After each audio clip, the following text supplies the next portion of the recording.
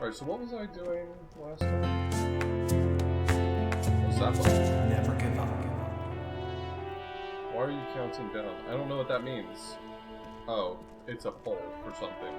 This is the extension, isn't it?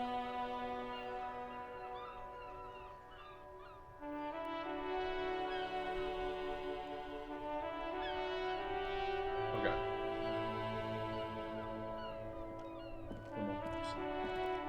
Hey, Carrie. It says I am a wimp. Okay, well, first off, screw you. I'm a very handsome fella. How do I feel about Kim now? I hate disappointing him so much. Alright, let's go find out about this special borscht. Borscht. I'm going to intentionally pronounce that word wrong just to annoy people.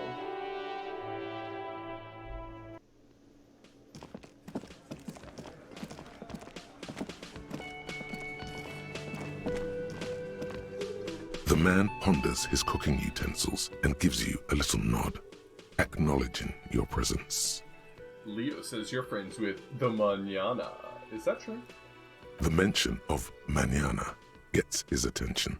He smiles and delivers a whole slew of unfamiliar words and lively gestures.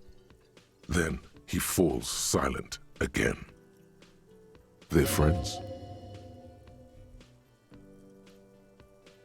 The man says a couple of sentences in that strange language of his and then seems to wait for you to speak. I'm pretty sure he asked you a question. Oops. He doesn't know your language. You can just say something cool in return. Mercury Rising. Horse need more vodka? Okay, so it's vodka that keeps the men happy and in good spirits. Clever move by the Union. Of course, vodka. Now that makes a very, very special borscht indeed. Turn it up and then ask for some yourself. Turning it up seems like a dangerous idea, honestly. The place is a powder keg.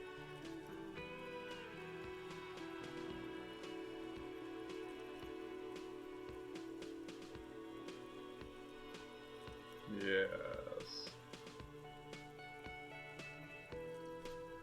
Oh, I guess I could say no, and that would make the union members unhappy?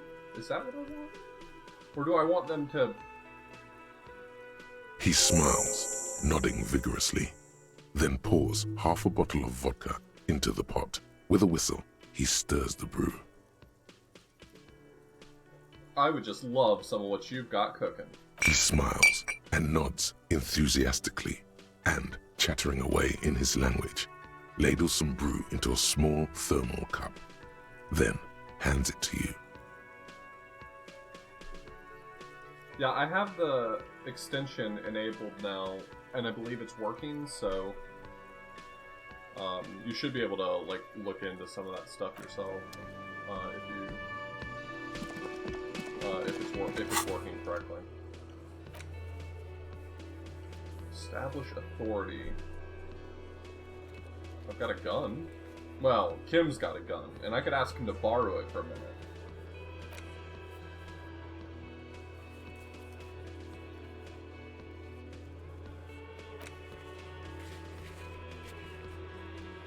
Go read up on cockatoos. Hey, let's go read up on cockatoos. I'm gonna focus on my task list. I've let my task list really pile up. Oh no, you're fantastic. I'm not trying to give you a hard time. Like, can't you find this stuff on your own? Rather just pointing out that while I haven't had the extension working before, it is supposedly working now. I'd love to learn about some cockatoos. Thank you. I like my hat as well. This is not where the cockatoos live. Where do the cockatoos... Ma'am, I would like your finest cockatoo-related book. Hello again, esteemed officer, and welcome to Crime, Romance, and Biographies of Famous People. A book about cockatoos? There should be one upstairs, right next to the shelf of biographies. Ooh. Then that's where I'll be. in the cockatoo section. Shelves full of biographies of famous people, whoever they are. A sulfur-crested cockatoo sits on the cover, its beak slightly open. It looks as if the bird is calling out the book title, From A to Zurich, a guide to a well-behaved cockatoo. I'm quiet compared to the game? Or are both quiet? Oh, my mic is usually closer to my face. Sorry, I left it sitting on the other side of the desk. Maybe this will be better. My apologies.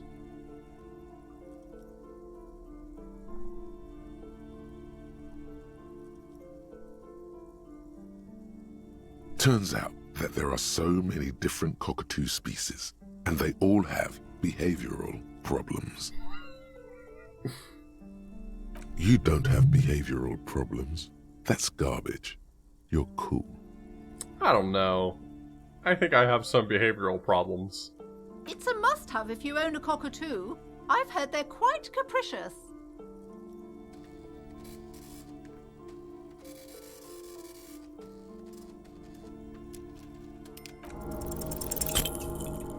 Slowly, you move your hand toward the tome of cockatoos.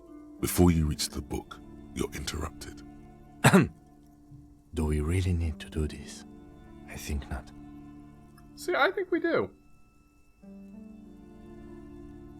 I could have raised my interfacing a little bit by putting on gloves, but... Oh, a Fine. nature enthusiast. Good choice. I knew it was a good idea to keep that around. Fine, I'll pay you the cash. A cockatoo is a parrot with an erectile crest, found on the Seminine Islands and in southern Fas a la Mer. Known for their intelligence and general precociousness, cockatoos are popular birds in aviculture. However, they often exhibit various behavioral issues. All right, tell me what type of cockatoo I am. This book talks about the delicate nature of twos, as well as introducing some of the most now the popular narrator's calling them species among the twos. bird enthusiasts. The funeral cockatoo, the major majestic cockatoo, and the most common bang bang cockatoo. It's colorfully illustrated. Despite its banging name, the bang bang cockatoo is actually the shyest of the species, common in almost all Seminoese forests, as well as zoos and homes all over the world. Its plumage Does that is mean? mainly grey and white. The Seminoese name bang bang is thought to be of onomatopoeic origins. Perhaps the most impressive of all the species, No, the this one's me endangered for major sure. majestic cockatoo, is often described as the most flamboyant bird in the jungle. Its pink-colored wings and flowing crest embellishing its proud and bumptious nature. Hey chat, quick question. Would you describe me as bumptious?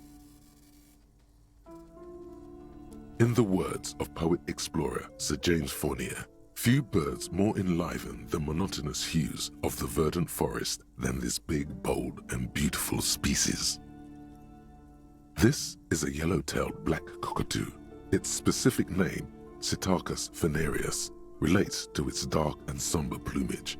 This bird looks as if dressed for a funeral, 24/7. There is something indisputably ominous about it. Oh no, is this the one I'm supposed to be? Yes, but all those cockatoo species are so different. Oh Which no. one are you? Oh no. What if I'm just a fuck up a two? What is my bird sona?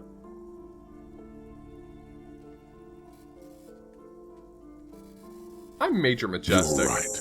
Your Majesty embodied. This big, beautiful bird belongs on your heraldry. Fuck yeah, it does. Where to even begin? All cockatoos are known for their needy natures, requiring attention for at least 2 full hours a day. They love to talk, and have been described as lovable clowns who just don't know how to wrap up.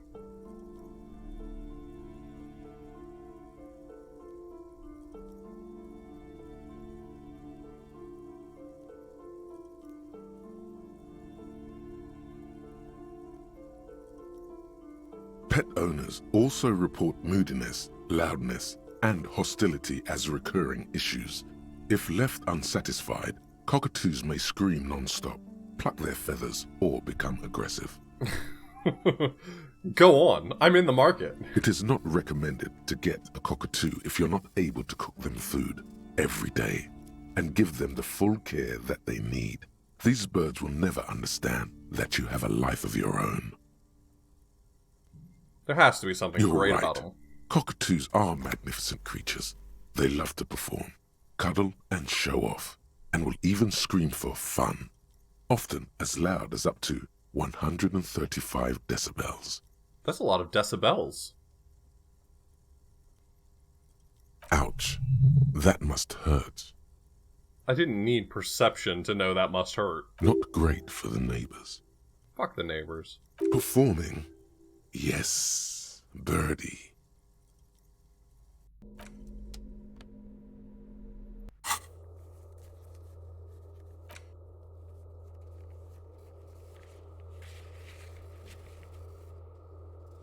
Okay.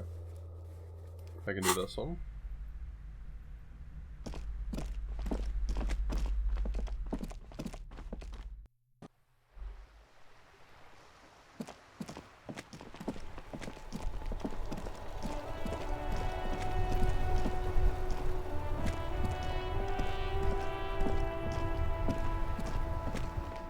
Inside, you see a set of steering levers, a radio microphone, a pull-out toolbox, and the soft glow of the fuel preheater gauge.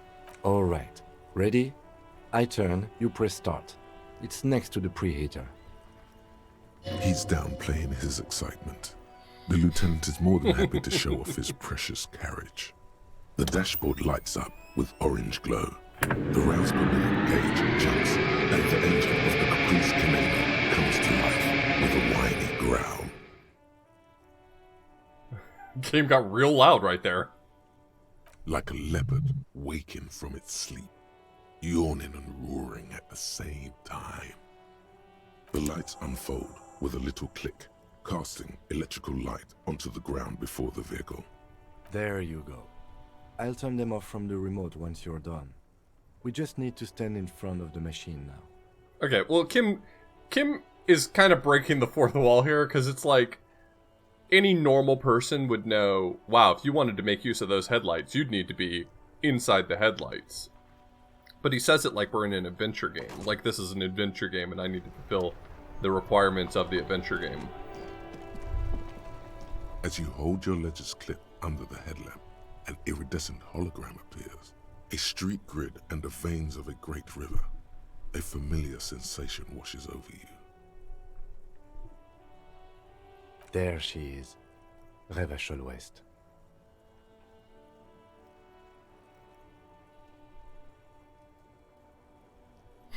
Says it like we're in an amnesiac and he's babysitting us. And we're doing very good, you're right.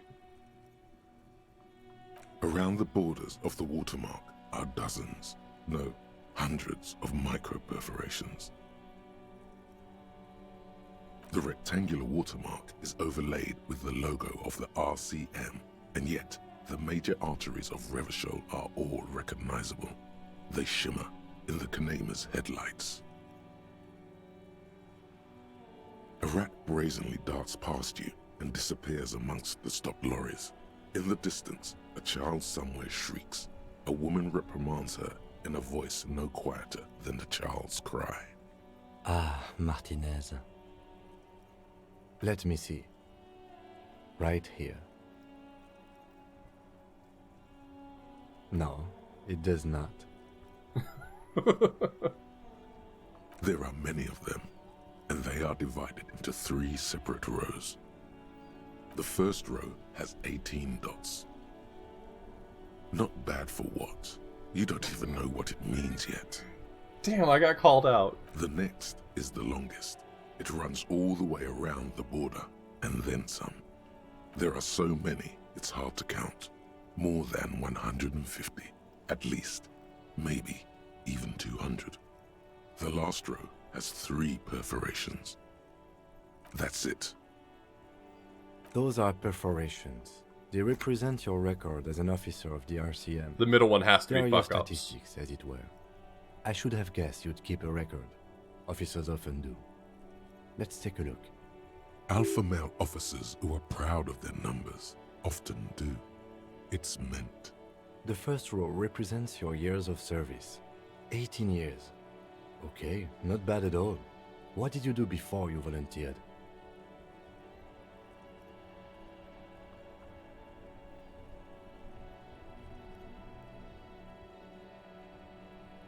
No shame in working a regular job, detective.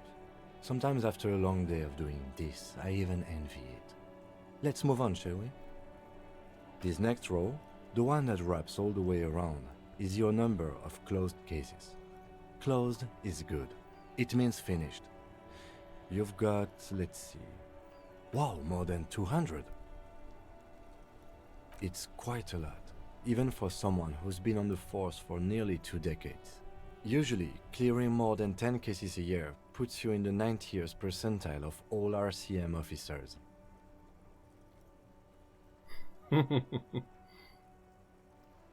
Right. Those are your confirmed kills. You've got precisely 3 perforations there. For an RCM officer, especially Precinct 41, which is in the Jamrock quarter, it's rather tame. I mean that in a good way.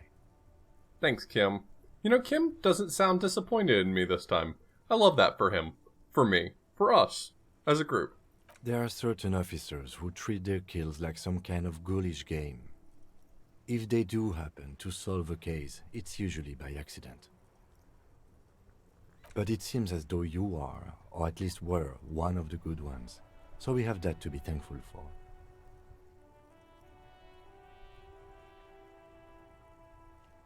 Everyone has their own method of coping.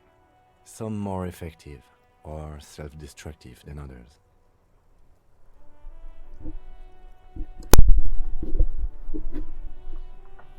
Personally, I find it helps to keep up a few hobbies.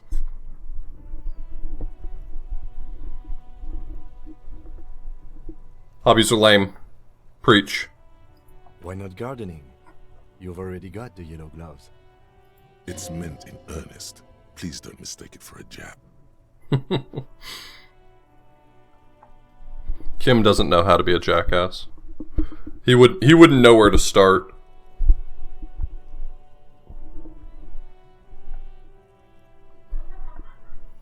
Sorry. Yeah, I touched my mic. I was changing the setting on it. Yes.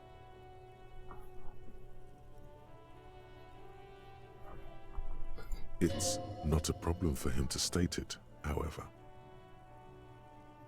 The lieutenant nods. Educating? Right. I'll go turn off the lights. You can now see your statistics on your journal page, to the right of the task description. My statistics.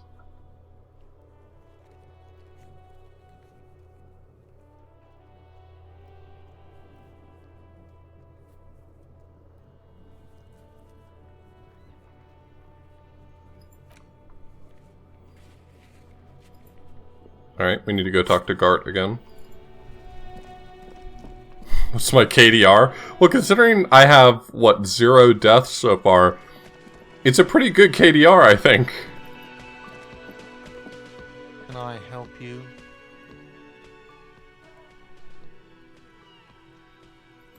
Thanks. I hope you found what you were looking for. How strange. I certainly didn't put them there.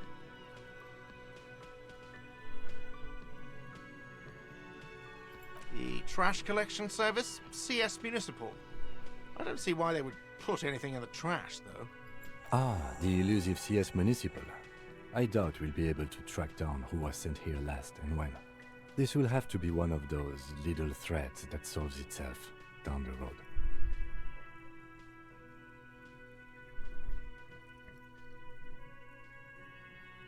Yeah, I imagine that the reason why my fascist number is more than 0 is probably because I've said some line at some point that the game considered to be fascist. Probably sometime that I was being intimidating, or sometime that I chose an option that I thought was goofy, but the game thought that this makes you a mega fascist. Thank you anyway. Sylvie had the keys before I got here, and I can vouch for her. I can vouch for all my stuff. None of us would tamper with the crime scene.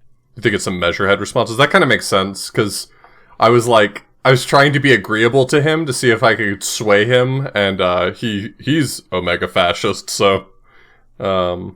Yes? Got the 20 real?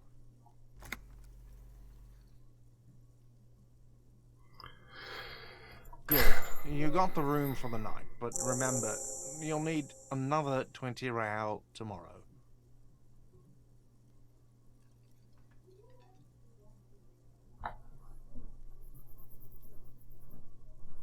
Oh, you're right, I did pick the option that was internalize his race theory. You're absolutely right.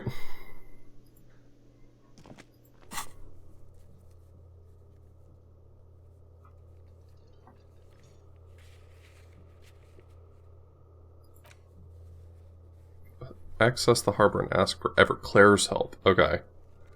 So that's who I need to ask for help getting the body down. I've spent a lot of this game not really looking at my task list. So, like, for instance, when it said that I needed to get the dock workers' help to pull the body down, I thought that I was going to need to wait until I had resolved things with the Hardy Boys, but nope, it looks like I'm just supposed to, like, get it going.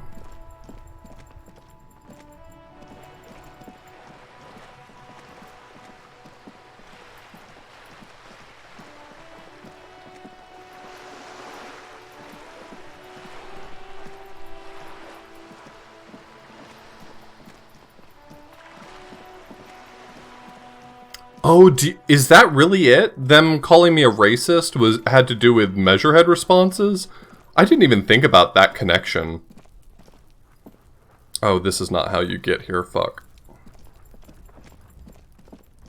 But while I'm here, I can go investigate apartment 10, I think.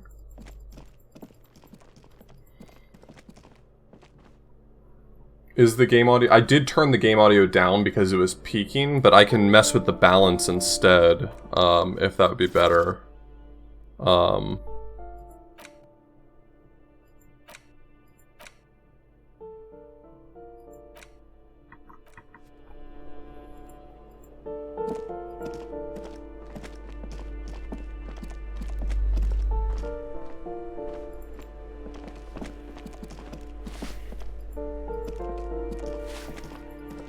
Which one's apartment 10? Is that this one? You hear someone walking around inside, rearranging the furniture. The number on the panel says 10. Excuse me? Of course not. You have plenty of reason to enter. Are you cooking morphine in there? Oh, come on. Well, that was easy. That was smart. Am I gonna get shot? Like, am I gonna walk in and someone's gonna shoot me? That rules.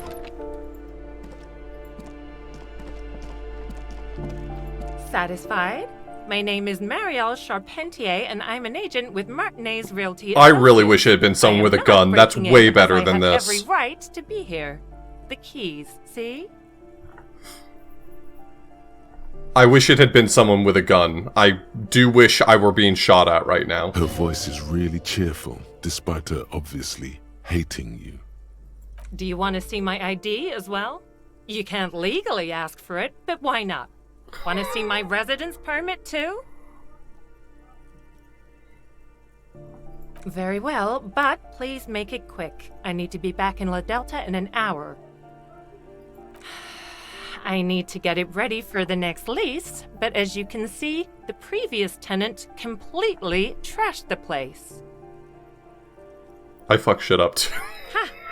Sounds like you've spent too much time undercover in That some rules. rock band. That rules. That's such a good. That's such a good response. She recognizes me as the superstar that I am. It's not a compliment. Never mind. I take that back. It was some kind of a moribund old man who used to be a business owner. You'd think they'd make rent. A sudden serious look crosses her face. This story didn't have a happy ending. But that was months ago. Anyway, was there anything you wanted, or is that it? Oh, that's another huge mess. The former tenant owes us 3 months of rent. 3. We closed the apartment and planned on auctioning off the valuables, but... And again, I have no idea how stupid mistakes like this can even happen. But Ron, when he came to close the door, didn't close the neighboring door. And there's a hole in the wall. A hole in the wall. Can you believe it? And then the tenant ran off with his stuff. He's gone. The money's gone. Just like that. The sum must have been puny.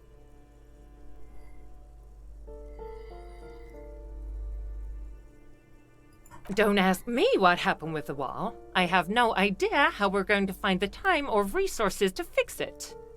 Both apartments are now unrentable. Both. Of course.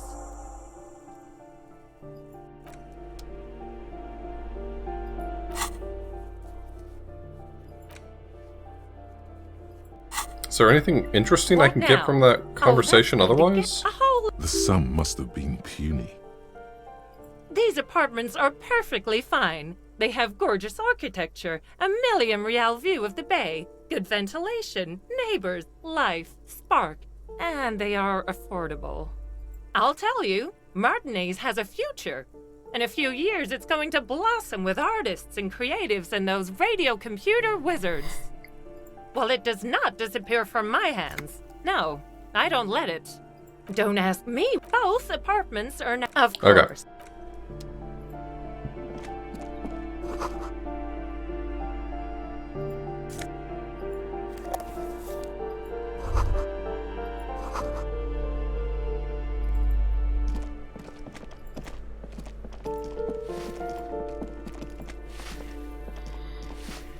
Give me a moment. I see. I hope some good people are finally going to move in. This place needs them. Oh, I do like wizards, and people like that in general. They have a lot to tell us about our fates. Oh my god. She means clairvoyance.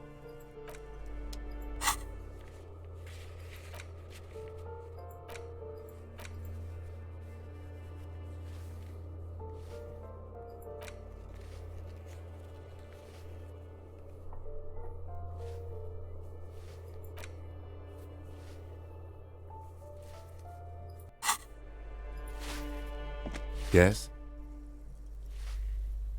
What do you want to know? Ah, yes. The case brief you missed. Now I remember. 3 days ago, the RCM Emergencies Desk received a report about a security guard who was found hanged in Martinez. An anonymous caller said there was a dead body behind the Whirling in Rags hostel cafeteria. The cadaver had been there for 4 days. No one had come to investigate.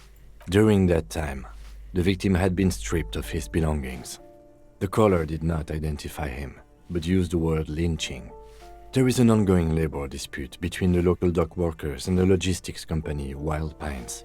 I was told we should approach the death as part of this dispute. They didn't identify themselves in any way. The tone was muffled using a device of some sort. The desk could identify neither the caller's age nor sex. There's a strong prejudice against involving the RCM in what's seen as union matters. The dock workers' union is the de facto police in Martinez. Now it appears they've started executing too. We cannot allow that. That's right. I'm afraid you and I are pawns in a pissing competition. His disdain is clear. This man would not use such an expression otherwise. You don't know? I assumed you were in on it. You know what I'm in on. Retrograde amnesia. Better still than an imbecilic cop-off. It's just stupidity. The cop kind. Our precincts can't decide if Martinez is part of Jamrock or the Industrial Harbor. Yours or mine, as if we somehow own parts of the city. Typical street gang mentality. So we've let the Union make a mockery of law enforcement here. And now it's come to its natural conclusion. Well, sort of. It's less a matter of who gets to police Martinez than who has to. It's an orphan district, in other words. I think the dispatch desk just told both our stations about the hanging. There was quite the brouhaha at the 57th, I can tell you that. Time to settle it, they said. Cop off. But I assure you, I am not their finest or toughest, with 102 cases solved. What I am is least interested in a pissing competition. So he volunteered to represent the 57th, but not out of competitiveness. On the contrary. Yes, I'm an unrepentant spoilsport.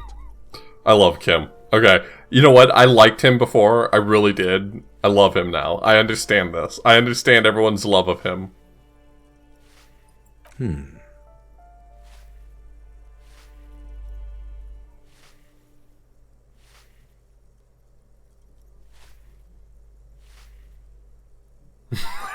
I must be an augury. Apocalyptic omen sent by my people. Can you guess my message? No.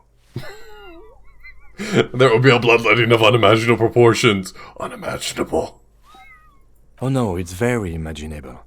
We fail to place responsibility for the hanging. The harbor company see the situation is out of control, so they bring in private military, maybe a gunship. The Union responds in strength. Automatic fire.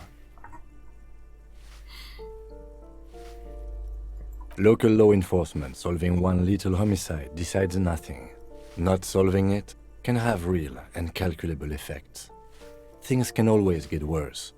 Matter of fact, augury, we should move. Martinez?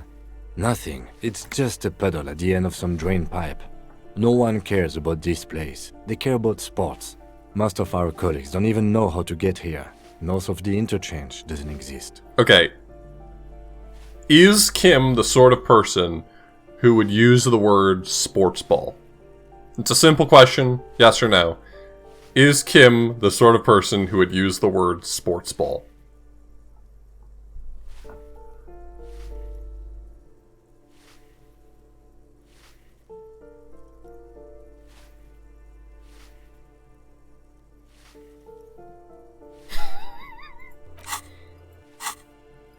Yes, it's a wholly pointless matter.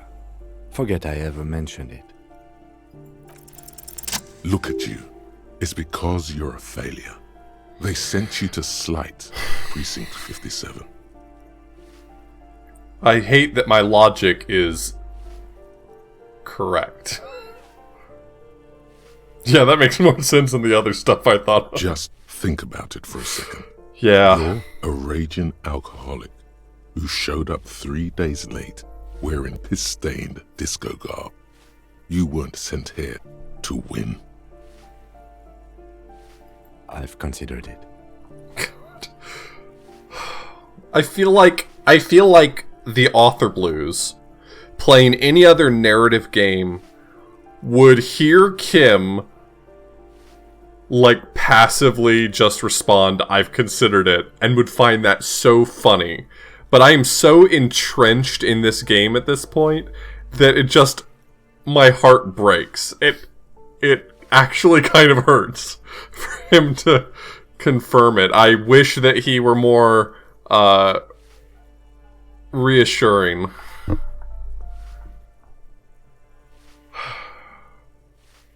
It would be immensely ugly of them, not to mention unprofessional, but I also think it's somewhat unlikely. I checked the records. This jurisdiction dispute, who polices Martinez, reaches back to the 30s. It's as old as my station.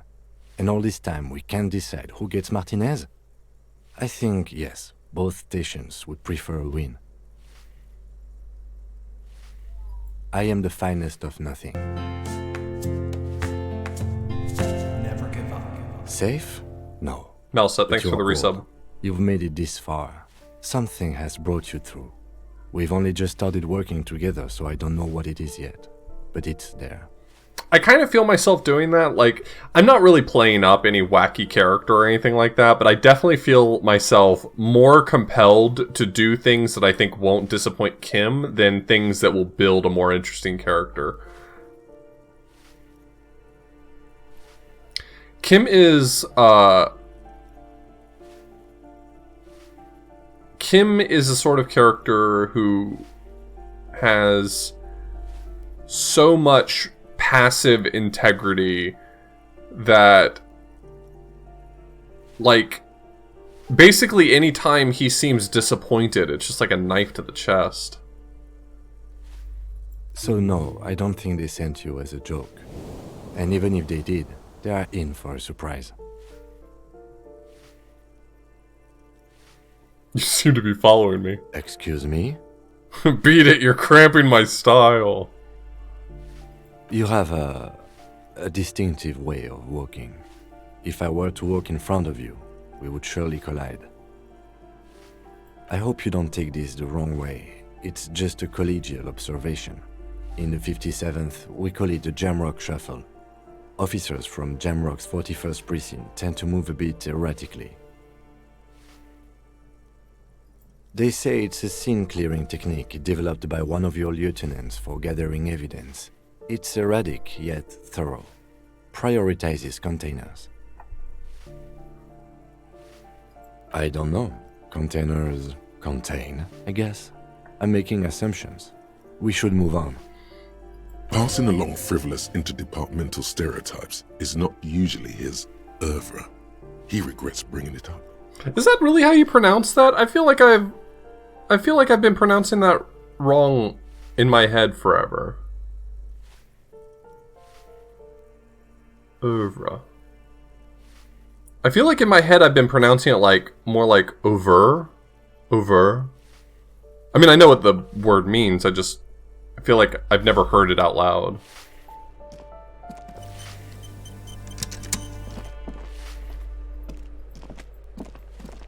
Yeah, I don't know. I don't know if my mouth is just built wrong for French or what, but I feel like I can't pronounce any French words correctly. I'll never make any French speaker happy. I don't just mean that based on my pronunciations. I mean, in my experience, anyone who speaks French, I will make them unhappy in their life.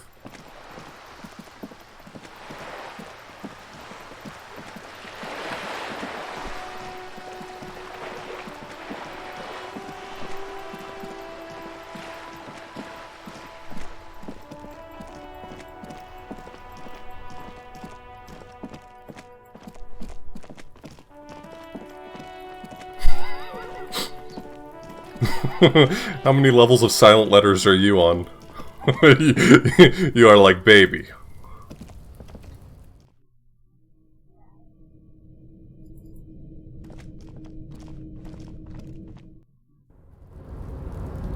No, that's exactly the thing though. Life is quite short. That's why the French pronounce every single word like half of it was missing. Like half of it was destroyed by water damage.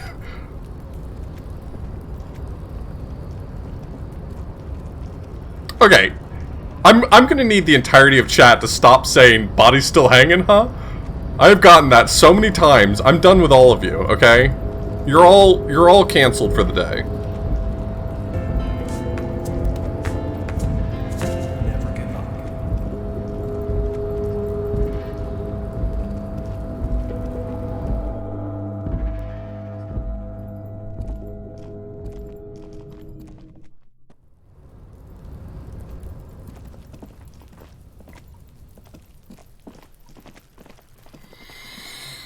Beans, Joe, Beans, thank you for the resub. I appreciate it, Joe. Joe Beans. Do you prefer to go by Beans or Joe Beans? Or Beans Joe Beans? Who is that? Who are you?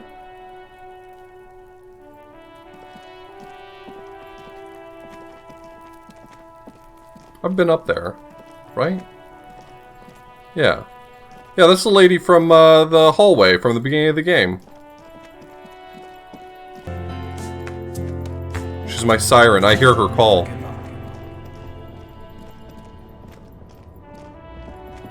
Boix, thank you so much for 14 days of subscribing.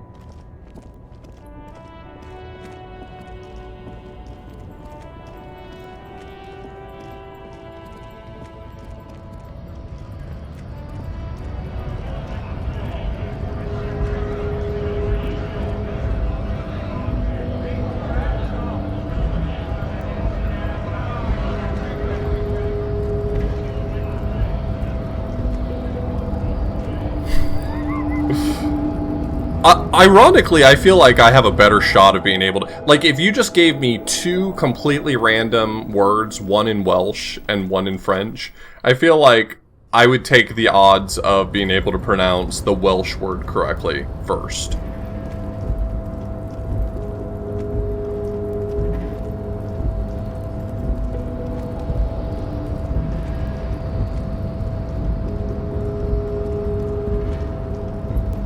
Okay, Carrie, I've done bad enough at most French words that I'm not about to upset you over your name. I'm sorry.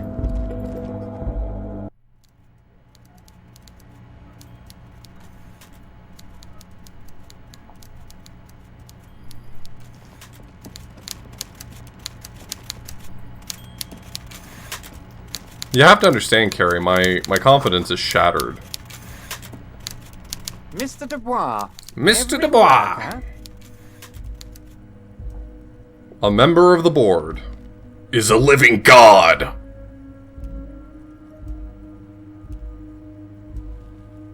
That's right, Mr. Dubois. I see the socialist democratic fervor now burns in your heart, too. How can I help you today? My dear Harry, there are literally millions of containers in this harbor. I couldn't possibly remember what's in all of them.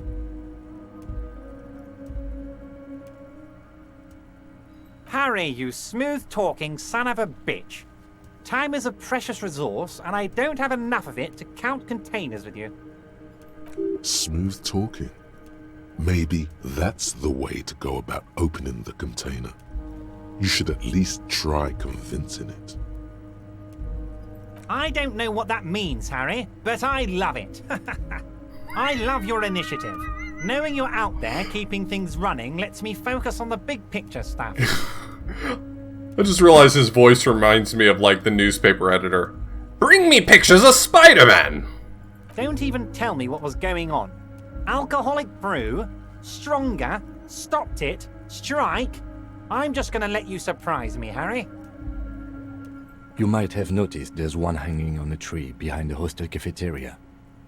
Oh my. Don't take this question personally, but why would I get involved in this matter? Because I'll bring you pictures of Spider-Man in exchange. Mr. Clare, the man was hanged with a cargo belt. A steel-reinforced cargo belt. It's safe to assume the Union had something to do with the murder. Besides, getting the body down would benefit all of us. It's a stain on the neighborhood. I can certainly see how having him up there might start affecting some real estate values. But of course, all joking aside, I am going to help you. Jean-Luc, my boy, I'm sending 2 police officers down. They have a dead body in a tree problem they need help with. Namely, they need it to be taken down. And Jean, please take it easy with the race science. That's a yes to getting the body down, no to the race science. Sir, hand me the walkie-talkie. I've internalized some of this man's race science. I feel like I'm prepared to speak with him. You can find Jean-Luc down at the gates. He's the big impressive one. You know, tattoos, muscles, ethnic looking. Can't miss him. Great guy. Oh man, please don't ever say ethnic looking. I hate you so much. That's the worst.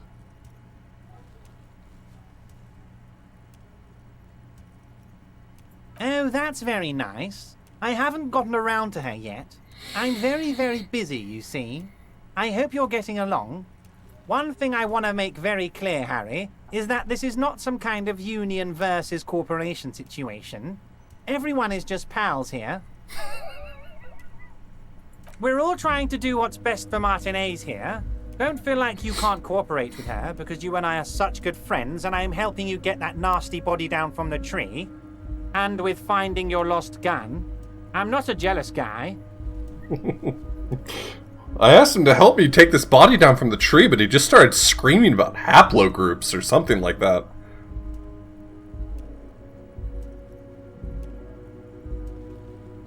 What do you mean, Harry? Nothing.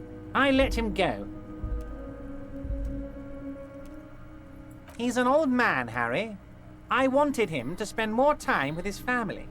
God knows how long he's got left. I don't want to click this. I hate that Harry, word. I have little people in my organization. I would never call someone a midget. Please What stop is saying this? that word. Honestly, I'm beginning to think you're a midget. Please Harry. stop saying that word. I'm only kidding, Harry. You're not a midget.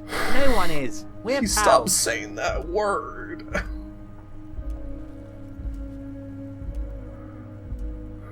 He said it 3 extra times just to fucking spite me.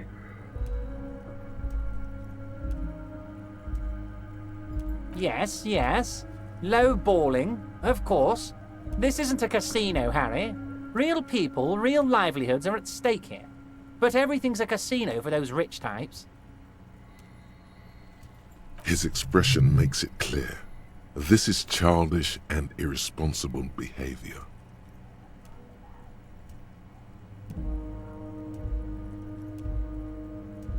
If she actually wants to see me, she will find a way. Any good negotiator would. And I just don't have anything to discuss with a bad negotiator. Okay, honestly, he raises a somewhat compelling point there. I'm not saying that he's right and she's wrong. I'm just saying that it seems to me like he's raising a good point there.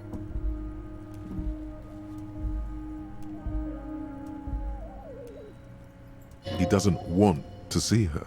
It's as simple as that. Would you want to see her? I've met her and I don't want to see her. It's perfectly okay. Even if you've told her everything we've talked about, it's absolutely fine.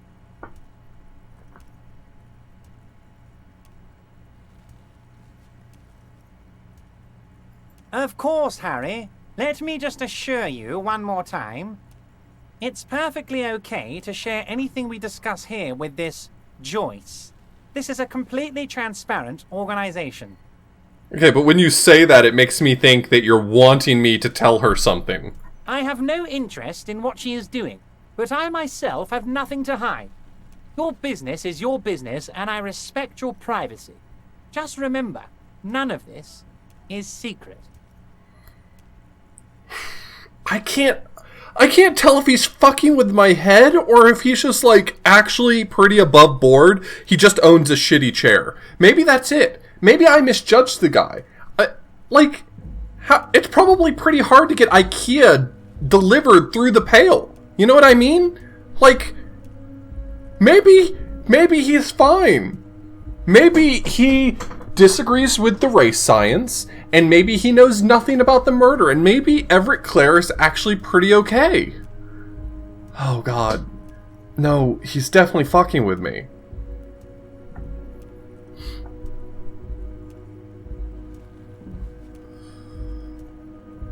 He is large. He does contain multitudes. Tell her about all of it. My brother's picture, my singing swordfish clock. Tell her how overweight I am and how I'm helping you find your Everett lost Clare is gun. helping me find my lost Tell gun. her about everything. Everett doesn't mind. Okay, you're raising some good points about the fact that he used a pretty shitty word 3 times right after I said please stop saying that word.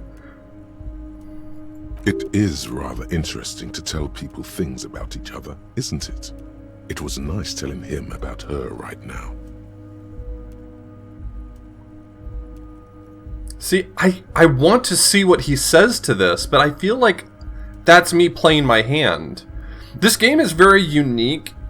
In a lot of adventure games, there's like a really clear-cut line between a right choice and a wrong choice, right? In like an adventure game, if you say the wrong thing, you'll probably just die or game over or something like that from a wrong choice. And a right choice proceeds to good things happening. But in this game, like, you just navigate different paths. They're all winding.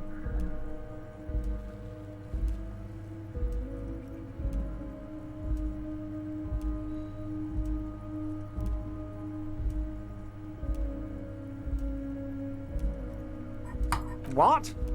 Harry, how could you say that to me? You know I appreciate a joke as much as any jolly fat guy, but I can't take slander. Are you actually investigating this? I do wish I hadn't said that now. I do wish I hadn't said that. The reaction appears to be sincere, but it's impossible to tell with this guy, honestly.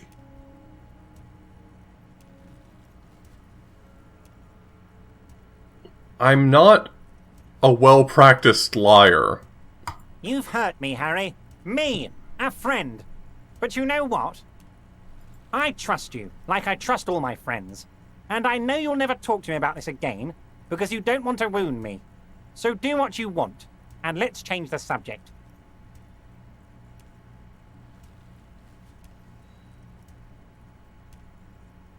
I'm sorry, Everett, I didn't mean... God. He's hiding his real reaction beneath courtesy. Thank you for your understanding. We will continue to do what we must. You too, Lieutenant. You know, I like you, but you never were my favorite. I'm a Harry guy. You know me? I'm Team Harry. I'm Team Harry. I was always Team Jacob, so I get that. None taken. Did we have anything else to do here, Harry? See you soon, Debardeur. Just kidding, but not too much. Does débardeur mean dock worker in French? Like, is that just the French word for the job they all do, or does this mean something that it would benefit me or interest me to know?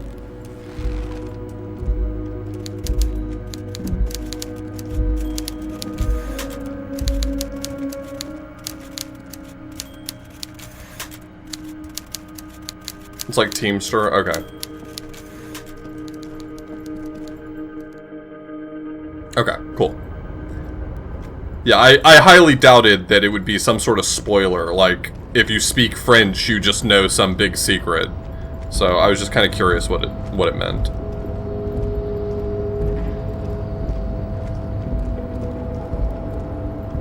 Why is the camera being so shitty right now?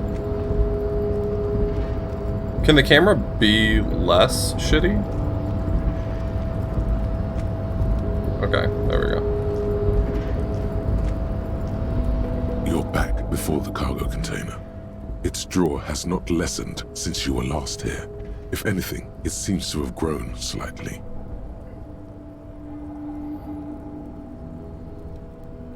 %, though. That's pretty good odds, right? Like, that's... I can do 8%.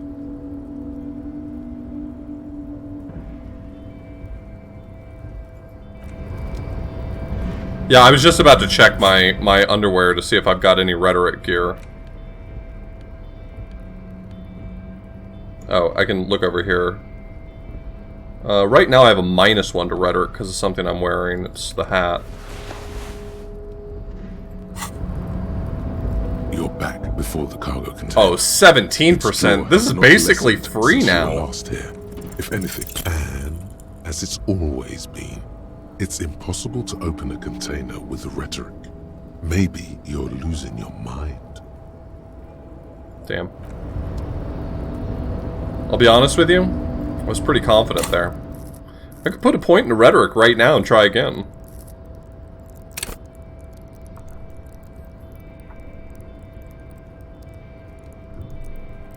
Do I have anything I want to put a point into more?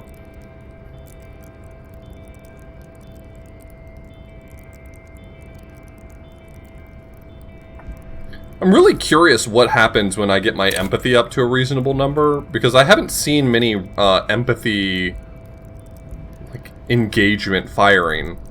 So I'm just curious, like, what empathy really does for me ultimately.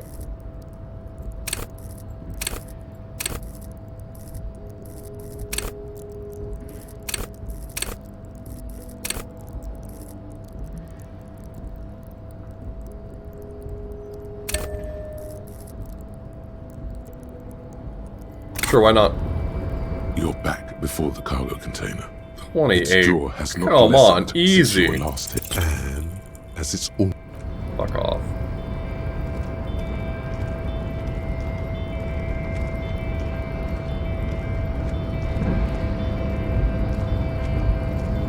Well, what I'm not like confused about what empathy is, but more like I feel like all the empathy checks must be rather high, because I feel like I've not seen any like simple empathy checks ever fire.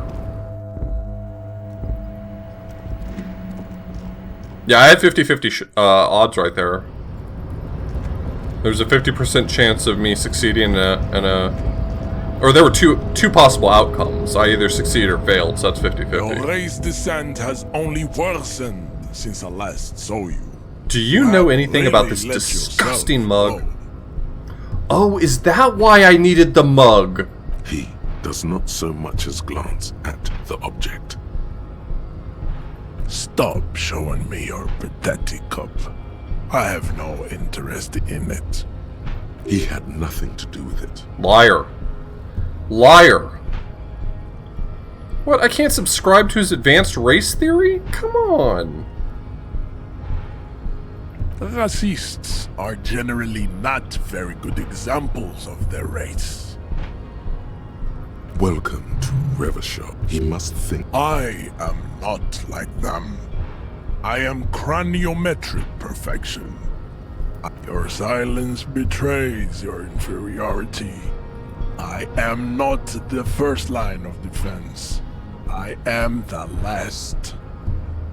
In addition, these so-called hardy boys are an effeminate clique of bodybuilders. Their company is spiritually degraded. Tell me about it, brother. You pick up on something artificial in his tone, like he's putting on an act. This is unlike him. He is usually more himself.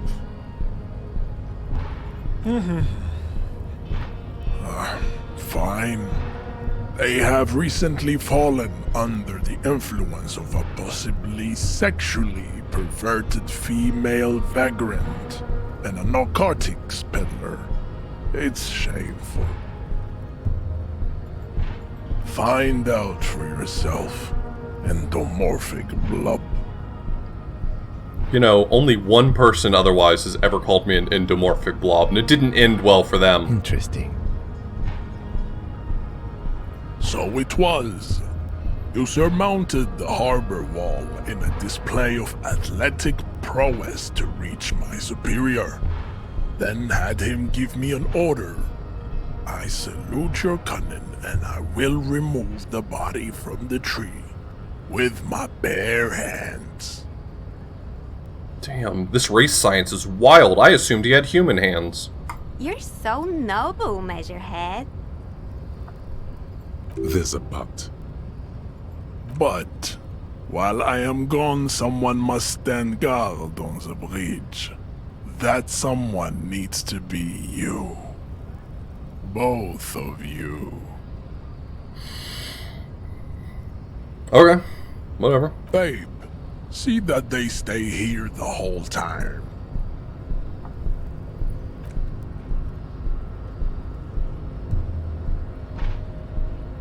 So,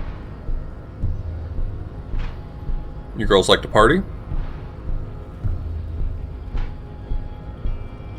The woman's gaze follows Measurehead as he leaves. So, you guys are like cops or something? Have you ever thought that maybe things should go to shit? I'm Katya, by the way. Didn't ask. You hear that? That sound. He's breaking something. Yeah, Jean-Luc must be really tearing it up over there. I wish I could see it. Look at you! RCM rent-a-cops! Guarding that bridge like Evrod's lapdogs! Is this where it's at now? The RCM is for sale! Ah, so this is the penalty for standing here. And who are you? What is your business here? Why are your clothes 4 sizes too small for you? Damn! Damn! Kim got savage! Holy shit!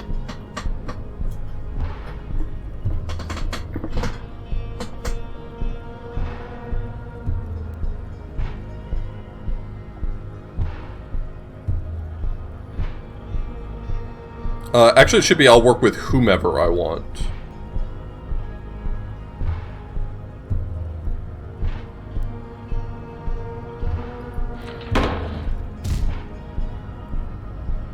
I don't feel like that was the right answer. Interrupts you, echoing across Martinez.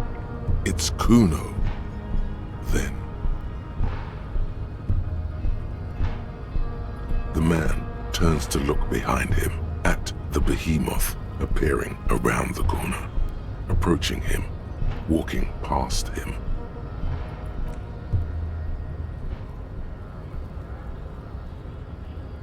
I kind of wanted to look what was in that box over there while he was gone, but now he's back. I hate that for me. The corpse has been removed from the tree. Stand down and congratulate yourself. You have sided with Ray's victory today. I won the race! And what you had to do was to become a Union man for all to see.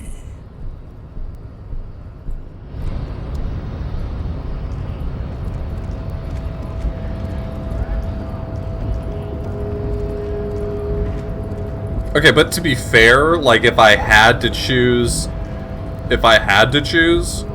a side, I would definitely be siding with a Union over not a Union. Like, whatever they envision that alternative looking like in its multifaceted forms. Of course I'm going to side with unionization. What the fuck?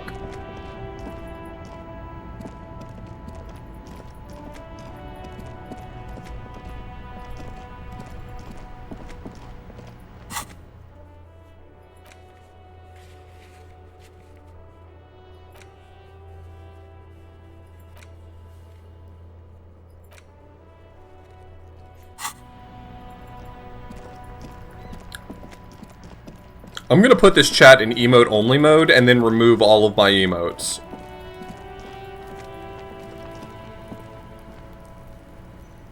Next person who talks to me about getting the body down, I swear to God.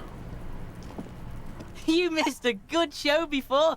A kid came by and completely fucked the tree to pieces.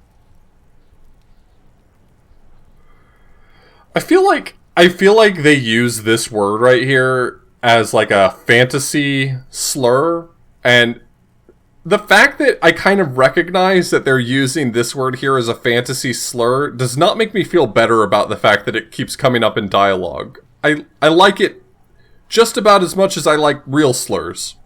I would say not. Not. He fucked the tree up! Fucked it good! It was porno! You need to act decisively. It's Kuno. Use Kuno words.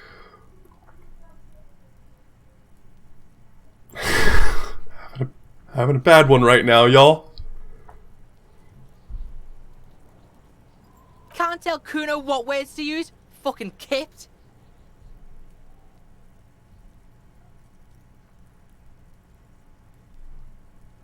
Fuck you! Kuno says kipped if he wants to. Kuno's dad says kipped all the time. Kipped's a cool word. Kipped, kipped, kippity, kipsy, kipped. Kippity, kipped, kip, kip, kipped.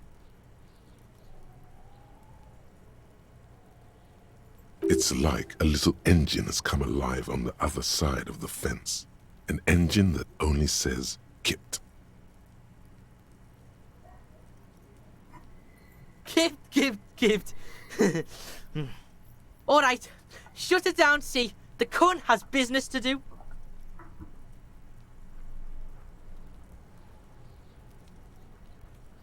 Not a single person could figure out what the fuck is going on with this kid. I should have put a point in empathy. Kuno doesn't fucking care. I wasn't talking to you, I was talking near you.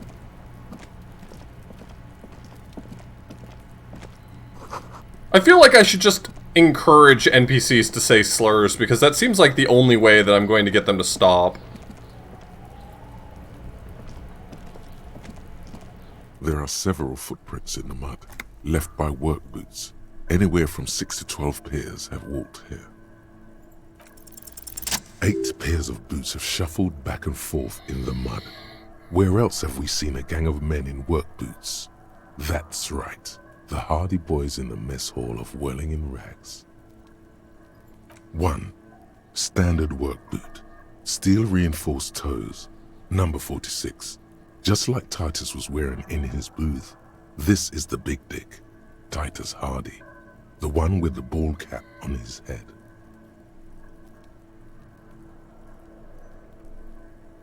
Is it? They didn't even bother to change boots. Putting them on the scene is easy, maybe even too easy. Too easy. 2. Standard work boot, steel reinforced toes, number 44.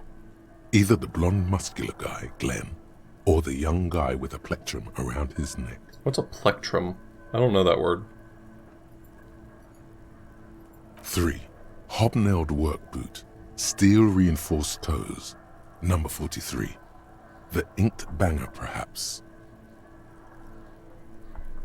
4. Standard work boot, number 45 or 46. Theo, the old smoker. You think you even see a tiny fleck of cigarette ash inside the print. I think what's really interesting about this game is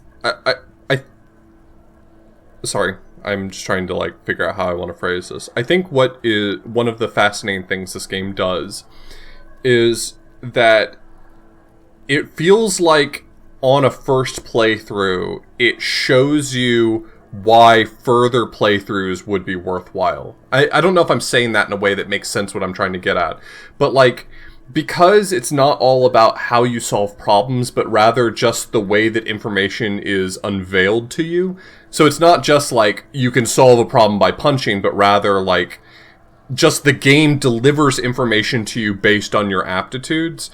It instantly makes me think, like, if I were to put every point I had into, let's say, intellect and let everything else languish, like, in what ways would the playthrough look totally different to me versus putting all my points into psyche or putting all my points into whatever?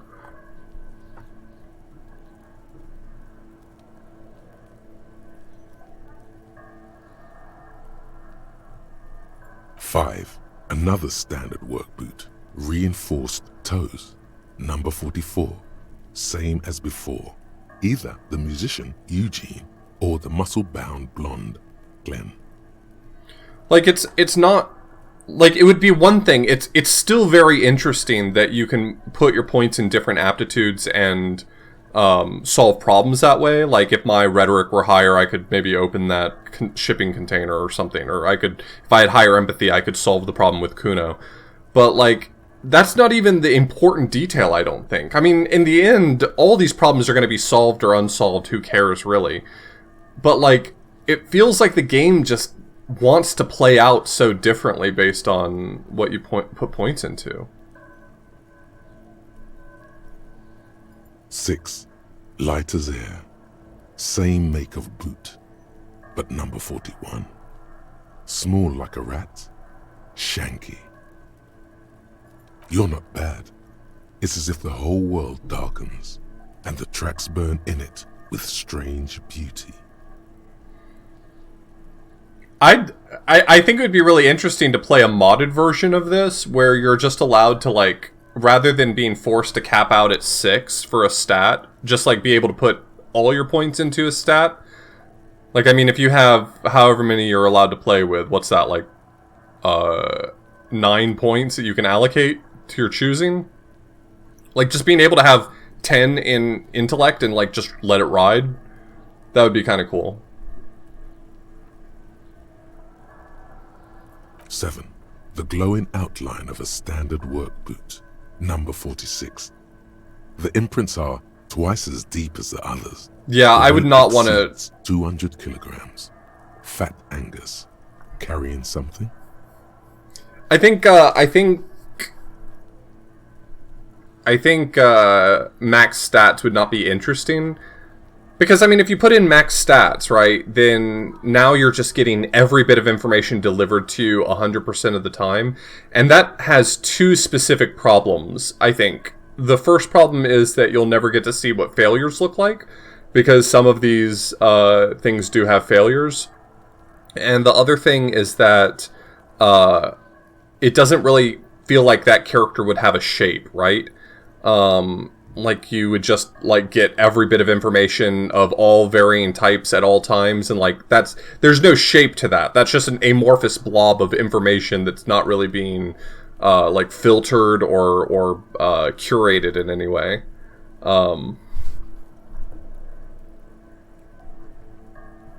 8. Another standard work boot, number 44. There's an aberration in the pattern of the sole. The right sole is smoother, more worn.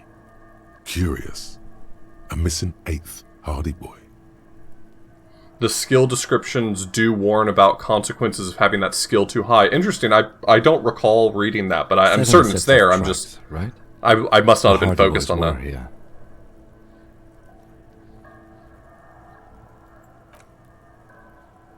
That's all? Interesting. Then one of them seems to be missing. Anything else out of the ordinary? Note to self. This would be a good question to ask Titus. Where's the 8th man?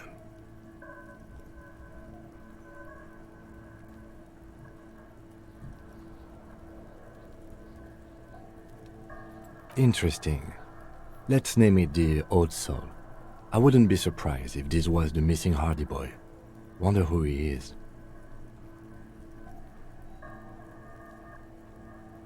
Interesting. I wonder how that choice right there shapes the information. Someone operating a workbench with a pedal? Like a joiner at the harbor? Or maybe a drummer?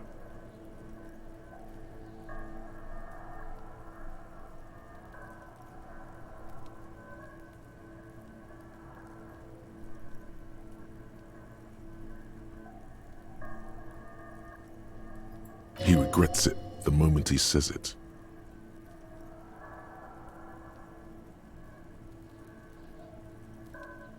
Why is a drummer a stupid idea? That actually sounds interesting. No, it's not.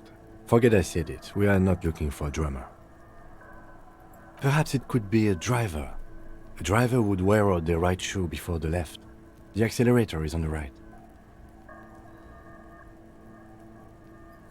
He doesn't seem to hear you, looking south toward the traffic jam instead. The machines are silent. The engines are all turned off.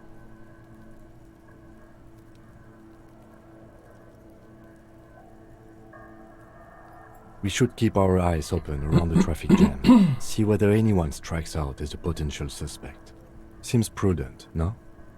I mean, honestly, with the amount of dialogue I can only envision this game contain... Not dialogue, but, like, text that this game contains, I'm surprised it has as much meat on it as it does. Like, I feel like if I were trying to design a game where you had this much possible branching, and I was trying to write for all those branches, I could maybe produce a 3-hour experience max. Like, there's just... That's too much. That's so much.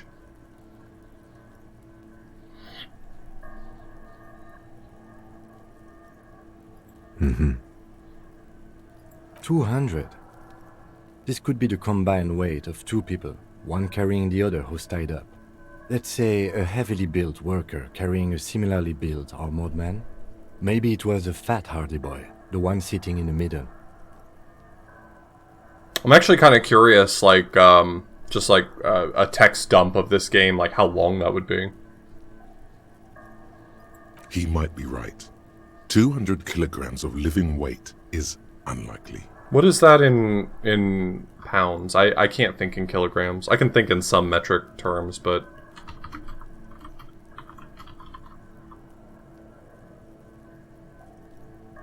$450, wow. Okay, yeah. That's a noteworthy amount.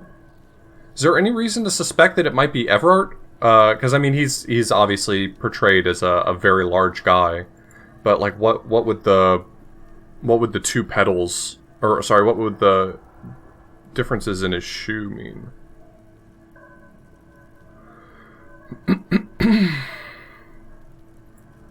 The fat guy from the mess hall isn't that obese. He's more like a farm boy. Definitely not 250 kilograms on his arm.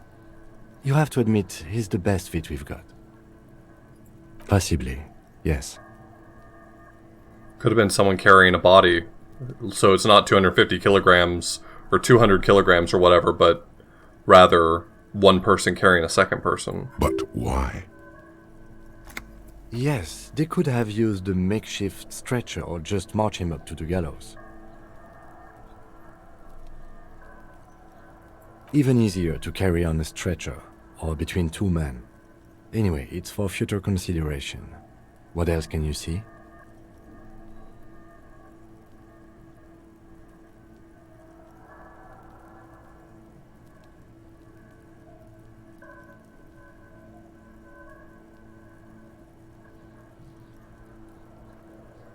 Was any of the dialogue voiced before the final cut?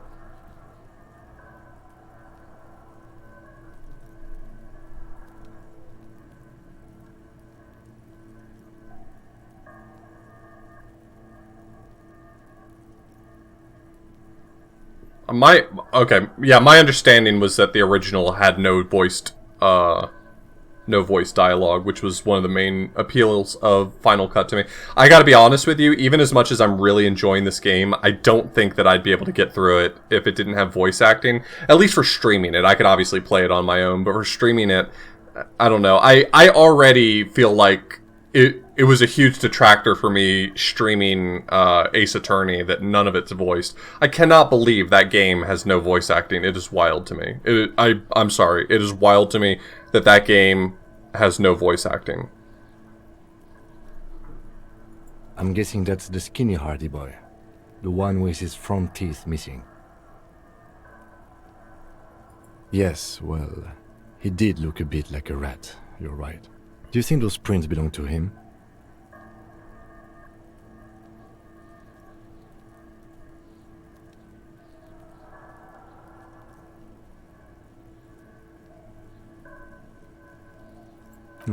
Maybe you're right and it's someone else. Although I doubt it. There's a lot of information gained from that. The corpse lies on the ground among the remains of an absolutely demolished pinewood branch. It's gently laid on one side. Mr. Measurehead has done a good job. Nothing is too broken or compromised. The victim is ready for a field autopsy.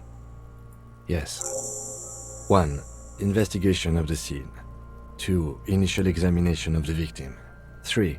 Field autopsy. 4. Transportation of the body to the morgue. We are on number 3. The RCM's 4-phase murder scene processing manual.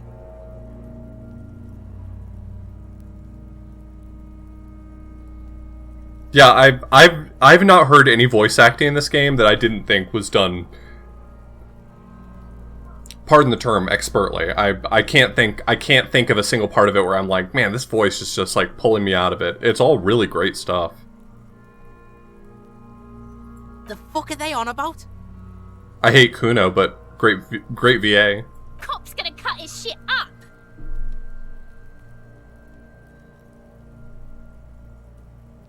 The lieutenant adjusts his glasses and takes a deep breath.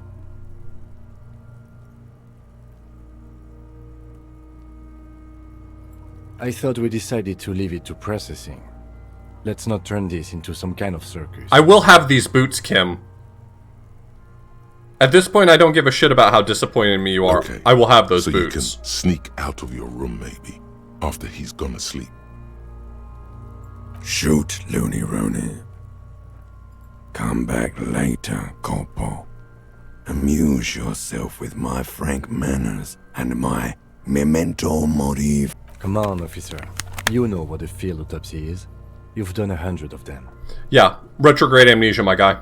What you do know is, at 18.9 kilometers, the dormant shield volcano, Corpus Mundi, is the world's highest summit, and the failure of the 38 single, Et puis descend, to crack the top 20 was the death knell of disco.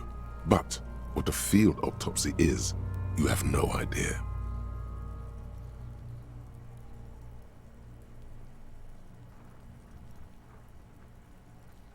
Unfortunately, no. They are better than nothing. Tell you what, I perform the anatomical side of things while you will take notes. That's right. The dead man stares in silence as you crack open the ledger.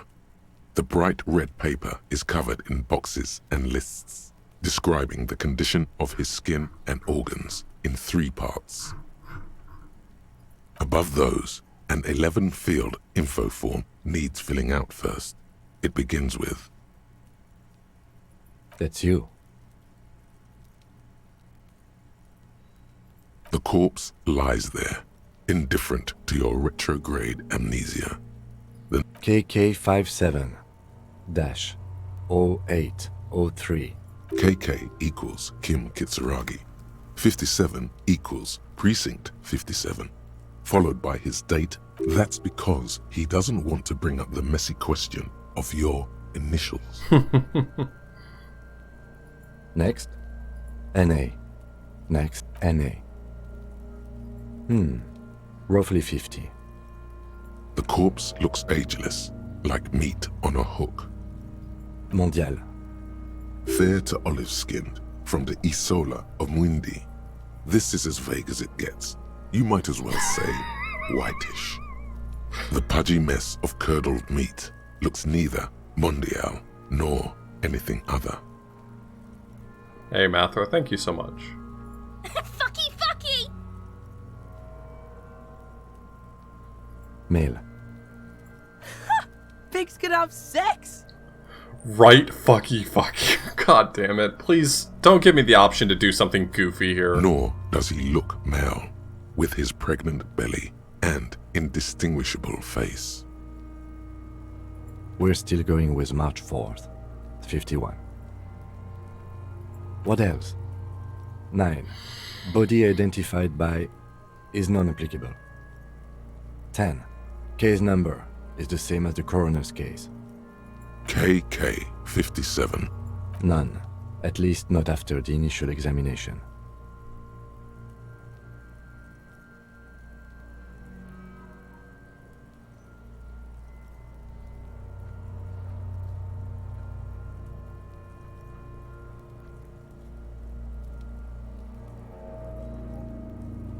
Interfering with the body's position or wounds post-mortem. They'd have to have incapacitated and carried him over. This man was more than a match for untrained dog walkers. Your central nervous system recognizes this gesture. It's the stations of the breath. Ecclesiastic, religious in nature, a holdout from pre-DeLorean burial rites. It takes him 2 seconds to perform. Then, somewhere in Jamrock North, a small wood shed behind Rosencrantz Row, Lieutenant Nick Feuerbach puts his hand to the chest of a small corpse, no larger than a monkey. It's raining outside, light drizzle. There is darkness in the shed. What the fuck does that mean? What the fuck does that... Elsewhere yet, an obese female sits in a wicker chair, her silhouette bull-like against the window. Outside, Grand Coudon. The day is turning dim for Sergeant Mac Dawson. Hand extended, he approaches, to make sure she is dead more than anything else. And so, all across Jamrock, Coal City, GRIH, 42 deceased persons found today, 42 stations of breath. We should start the post-mortem. The corpse cannot feel Kim's hand on his chest. It no longer meaningfully interacts with its surroundings. A thicket of boxes and lists on red copier paper tries to answer why. Clothes. The deceased wears armored boots and white briefs. The make of the briefs is Babrodin, I think. Let's see. See, it's happening. Babrodin, yes. Inexpensive. Size M. Color white.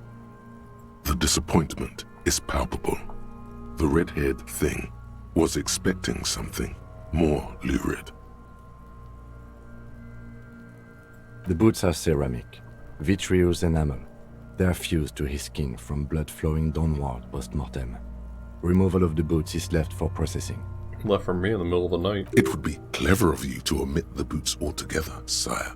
If you are to keep them for yourself, as you ought to, you have deserved them more than anyone else. Kim's gonna wake up tomorrow morning and I'm gonna be wearing a new set of shiny white boots and he's gonna be like, where'd you get those, bud? Patience. After the autopsy, before the body is taken away, there will be a window of opportunity. After the lieutenant has gone to sleep. I hope this has helped you, my liege. The boot has a serial number. It's E50.100.100. The lines between the plates are in the shape of the alphanumerical. The number is purposefully concealed by the design. Tattoos. The upper torso is covered in a single continuous tattoo, resembling a national pattern. It reaches from the right shoulder to the heart. The ink is blue and white. The assistant has a color photograph of the markings, to be added to the case files as document A1. The photo is taken on the scene, using a Trigat Mini. The deceased has a belt for airlifting cargo around his neck, tied with a hangman's knot. Color yellow. Length 3 meters. There is a buckle on the other end. Well-nourished, athletically built, measuring 1.8 meters. Generally consistent with age, about 50. Preservation is good. Ambient temperature, below freezing. Body hair is light brown. Distribution is consistent with age. The deceased had male pattern baldness. Hair is combed back, short. His hair feels wet, soaked with rain, cold to touch. Not that different from a living person after a swim.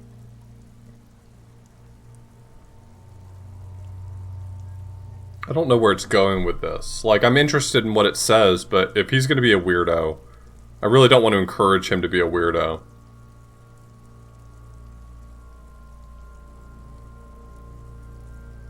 The stench is suffocating. Strands of dark brown hair start sticking to your hand, like thread off a ragdoll's head. Lividity is consistent with hanging. The head is congested. Contusions are present on the head, chest, and thighs. Consistent with stones thrown post-mortem. Low velocity. Fucking low velocity. I knew he was gonna chime in. Doesn't know what you're talking about. Velocity was fucking max. Talking shit about Kuno's velocity. In addition, there are bite marks on the face, scalp, and chest. Consistent with predation.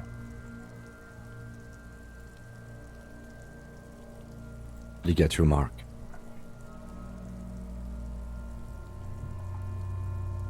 The steel wiring. There's too much of it. We need to remove the belt so we can get to the ligature mark. You got just the right tool for that. The chain cutters. Always good to think ahead. Now, we need to cut the belt to see the ligature mark below. Carefully, with as much precision as you can. See, my pig is gonna fuck his head off. No, he ain't. Your pig's a boring fuck.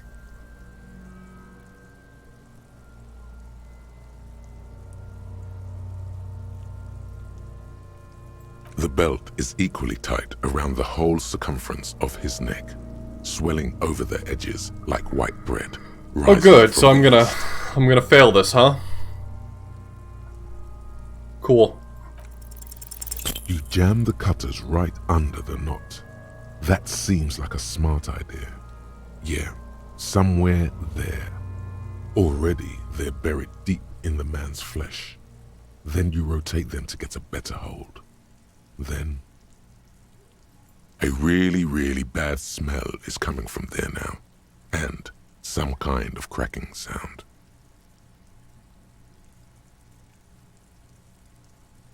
Yeah, fuck him! Fuck that baggery! Corpse fucking time! Told you my pig was hardcore. I should have a go first. I think I have a strategy. He sinks the cutters into the knot, preparing to perform the cuts, with his elbow to his knee for precision. You got it, Nakarashi. Snap.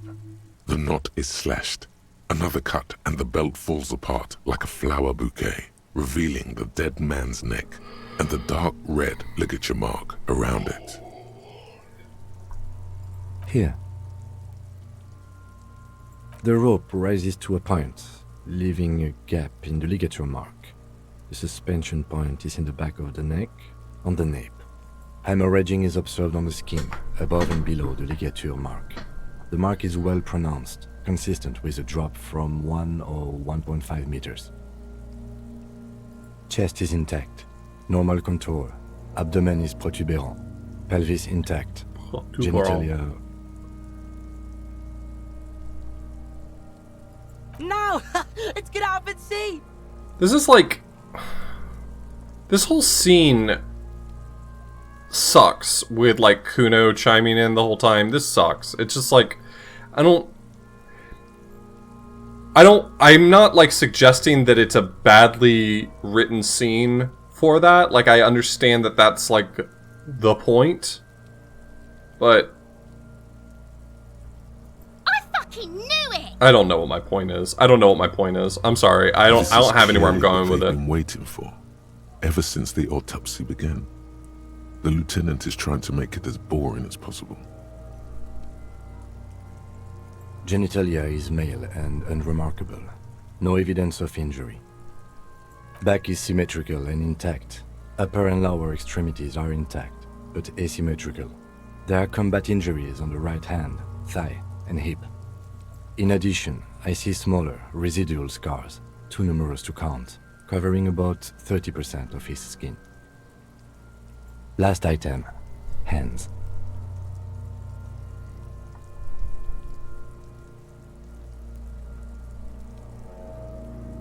His flesh is cold, icy. I understand what Inland Empire provides me, and I understand, like, what Inland Empire is supposed to be, but I feel like the stuff that I get from Inland Empire are so all over the place.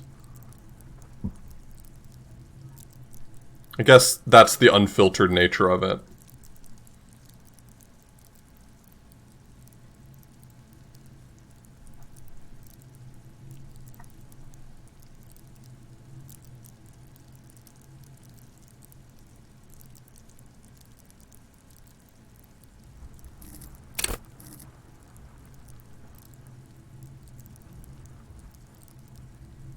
I feel like, God, this game is so fucking wild. It feels like every single one of these...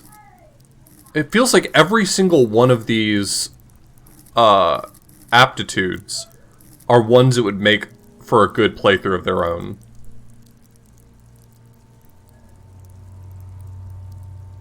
Like, it just doesn't feel like there's a bad one to just, like, go in on and do a whole playthrough focusing on.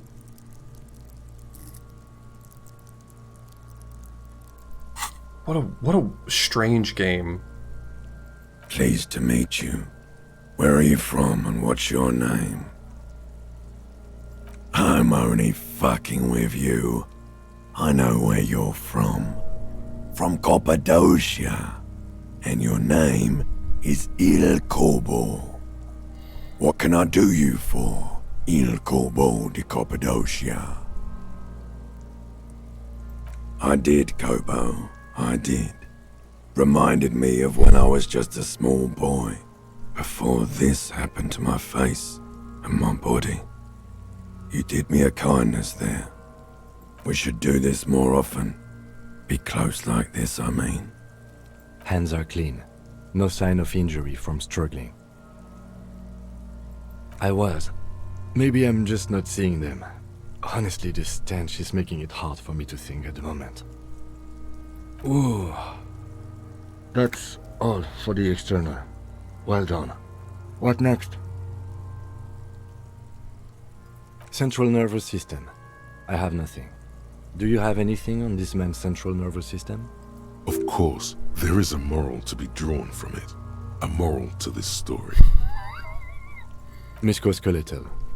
Purge fluid is coming from the mouth. Not injury related. Eyes and tongue protuberant. Hyoid bone. Let's see. With his eyes almost closed, the lieutenant puts his hand on the dead man's throat and begins to massage it, gently. A rotting smell erupts from the mouth. Purge fluid runs down his lips, black and viscous. You hear cracks as the lieutenant moves his sharp fingers inside the flesh, like the creaking of an old house at night. Yeah, jack that fucker off! The hyoid bone is fractured. The rest of the musculoskeletal system is intact. Unremarkable. Respiratory system. Oral cavity shows no lesions. The victim has received dental implants, possibly after a combat wound. Mouth swollen. Hemorrhaging present in mucosa of the lips and mouth. I feel like this is a relatively soft thing for me to say, but whatever, I'll say it anyway. But like, the use of fantasy slurs still makes me really uncomfortable. I really feel like it shouldn't, like, none of these words mean anything, but like, knowing that they're just replacing one word with another so it's not using the actual harmful word still makes me think about the harmful word, and it just... That's the desired result anyway. I'm merely vocalizing the exact thing that every person is thinking, so it's stupid for me to say it. No scream, no sigh of relief rises from the darkness inside. It's humid there. Sickly sweet air, unlike anything living. You feel like throwing up. Straight in that mouth.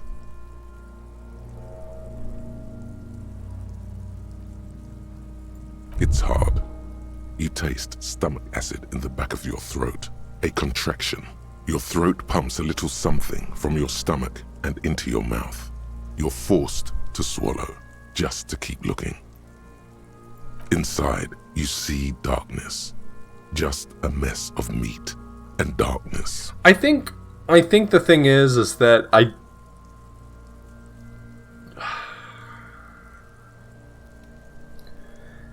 I don't think that the game necessarily shouldn't have used those words or whatever. Like, it's... Like, how do you tell a story like this and create characters who would realistically use words like that and then, like, rob them of them? Like, just steal those words away and then convince you, like, no, that character would have said that word, we just didn't say that word. Like, I think fantasy slurs are, like, the closest you can really get to it. I think it's perhaps the best way to reach that compromise. There are ancient mysteries down there, Kobo. Ask me later. Hemorrhaging present in mucus. Hepatobiliary. NA. What the fuck does hepatobiliary mean? It's something... No, it would be hema if it was blood related. What's hepatobiliary? Hepato. Hepato's... liver. Oh, okay. Are you a hepatobiliary expert? I get that, Rada. And to be fair, like, I'm not really the person to speak on it anyway. Like, in my life, in real life, I'm not the sort of person who's targeted by any slurs. So I don't have personal experience with, like, having them hurled at me outside of, like, the sort of thing that that, you know, you get as a school child on the playground. So I don't think I'm the right person to say whether or not the use of slurs, fantasy or otherwise, is appropriate. I think that's a more appropriate thing for someone who has personal experience with that and has had to deal with that to speak to. Same for toxicology and serology, NA. Cardiovascular. The body exhibits heavy lividity. Blood has gathered in the hands, feet, and neck. Hypostasis is visually consistent with the hanging. Gastrointestinal.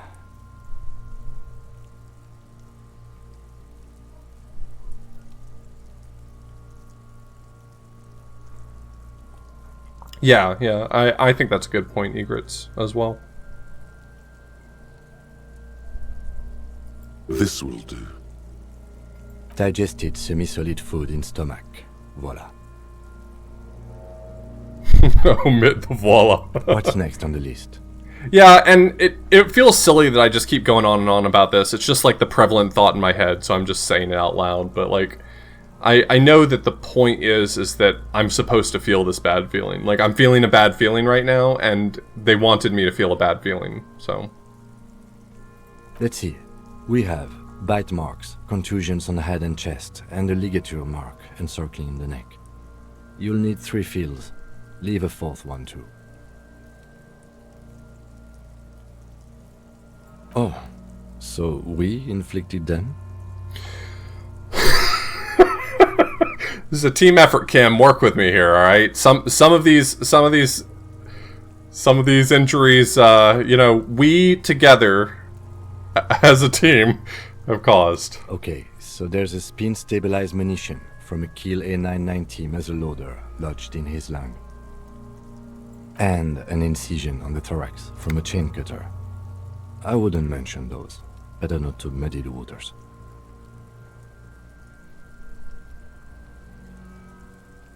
Injuries. Head, chest and scalp bite mark injuries. Predation by birds has caused damage to the body. Sorry. Odontologist does not need to be consulted. I'll stop talking about it so much. It's one of those things that I'm drawing more attention to it than I need to. It's just... And your opinion, officer? I can't help but think about it.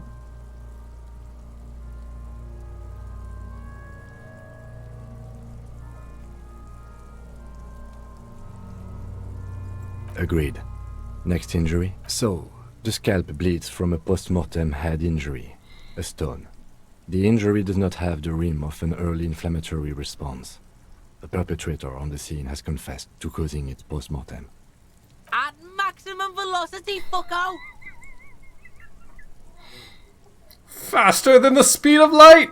Has confessed to causing it at maximum velocity. Can I write down at maximum velocity? Coagulated blood sticks to his scalp and chest, where the countless stones have hit the dead man. Beneath, the description of injury. 2 boxes. Right. Next. A dark red abraded ligature mark encircling the neck, with a gap on the nape measuring, let's say, 7 centimeters. The hyoid bone is fractured, the cervical column intact. I see hemorrhaging on the skin, above and below the ligature mark. Depth of the mark, 1 centimeter. No signs of clawing on the neck. Below the note, 2 customary boxes wait to be ticked. The man's head jerks to the side. The ring around his neck is visible. I think he was carried there from what little information I have, so, I mean, I think it's non-fatal. He is deep in thought, eyes fixed on the bright red ring around the He said it didn't have the... Oh no, that was for the contusions. Didn't have the early inflammatory response. Why do you say that? Okay. Why don't you think it was fatal?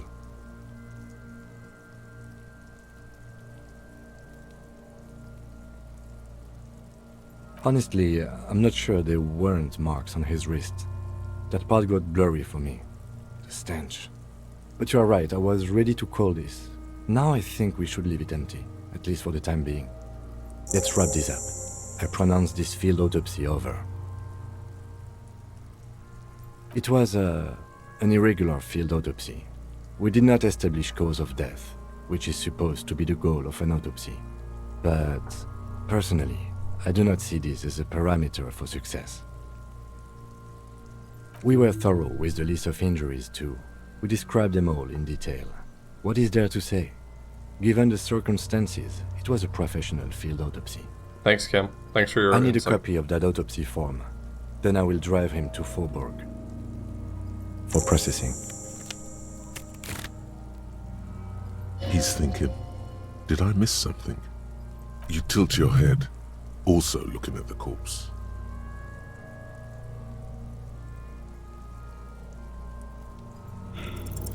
You run your hands over the victim's cold body, his limbs, his torso with its swollen organs. Maybe you should be more thorough. His fingernails have turned dark. They're chipped and quite long. There is dirt under them. That's all. Do you think we missed something? You can't shake the feeling that there are more secrets concealed in the flesh before you. Okay, well, we are in livor mortis here. He is disintegrating. We need to refrigerate the body if we want to conduct another examination, and we need to do it Didn't he fast. say the ambient temperature was below freezing? Or is that not enough, I guess? It would have to be industrial in size. Let's start by asking Gart at the Whirling in Rags and the Fritz store down at the gates. If they don't know... Oh, did he? But only if all else fails. I thought he said ambient temperature was below freezing. Yeah, the playback doesn't go quite that far.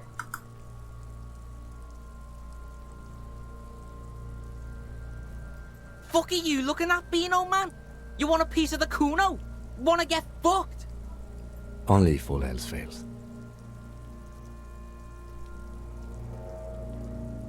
Hurry.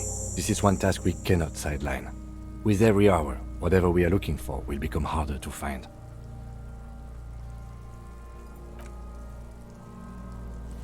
I mean, we can ask Gart and see what he says, but I feel like if you ask a guy, hey, do you mind if we stick a dead body in your cafeteria fridge? And if you asked me that, I'd probably say no. I'd probably just say no, yeah. Trying to think, like, would I help you? Yes. For the dead body. You want to put a dead corpse into my fridge, right? I didn't expect you to be so agreeable. Correct him.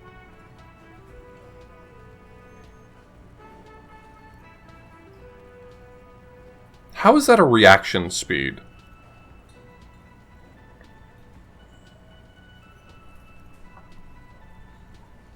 What would I be correcting him on? He's right. Am I supposed to lie to him? No, I don't want to put that in the fridge. Because you haven't taken it away yet, and it must be stinking hard about now. Well, you're not putting it here, rest assured. I'm not going to ask why. You're going to say something mean. Let's see if he says something mean. Because this is a culinary establishment, not a morgue. I can't believe you even asked me. That's not mean, that's correct. He's right. It would only be for... Lieutenant, you too? You're asking too? No, I expected this from the him. answer is no. I will not turn this place into some kind of macabre circus. You know, Lieutenant, I expected this from him, but you I thought better of. Let's go talk to the Frit clerk.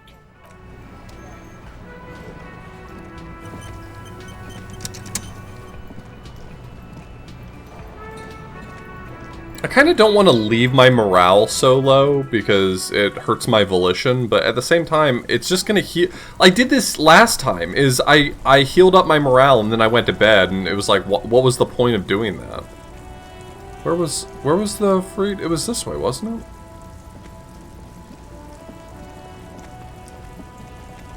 Yo, Wobbly. Did you beat the Mario Brothers?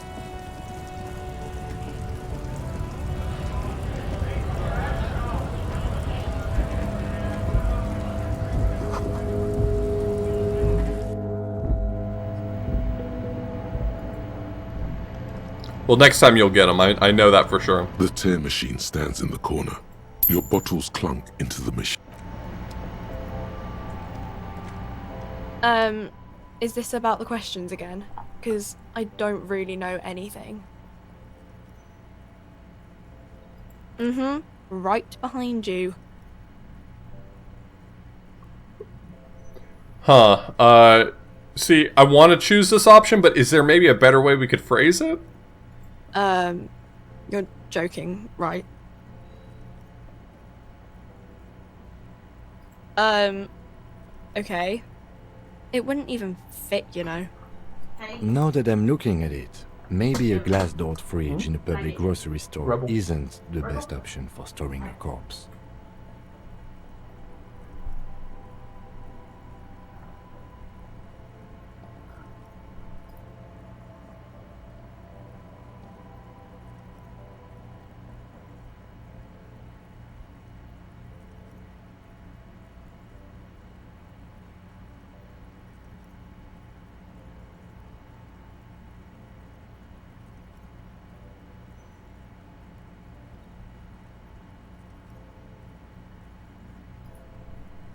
Yoshi's Cookie does whip.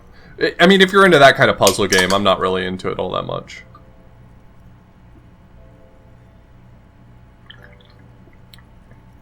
That specific type of puzzle game doesn't really do too much for me. Pity, it would have been so beautiful. Yeah, I don't know. A warehouse? I don't know. Maybe. I don't really care what Frit does. She looks up from under her brow. Fine. Frit doesn't have a warehouse. Just a little back room here. Okay?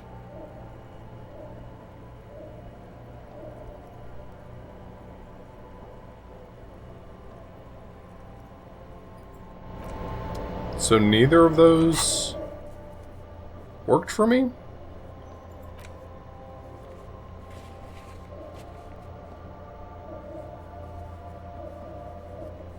Can't believe I'm gonna have to ask Kuno.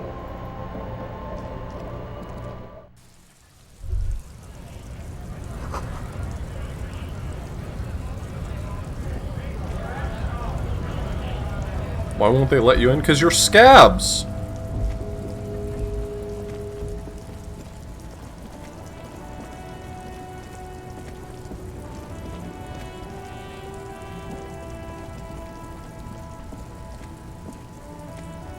How am I supposed to feel about scabs? That feels like such a weird way to phrase that question, but it's like...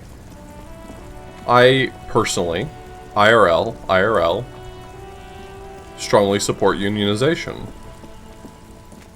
Also, individual people are complicated and they have to make ends meet. It's just such a weird thing for me to have to take an opinion on. Like, obviously, if I'm trying to unionize, I'm going to hate those particular scabs. But, like, as a group, as a concept, as a platonic ideal, it's like... I have a hard time being, like... upset about it, specifically?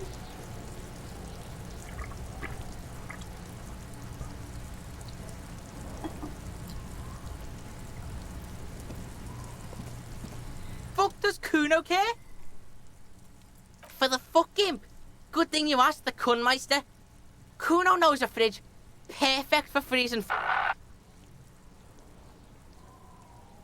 Bacon Man's in a rush. But what's in it for the Kuno? What's the return on Kuno's investment? By killing in his territory, someone has openly challenged Kuno. It's in his best interest to put them in their place. A dark flame smolders in Kuno's eyes as he ponders your argument, wordless, like kings do. Alright, Kuno hears ya. See that shit house over there? A cold comes over you as you glance behind him at the crumbling colossus there, casting a shadow on you. You gotta get in that shit. In there, deep. Through the bookstore. You gotta beg the book bitch. Used to be you could get in there through the doorbell, jam that shit. book bitch changed that. Kuno doesn't beg, so Kuno doesn't go there anymore. Yeah, book bitch, beggar. You stupid or something? He means the bookstore. We Yeah, have I to know what he ask- means. Thank you, Kim. Plaisance is the mother of the little girl peddling books on the plaza. We have to ask Plaisance in the store. Impressive note-keeping, Lieutenant. See, the cloud gets it. Listen to your four-eyed friend. I don't know what that is short for, and I don't think I want to know. Check the fucking basement, pig. Don't you know anything? Always check the fucking basement, recon style. There's a giant fridge down there. Fucking will fit, no problem. It looks like a white bear or some shit. Try not to piss yourself when you see it. A white bear? A polar bear? You didn't hear it from Kuno, pig. But don't forget where you heard it from. Kuno owns you now, pig. You're Kuno's property. Cool. Kuno doesn't fucking care.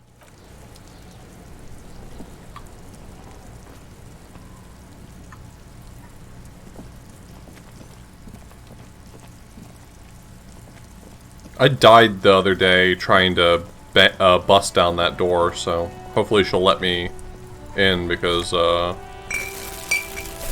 did not have great luck last time.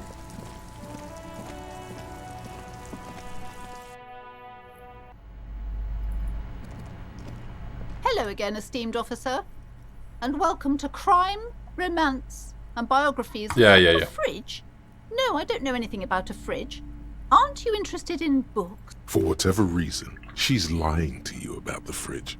Seems like you have to find your own way to the cellar. Cursed? Who said that? Annette? I will have a word with her. This place is not cursed. It has a robustly magnetic energy. Good for commercial activity. When you say magnetic, do you mean like repelling or attracting? What in God's name is she talking about? Fuck if I know.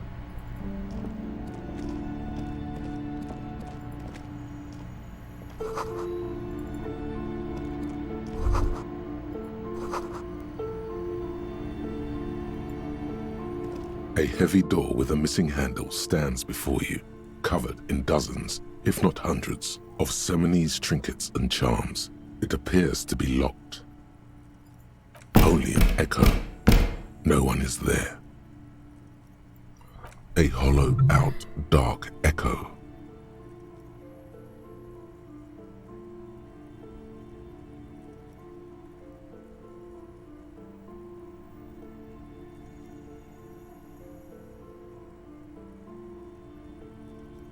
Really don't want to save scum anything.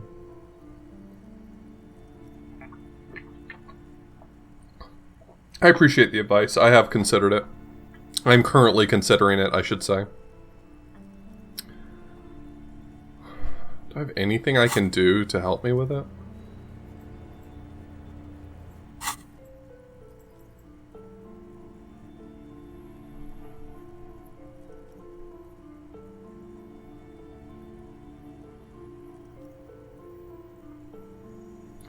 What does the Twitch integration do for me?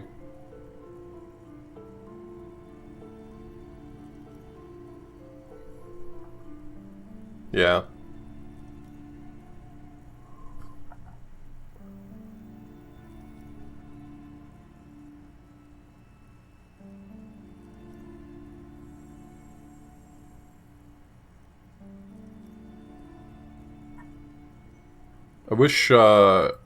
I wish there were a menu that would tell me what these buttons do over here.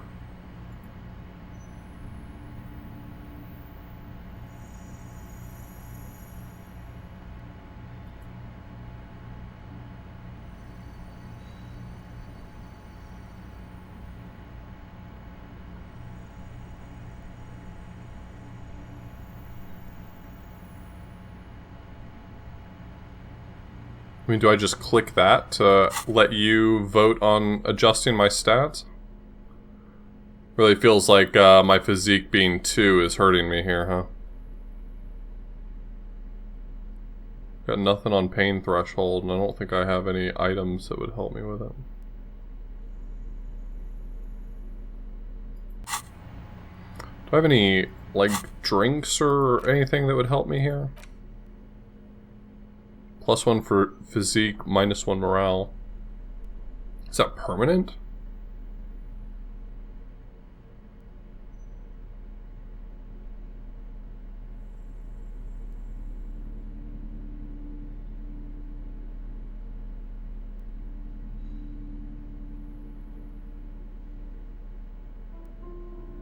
Well, tank top gives me instrumentation. It doesn't give me physical instrument. It doesn't give me pain threshold, which is specifically the thing I need.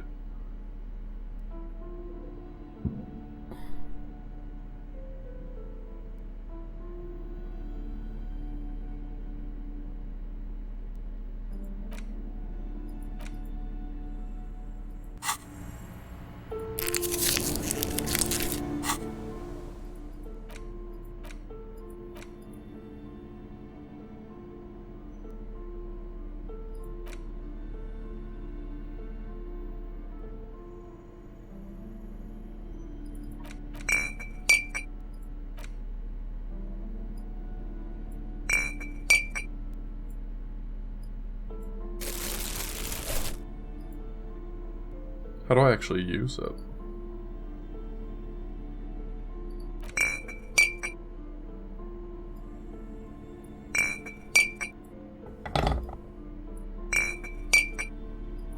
Do I put it into my held and then I can use it? Well, hello. Someone seems to have found himself a bottle of alcohol.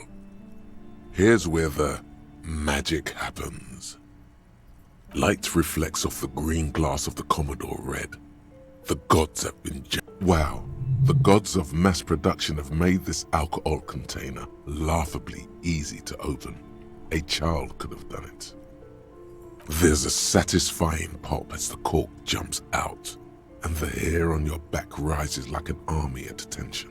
You've been here before. Welcome back, detective.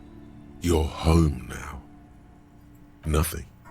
Some mental stuff. I just have to reach a threshold. Physically, it's a roll. Be strong as an ox. Some mental stuff. A golden sun melts down your throat.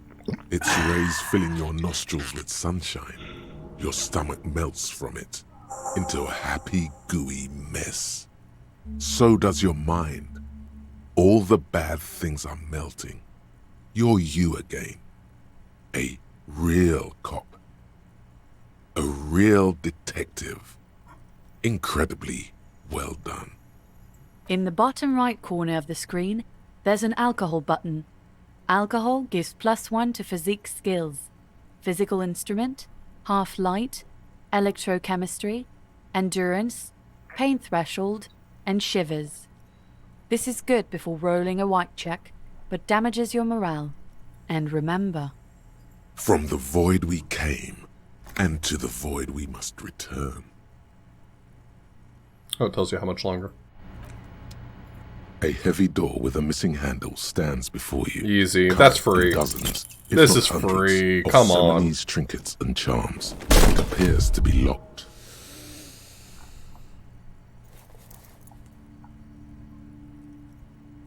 Ow. Shoot. Turns out it wasn't free. Whose moronic idea was it to just run through the door? Don't you know that things like that hurt?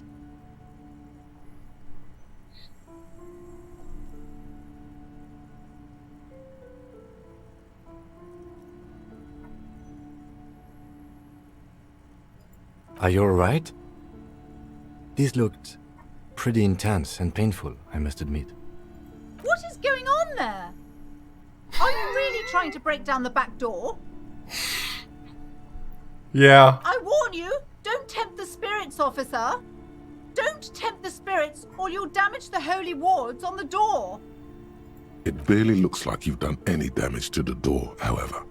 It's still locked and closed, covered in dozens of little charms and trinkets.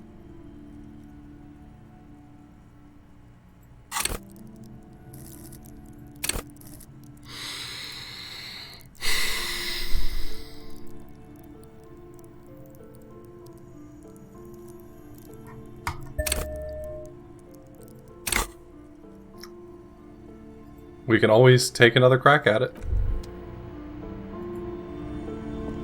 A heavy door with a missing handle stands before you, covered in dozens, if not hundreds, of Seminoese trinkets and charms. It appears to be locked. Ow. Shoot. Whose moronic idea was it to just run through the door? Don't you know that things like that hurt?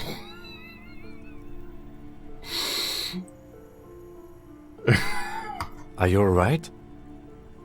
What is going on? I warn you! It barely looks like you've...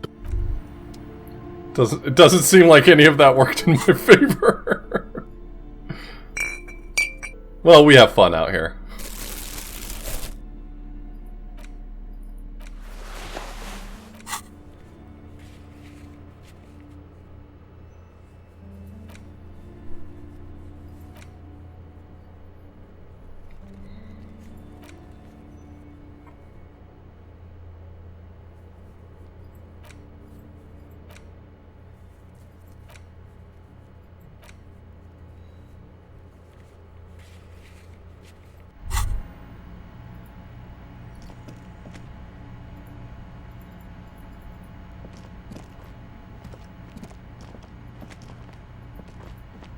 The good news is that if I try to open that door again, it's pretty much guaranteed that I'll succeed, so...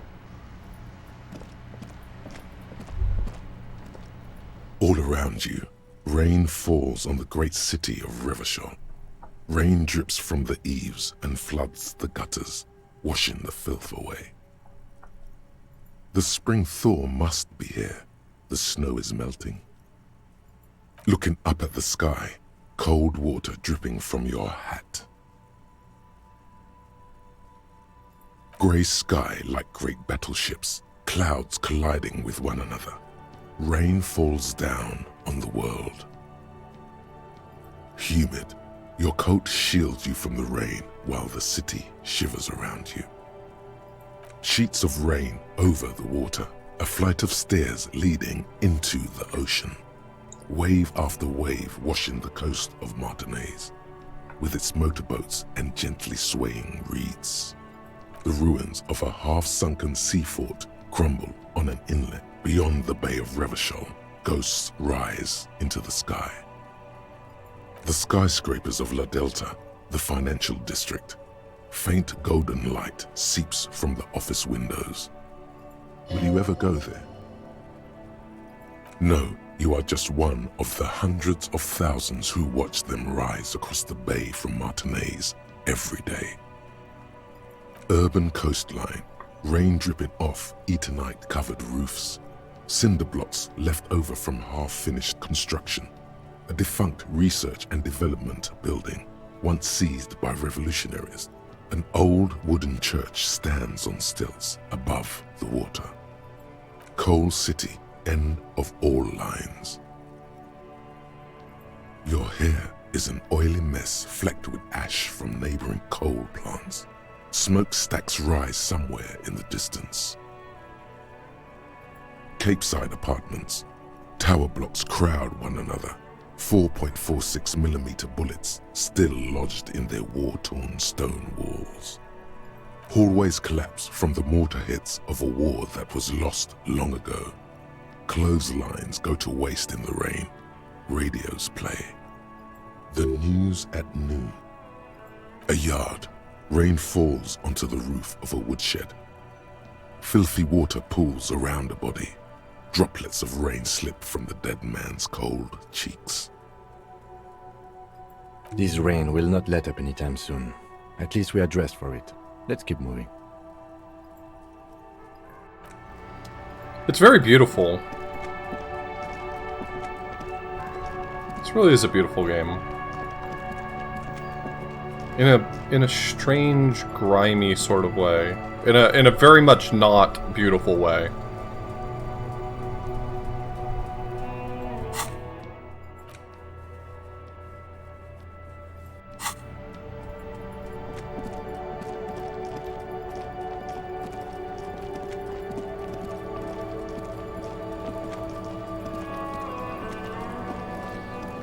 Fuck, does Kuno care? The kingdom of Kuno? The fuck do you want with it? Yeah, Kuno doesn't know shit about that. That shit is beneath Kuno. Listen, listen. Kuno doesn't care about this small-time shit. Just listen. Kuno saw what you did there, dumpster diving. Sad shit. Kuno could hook you up with some sweet rags. Shit like Kuno's wearing. Your size, good price. 500 real. You'd have to be blind not to notice the giant white letters F-A-L-N running down his trouser leg. Look, Kuno ain't seen shit lying around, except for that there. Now you want performance gear or not, Grandpa? The lieutenant remains silent, but his expression couldn't say, "I told you so," any louder. Pig, these are found modulars. Liquid fit, performance crotch, urban survival shit. Made in Mirova by scientists. Pants scientists. That's the job I want. I want to be a pants scientist. Believe it, you need this shit. These could drastically improve your chances of survival in the urban wilderness. Coach Physical Instrument endorses these pants. They are tartan ready. What the fuck does tartan ready mean? Only tartan I know is the pattern, tartan. What does that mean? They will also make you into an idiot. Oh, baby, I'm already an idiot, sweetie. You have no idea.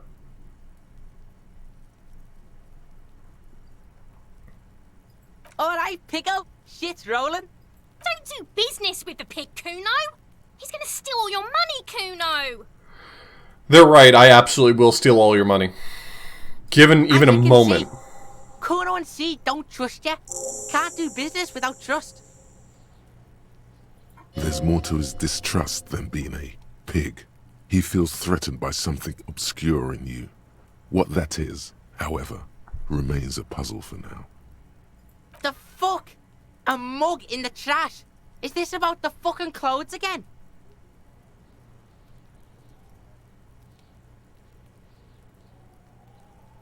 Yeah, Kuno sees where this is going. Kuno's got that fast brain. You saying you pigs are after the mug fucker? Cause he's the clothes fucker? I can't hear you, Kuno. Speak louder, Kuno. Shit, that's tense. Someone's going to the beat-down basement, huh? Mug guy gonna get tied to the radiator. Yes, if you tell us who it is, I'll let you tie him to the radiator. Kuno doesn't know who put that shit in there. And if he did, he wouldn't squeal. But if you find out, maybe you can... Tell the Kuno who it was. He's curious. He likes putting 2 and 2 together here. Stop turning into a pig, Kuno. They're trying to get you hooked on the snitching. Get away from my Kuno. Yeah? Get your bacon shit away. Kuno doesn't like to be seen with the popo. Get your shit done and out of Kuno's face. Yeah, whatever. Kuno doesn't give a shit. The fuck do you want with it? Good call, Pigmeister. Kuno doesn't...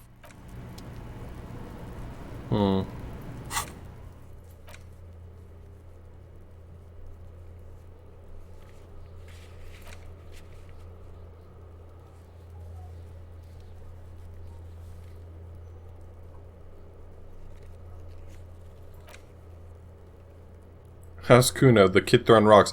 Baby, I need you to understand that I will never not know who Kuno is. Kuno's the only character who exclusively tells you his name at all times. You do not need to remind me who Kuno is. I'm sorry. You just don't.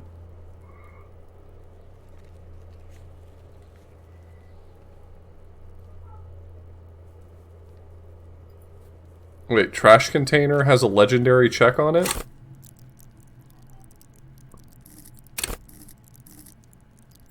Oh, I have another point I can allocate? I could do another pain threshold? No, don't tempt me!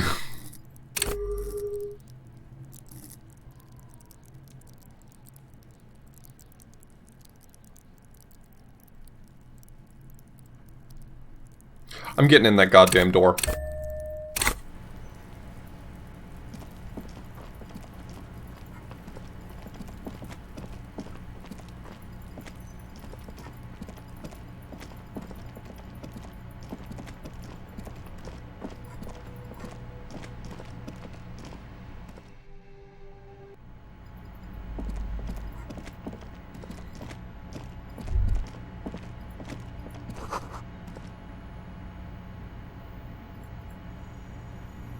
A heavy door with a missing handle stands before you, covered in dozens, if not Hey, I hundreds, passed this of time. Simonese trinkets and charms. It I appears didn't to be pass this locked. time? Wait, what?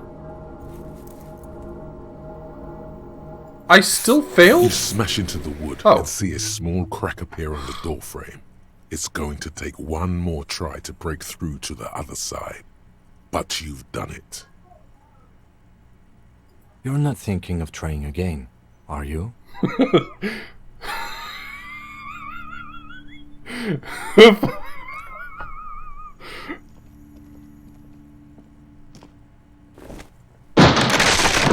Fuck the system!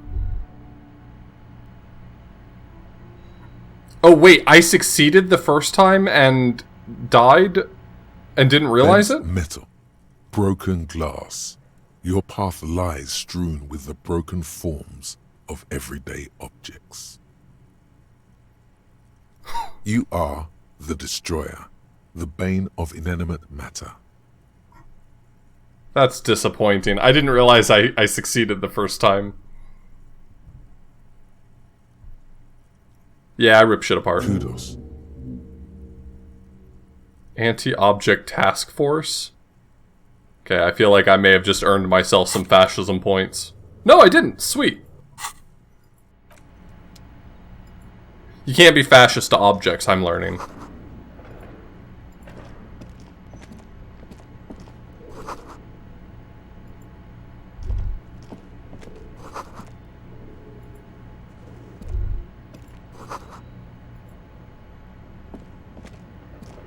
A barbell lies on the floor. The color has worn off its weight plates. It's 60 kilograms. Your triceps hum at the sight of these weights. Show the world what kind of beast it's dealing with. Lift them. There are no collars on the barbell. This is a safety hazard. Why does it feel so familiar?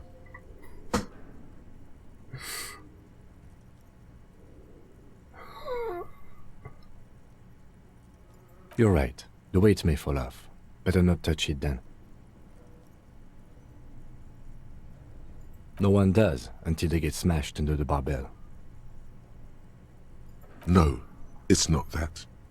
It's the stale smell of rubber, the squeaky sound of sneakers, your bruised knee against the mat, and a whistle. Then the feeling is gone. It's just a memory. I'm not stupid enough to go for this. Because I'm not currently wearing the right outfit. There we go.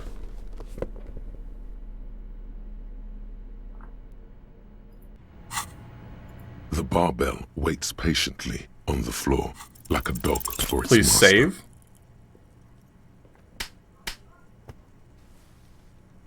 Should I save now? You manage to hoist it off the ground, but the barbell feels wobbly and dangerous. Your hands slick with sweat. Turns out you're no beast, just an old man with bad form. Maybe it wasn't such a good idea to smash through that back door.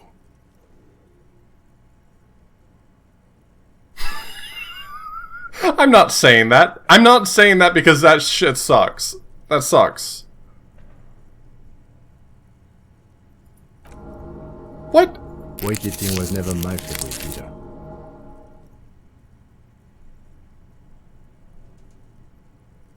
At the station gym, I mean. I prefer running. It clears your head.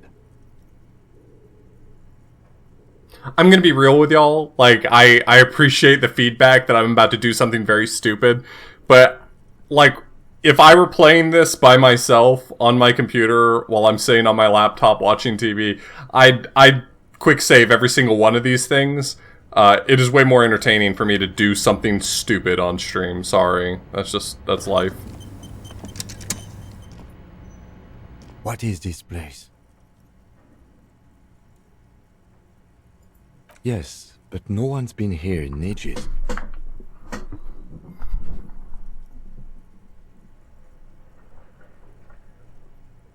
I doubt the electricity still works. Good thing we have a flashlight on us.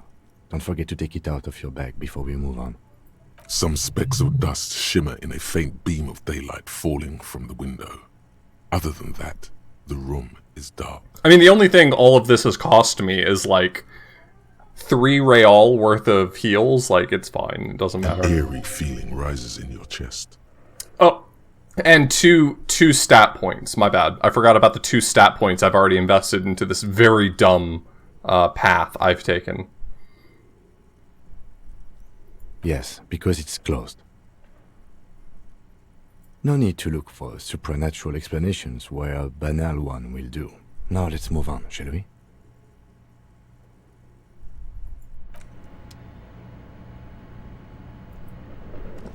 I could have used that high pain threshold. Oh, a bull! I found a bull. I'm not stupid. I know what this is about. That's gonna solve a quest for me later.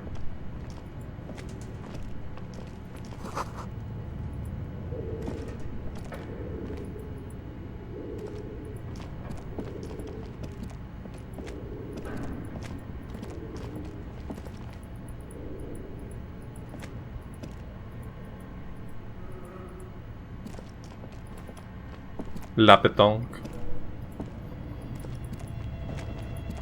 I'm gonna keep saying it just like that, so that Carrie stops being my friend eventually. She's a surprisingly loyal and good friend, but I have to imagine that mispronouncing French words around her for long enough will make her decide that I'm finally not worth redeeming.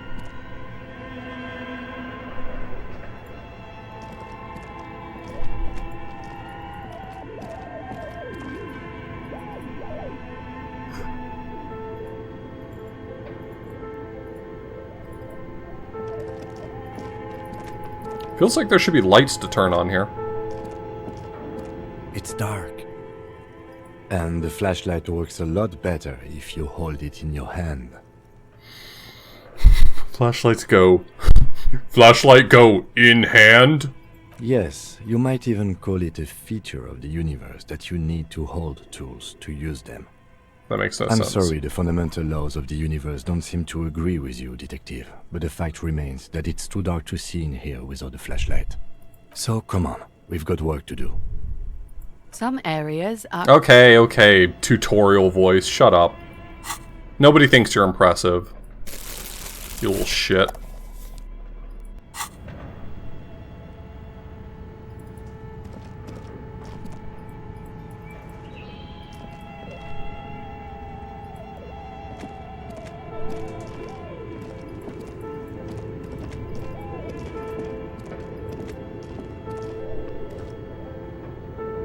Hey, cool bird sona.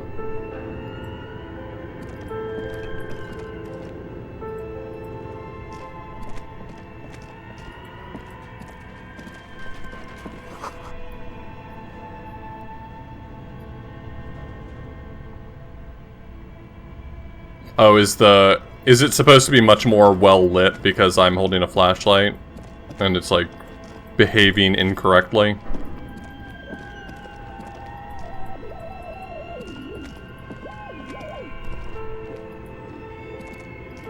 I mean, I can always just try saving and reloading the room.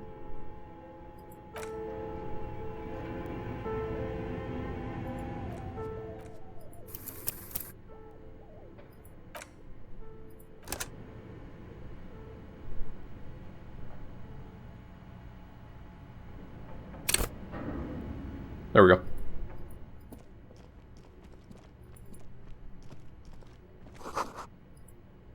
Large demijohn full of strange liquid. I know that term, demijohn, but I don't...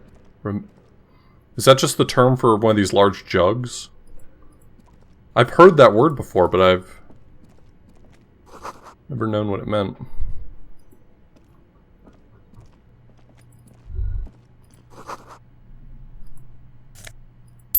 See, I just got all the money for those heals back. Easy game, honestly. If you can't win at this, that's a skill issue right there.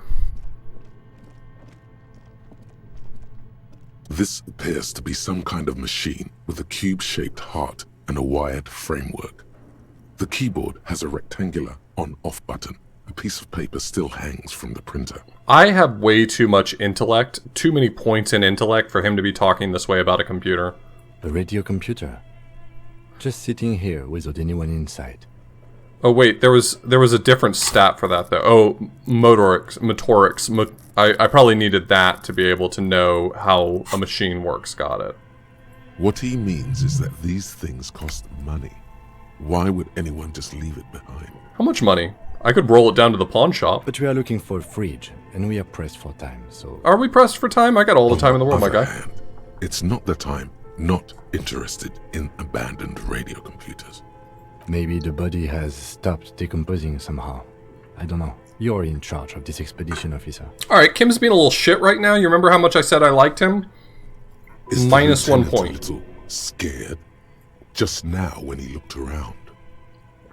You can always do it after the fridge. Turn on the machine. The machine lights up like some prehistoric animal stirring from its slumber, revealing fluorescent play and print keys on the keyboard.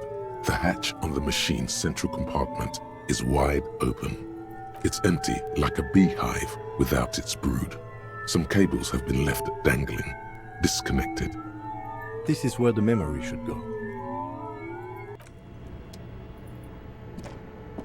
This old fireplace is covered in lines drawn in blue and red marker, the mesh spreading over the stone like blood vessels on alabaster skin. It looks ghostly and strangely ancient. The whole thing resembles Kadran mosaic tiles. Very pedantic. History classes, students with their textbooks open, studying the roots of our civilization. Those aquarelle blue tiles looked beautiful in the sun. Radio frequencies, it seems. UKV 123.6, UKV 123.7, unclear.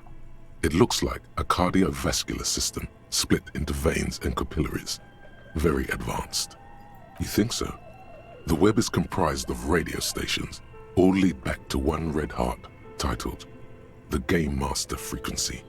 A note says, this one can listen in on any station it wants. Looks like a surveillance program. Someone very important. A conductor for the hundreds of story threads that pass through the Game Master's frequency. Whoever decides to call in to a call-in station, it looks like. A list of names under the stations suggests people across 6 Isolas would be playing. Muindi, Insulinda, Kotla, Grad, Samara, and even Ilmara. Hey, I just want to say early, I want to get out ahead of it, that if this game turns out to be set in some sort of like weird virtual reality thing, I will be pissed off. I will be noticeably put out. All of this is gone, left unrealized. There's no way a little basement studio working here could pull anything like this off. My God. It's as if the less money they had, the more ambitious their project became. The schedule. I know doom when I see it. The company was running out of funding. Nothing. It's just lines on marble. An echo from times long gone. No one has used the fireplace in ages. Your flashlight slides over an old green chalkboard covered in scribbles, sketches, and schemes. It's like they're designing a video game. Cave mural. Some of the writing has faded with age, but you can still make out sections here and there. Photos and drawings have been pinned to the board. These lithe, pointy-eared creatures appear to be different types of welkins. You make out autumnal candle welkins casting wax-based magic. Translucent welkins with organs shining under their skin, and even ether welkins hailing from the vast emptiness of sidereal space. Who are all those creatures? Fantasies of a tortured, feverish mind? You should adopt one of those welkins as your persona. No longer a mere man, but a welkin. Yeah. One of the welkins, towering among the rest, appears to be different, however. It's Vara Hamira, a high Welkin, his face white and scarred like cracked marble. This is clearly a Welkin supremacist. The note says, all non-Welkin races will be purged. So the fantasy game inside the fantasy game has fantasy racism. There's literally no escape from fantasy racism. I love it. It's so good. The Twarg, the humans, and even headless men, all of them, purged. Imagine a world filled only with Welkin, Green Welkin, Dread Welkin, and the High Welkin to rule them all. Oh, of course real tabletop has fantasy racism. D&D was like birthed out of the bowels of fantasy racism. An inordinate amount of time has gone into drawing these little Welkin creatures. Political commentary. That one has a great beard, too.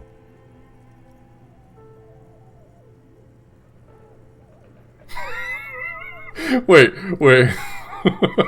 I told him about the Welkin supremacist, and he says, political commentary. That one has a great beard, too. Yeah. Just look at those details. So much effort. Yeah, it was only within the past year or two, right, that you could now take any stat effects for different races. Like, it used to be, like, if you played an orc, then you took a hit on intellect or whatever, and now they're like, you can do whatever you want.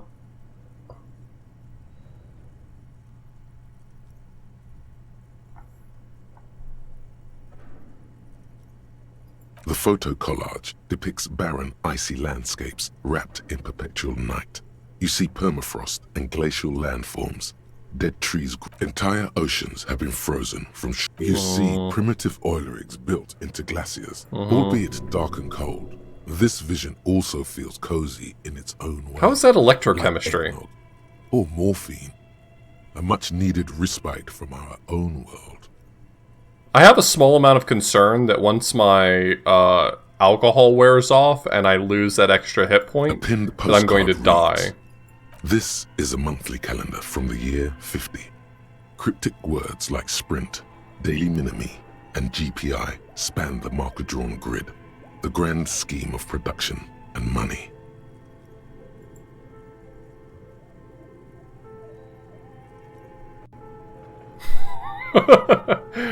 This is really cute, Sappy Lemons. Here we go. Here's a little Bubzette for you. Making the expression.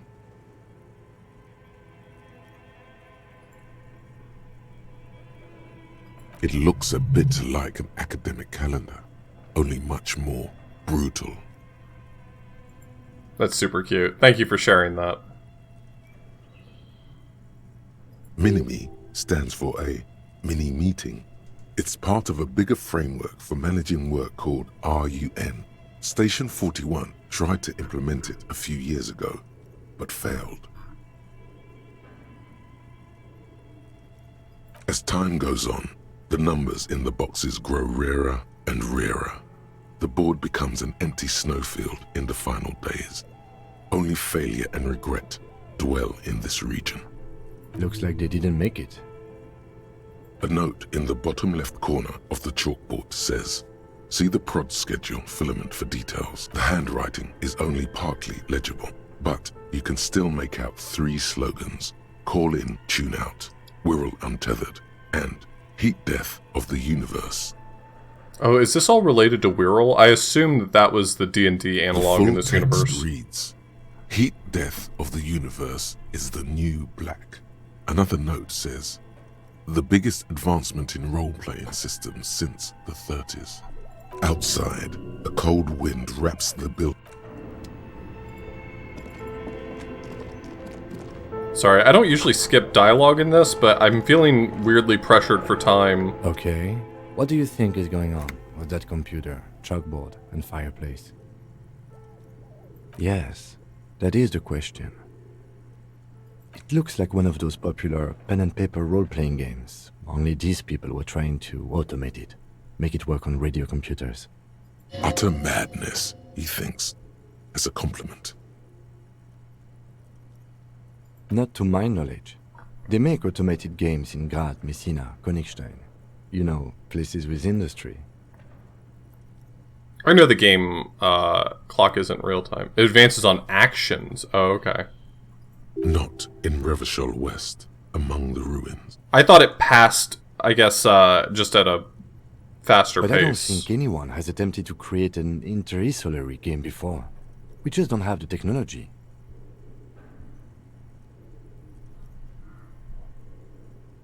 Through call-in stations, none of the players have to be physically present. Anyone in the world can participate in the game, as long as they have a two-way radio.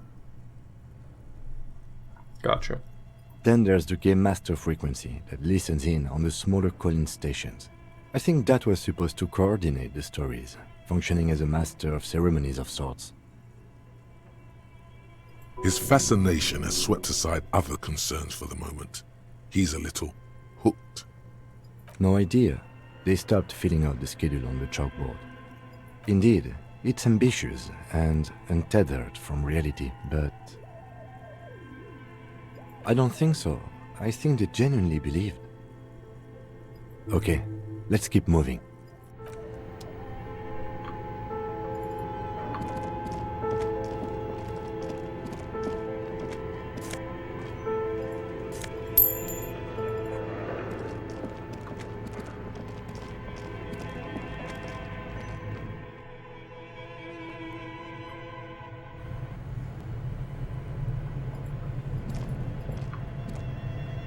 I'll come back to this. This is obviously where I'm supposed to go.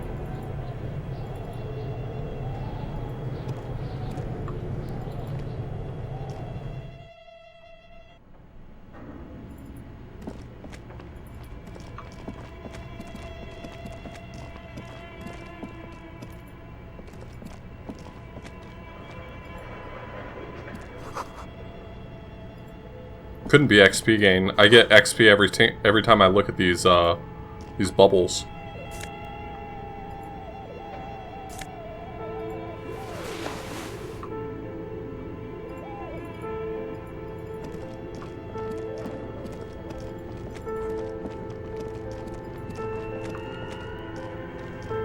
Tiles on the cube are still like a smooth draw. The filament slides into place. On the keyboard, the play key starts blinking. A bar of fabric right above the keyboard starts producing a soft hum. The sound of static seeps through the machine's planar magnetic driver. Oh no.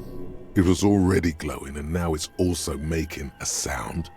It's probably some alien CO-like technology.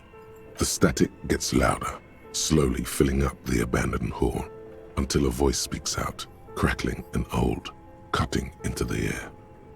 Good afternoon. Fortress accident en rue de Saint-Ghislaine. This is East Insulindian Repeater Station 1. Please repeat. Is this the production schedule?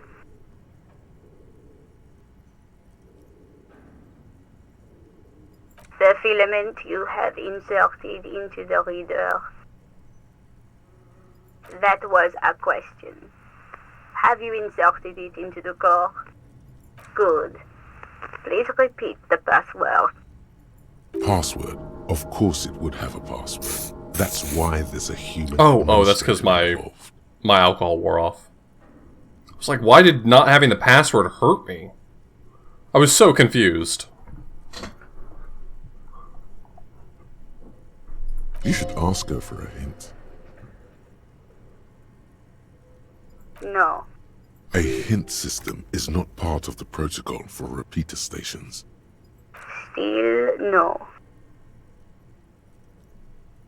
I am contractually obliged to protect the privacy of the filament holder Fortress accident.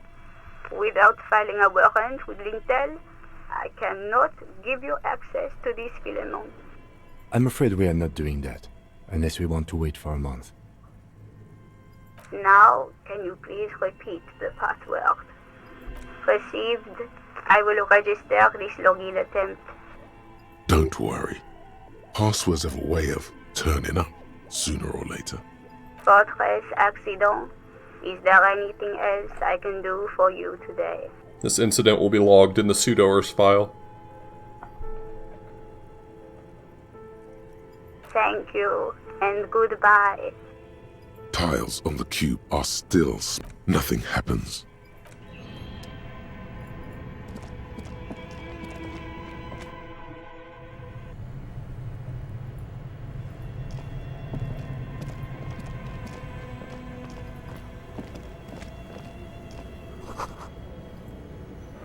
A thick layer of coal dust covers the furnace, coloring it pitch black.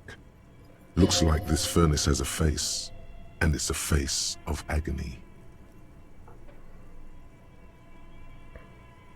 A lush layer of coal now covers your skin, sinking into the wrinkles. Your hands look ancient. Maybe you could paint something with this coal. Leave a cave painting for future archaeologists. No, that not kicking it. Stupid. Looks like it. Looks like an old central furnace used to heat the building. It's connected to the chimney. No one has used it in ages. No signs of any recent fire. It's dark and grimy here. In the darkness you can hear chatter. It's coming from above. A voice or several voices talking to each other. Near the smoke chamber, upstairs. The echo is so prominent, it's impossible to discern what the voices are saying or what's producing them. What are you doing?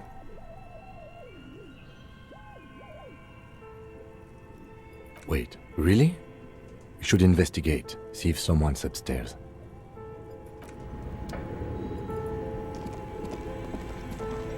You see a terrifying ice bear with a strange compartment in its belly. The door is covered in frost and the bear's eyes are glowing red. This must be the fridge you were told about. Look inside, see if it's big enough for the corpse. A gust of freezing cold air rushes to greet you. You hear a low grumble as the bear regulates itself. This is the inside of a refrigerator. The lieutenant takes a peek inside. His hand has found the holster of his gun. The shelves are empty. All you see are crumpled ice cream wrappers with the brand name, Revachol Ice City. A handwritten note has been attached to the door. The fridge is huge. You pocket the note and the little fridge magnets keeping it on the door. A friendly cartoon bear smiles back at you from a glossy cellophane wrapper. It looks nothing like the fridge. The paper still smells of vanilla and chocolate. It's certainly an eccentric choice, but it is capacious and cold enough, too. But the optics on this are awful, he thinks. We need to be as silent as we can. Shall we go and get the body, then? I'll take the head, you take the feet. The stairs won't be easy, but we'll manage. The body is heavier than you expected and stinkier. It takes half an hour to get it down to the basement. Then 10 more minutes to stuff it into the fridge.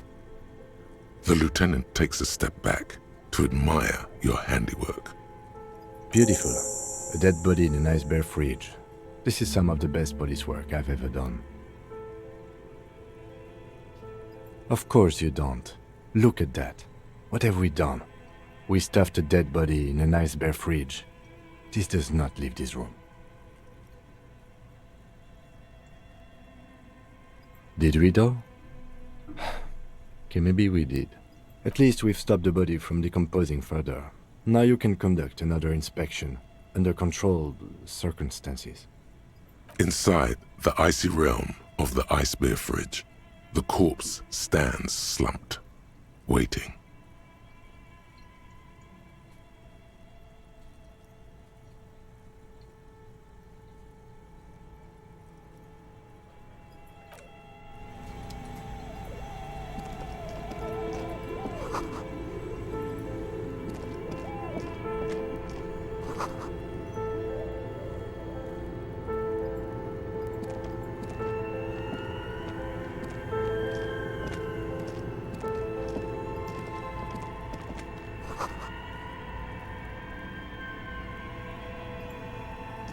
A few bricks have fallen off, revealing a compartment behind the wall.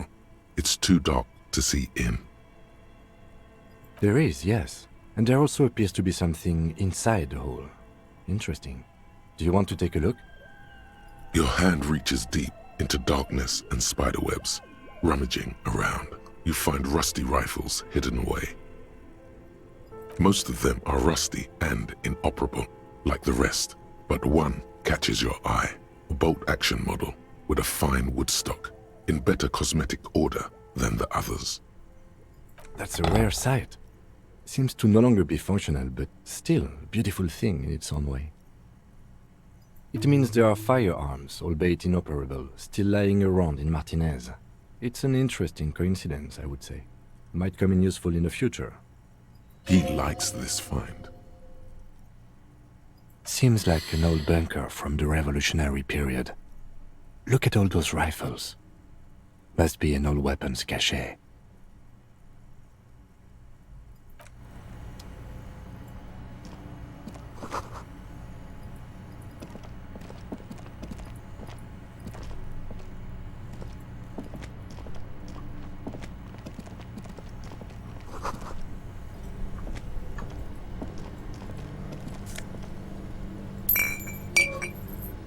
I'm glad I found something to heal.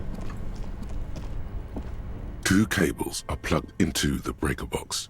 The red one leads to the ice bear fridge, and the black one to the ice cream maker nearby.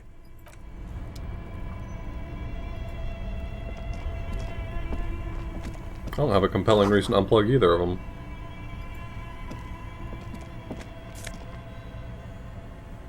Insane mesh tank top.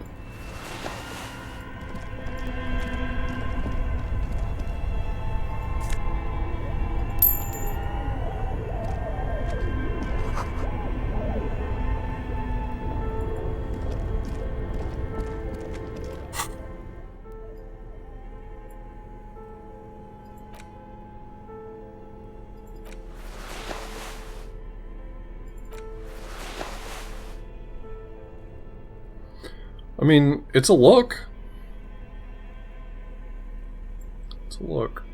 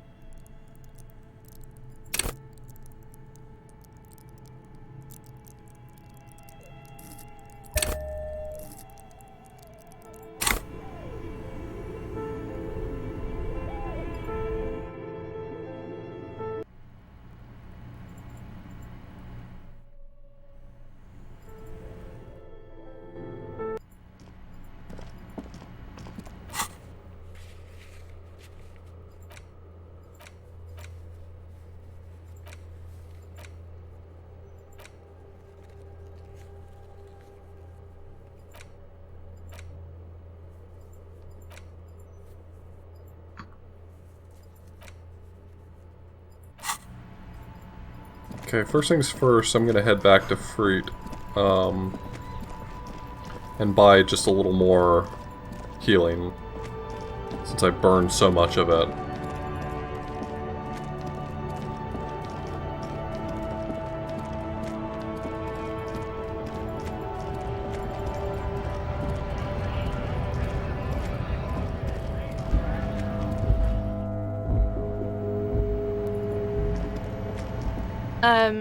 Is this about the questions again?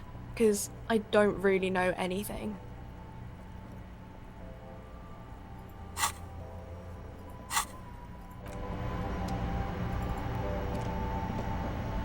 A small cabinet on the wall is filled with various medicine bottles, nasal sprays, and blister packs. They all bear the same Okay, here. I hope Saint Baptiste makes you feel better or something.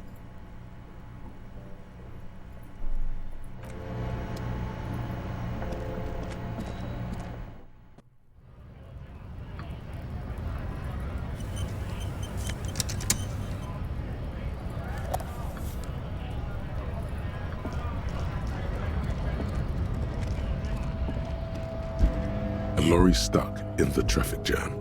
This big, heavy Grad-made machine is well kept for such an old machine. The windows are clear. They've been recently washed.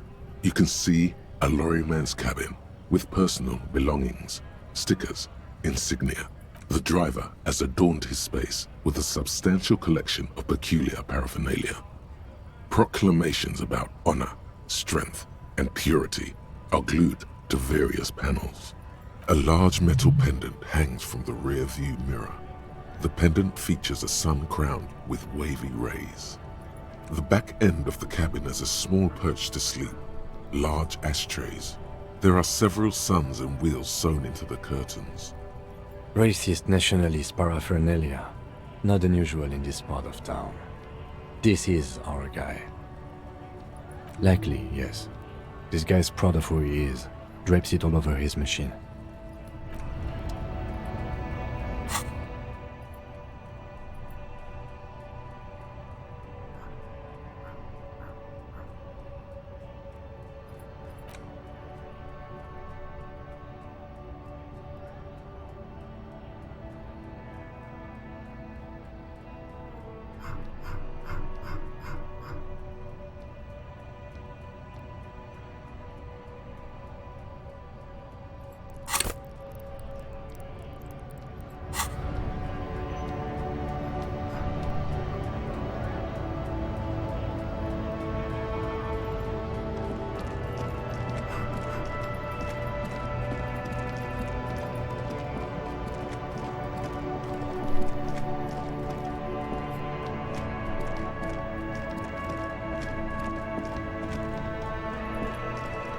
I've kicked so many things at this point.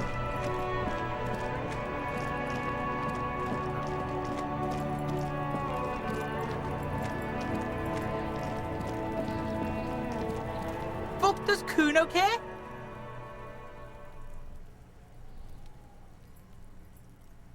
Kuno doesn't. Maybe anything that helps with empathy? Right now, nothing's hurting empathy.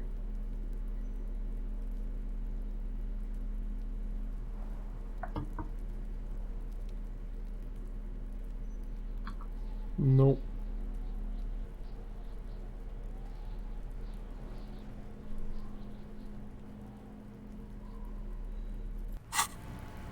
So this is still a mostly impossible check for me.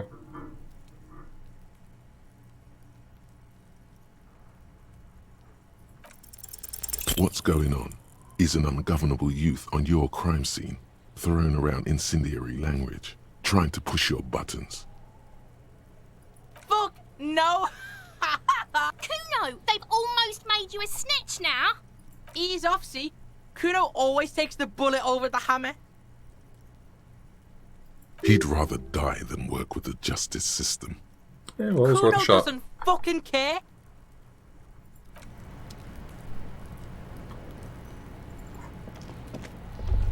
The trash container stands in... I just had a thought pop up. The trash containers. The smell of rotten food rises to greet you. You see soggy cartons, dirty rags, and organic waste. The container sounds a muffled gong.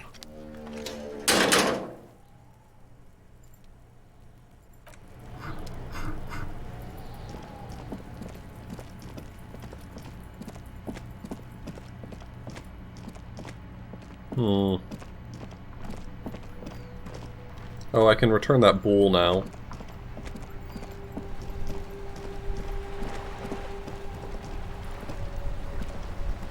We are still waiting for a replacement for the bull you sent sinking.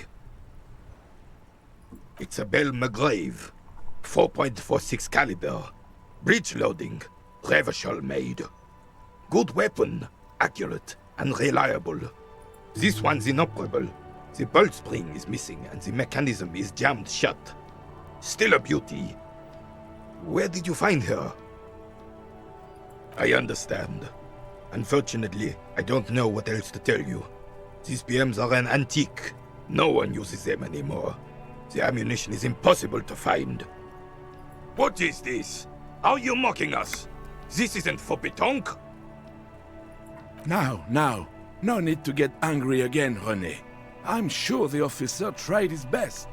It's not like there's a bull kiosk here in Martinez. The best, huh? This isn't even a bull. But fine. I guess you did attempt to right your hooliganism. Consider it forgiven.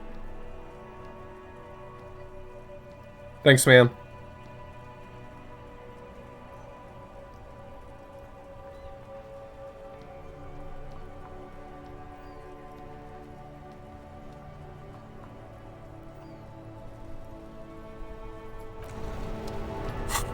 Do I have anything that helps with composure?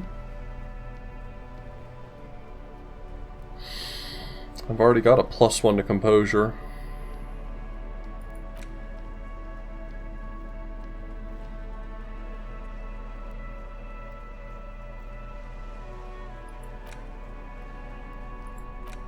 The note is written with a blue pencil on a piece of lined office paper. The kitchen magnets have left spots on its surface. Does it say anything interesting? This is tangential at best, but the lieutenant's detective instinct is still active. Someone has scribbled, S. I can't believe the off-site copy is still here. The illiterate ginger kid keeps stealing stuff from the studio, so I had to hide it somewhere safe. You'll find the filament memory with the off-site copy in the frozen ice cream maker. Please take it home, ASAP. It's important. I'd do it myself if I lived in a civilized place with a freezer. Take care, Sully Soif.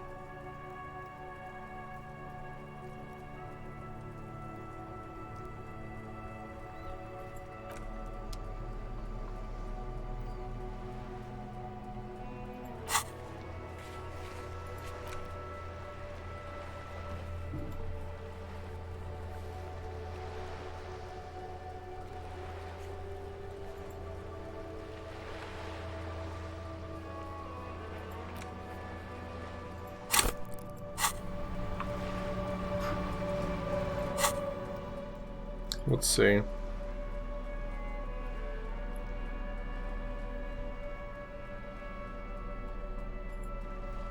What did it say that one was? Physical instrument. Do I have any clothing that helps with physical instrument?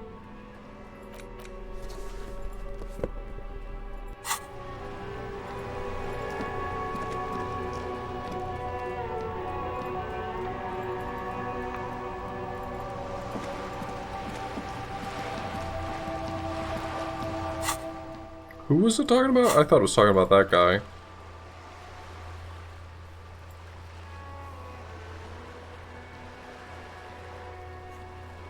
Sleeping dock worker.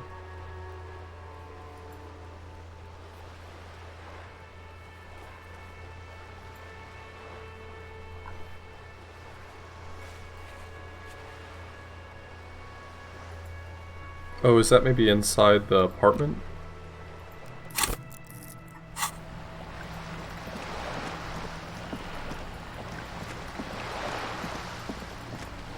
Oh, that's the sleeping man in the cafeteria. The map isn't terribly helpful for finding things.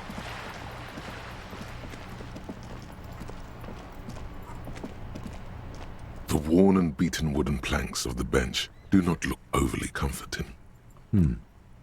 We can sit on benches. You can revisit the bench.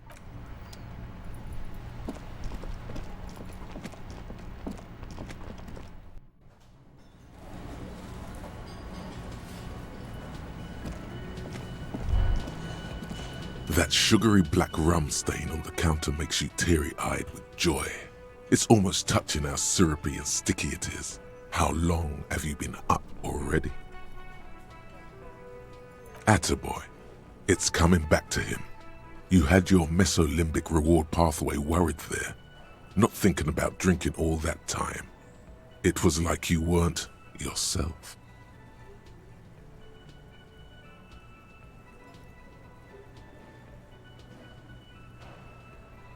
Maybe you haven't turned out well for your drinking. Have you thought about that? Get a goddamn rum and lemonade to yourself, boy.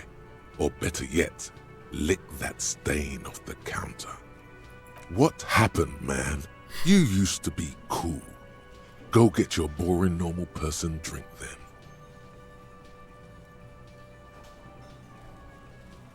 Get your drink on.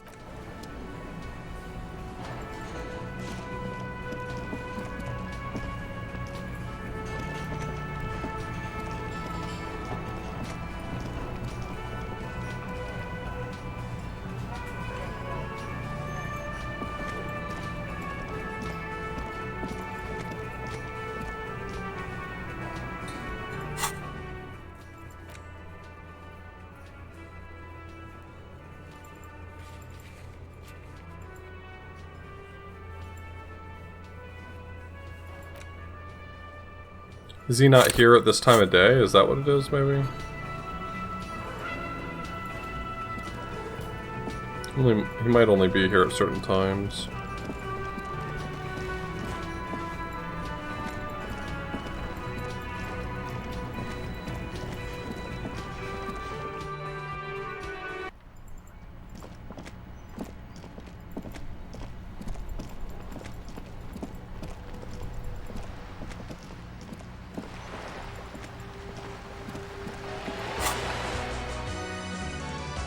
Gilder!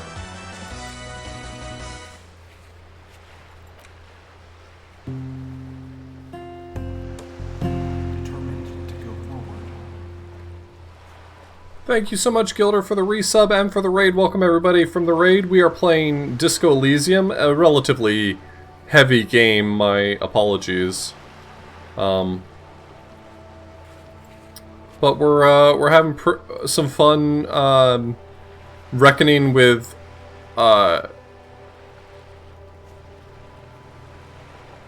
you know, the difficulty of the world.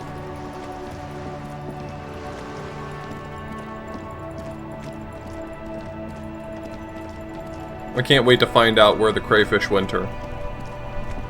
Inside, you see a set of steering levers, a radio microphone, a pull-out toolbox, and the soft glow. This is Precinct 57. How may I assist you? Of course. What is her number, officer? Yes, hold on. Her number is 005 1944 298. Received. Hold on, officer.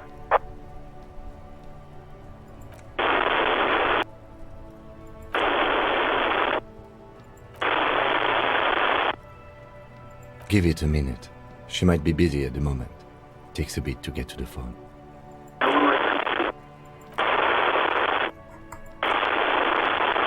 Officer, I have Sylvie Malaika on the line for you. Yes, hello?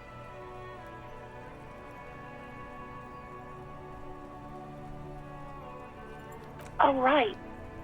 Hello, officer. What can I do for you? You can hear resentment in her tone. She's not thrilled to be talking to you again.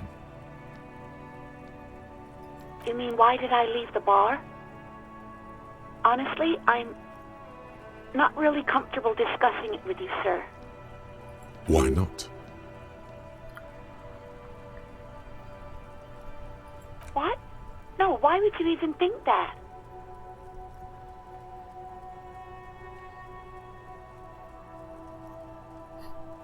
Wow, there's some really shitty dialogue options here. Please, don't bring Gar into this. It's none of your business. God, why can't you just mind your own business? She mutters. I already said I don't want to talk about this. You're messing everything up again. Well, that's kind of the theme of the game. Yes, I know who you are. You're a police officer. The law. This exact conversation has happened before. Establishing authority before this young girl seems to have been important to you in the past. Don't go there again. Oh, no, I haven't, sorry. Real policemen have uniforms too, by the way. Where's yours? He's in plain clothes, voluntarily. It's different from not knowing where your uniform is. There are officers who wear the signature Perseus black uniforms to the highest ranks in the RCM and end up buried in them as well. Others do it more casually. Looks like you're one of them. Well, you tried to jam it down the toilet, sir, clogging it completely. After I had unclogged the toilet and retrieved the paperwork, I threw it out in the trash, thinking you didn't need it. I am sorry about that. Anything else, Detective? Please, no. Not this again. Everyone saw your cool gun, Detective. Oh my god. I've never seen the word exacerbated used in this way. You were trying to impress some people with it. Everyone was eating, and you were waving it around in everyone's face, begging them to describe it. You said it calms you, and then you started making suicide jokes. It got pretty graphic. Oh, those again. I have been trying to wean you off them. You know, when you put your gun, your actual gun, on your temple and pretend to shoot your brains out, off of that, people don't like that. I remember this.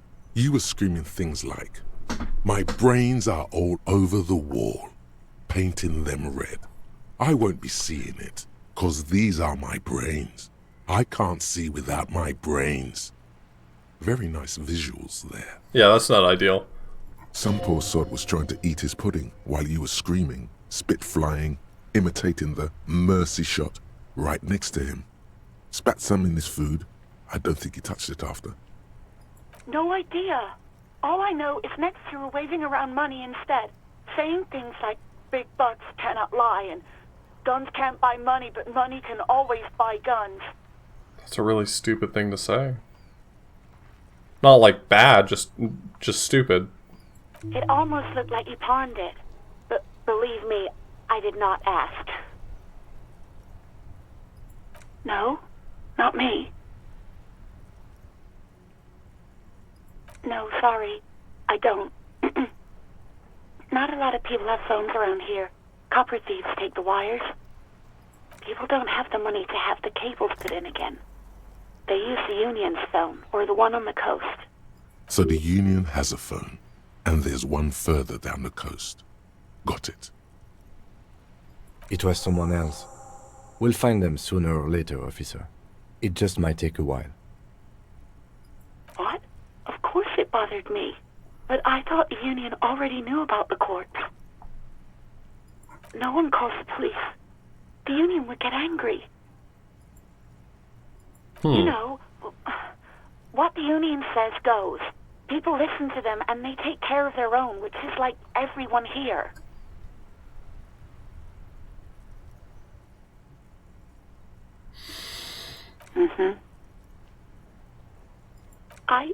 I didn't want to get in trouble with the others. Push her further. Show her the error of her ways. I have no authority. I'm like, stat-wise, I have zero authority. My authority is practically negative.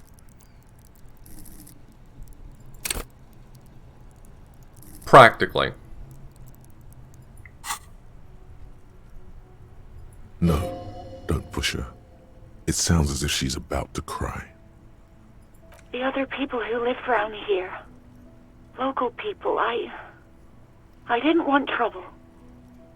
Her voice is resigned and weak. You don't live here. You don't understand. Squealing is frowned upon here. Everything is dealt with, well, by the Union, internally. Please, I just didn't want any trouble.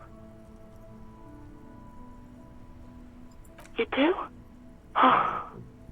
What else can I do for you? Yeah, go on. Uniform?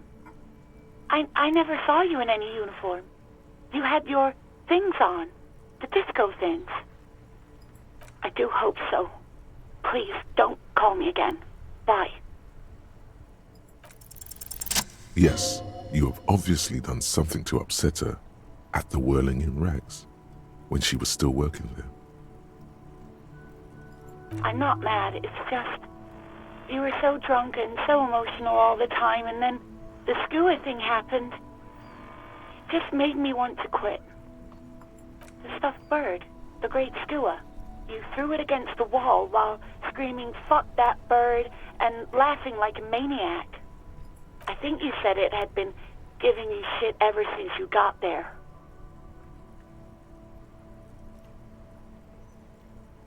Yes, well... Yes, obviously.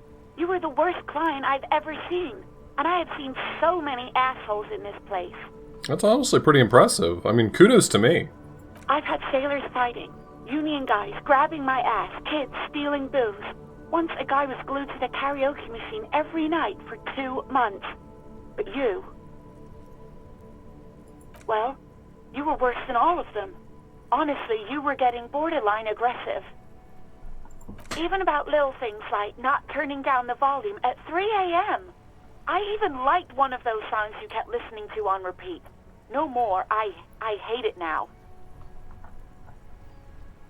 We Go On by the O.O. I can't listen to it anymore. You've turned it into a parody. To hell with that song. Then there was your room. Your project. An experiment to see how bad it can get in there. I tried to send the cleaner, but you wouldn't let me. Threatened to make me understand. I had no idea what you meant, and I don't want to know. And then screamed something about how you're a piece of shit human being, and why does anyone even let you work as a policeman? That you'd fire yourself, but you can't even do that. And then I had to deal with your toilet. The one you clogged with police documents, causing water damage downstairs in the kitchen. I won't even mention you waving your gun around, harassing customers, threatening to sing karaoke, threatening to kill yourself. No, you really weren't. You were simply the worst.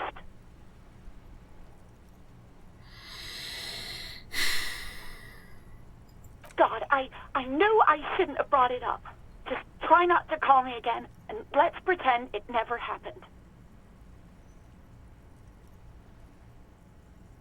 Wait, really? No, this is absolutely not true. I like Guard. I really do.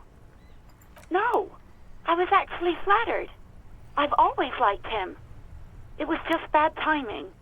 With the corpse and all that. Corpses are terrible times for asking a girl out.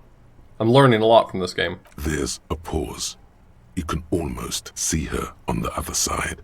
The telephone cord coiled around her index.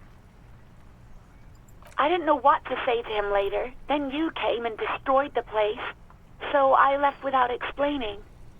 I should have told him, maybe. Okay, but please don't mess it up. Please don't take out your gun or something. You'll be pleased to know that I do not currently own a working gun. All sorts of things. Some disco, rock too. So much disco and rock. Yes, that's the one you like to sing along to the most. The later it got, the more that one came on. Interesting. You still have to find a copy, though, before you can blast it. You hear a sigh of relief on the other end of the radio. Wordless, the call breaks. Then, the already familiar voice. Anything else I can help you with, officer? Sure, officer. What's the number? And the make of the armor, if you know it. Got it. I'll contact the ICP database immediately. Call back tomorrow. Hopefully they'll have dug up something useful by then. The International Collaboration Police, ICP, is an inter-Isoleri law enforcement service, the crown jewel in the moral intern diadem, alongside EPIS and the coalition government. No, and I doubt they'll get back to me before tomorrow morning. Anything else? 57's over and out. In the cabin, you see a set.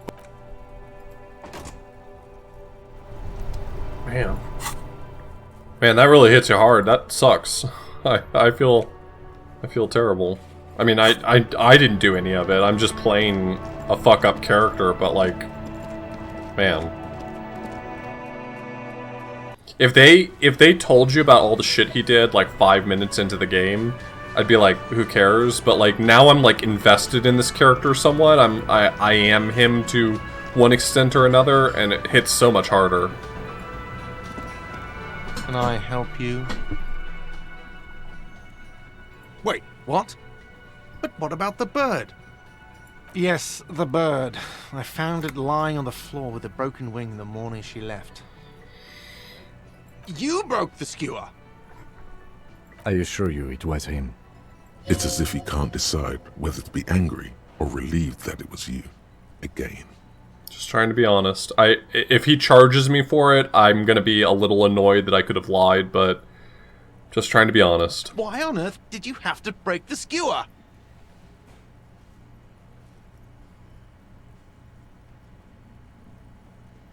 I can't believe it. I was so sure it was Sylvie. Even worse, I thought she was trying to send me a message. Symbol of hope and all.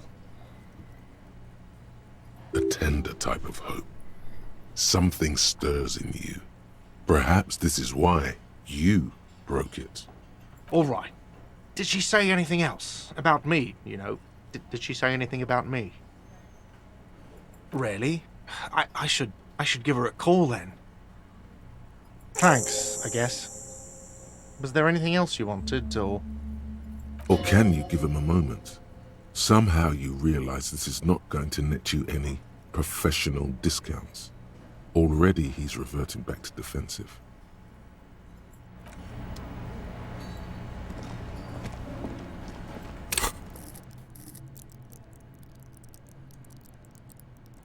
I kind of just want to put that last point into empathy. Just to see what it gets me.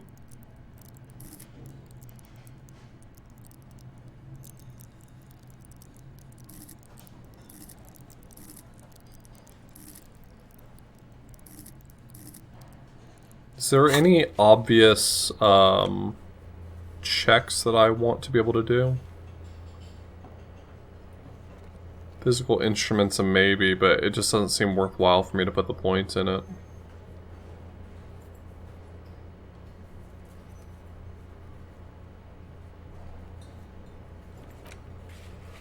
I wouldn't be opposed to putting another point into perception.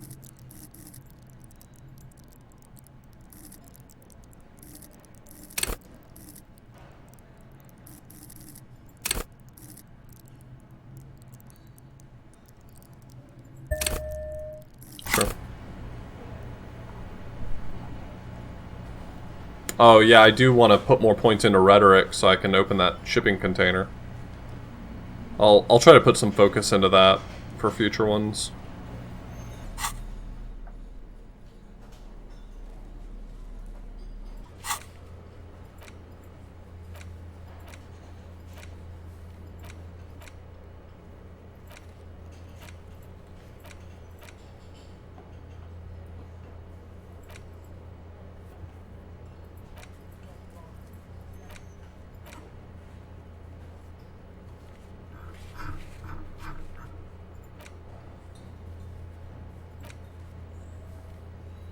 Oh.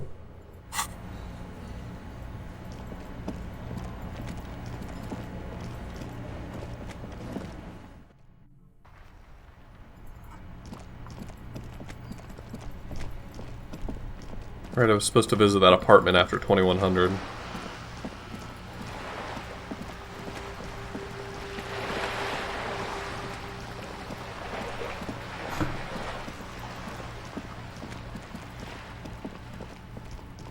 Just an ordinary wall.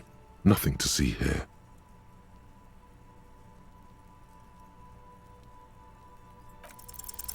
Yeah, why?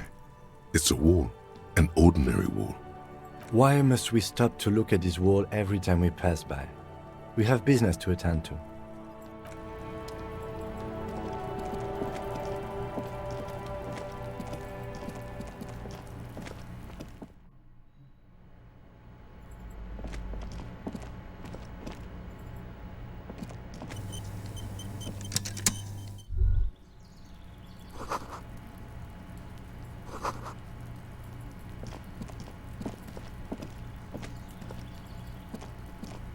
Yes?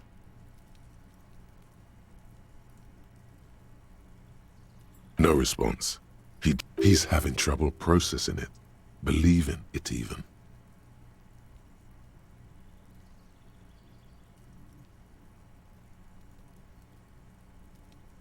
Have you tried concentrating on something other than your personal affairs?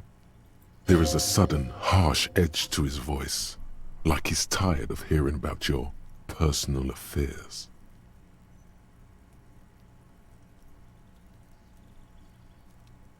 Not a fan. It's just the nature of lieutenancy.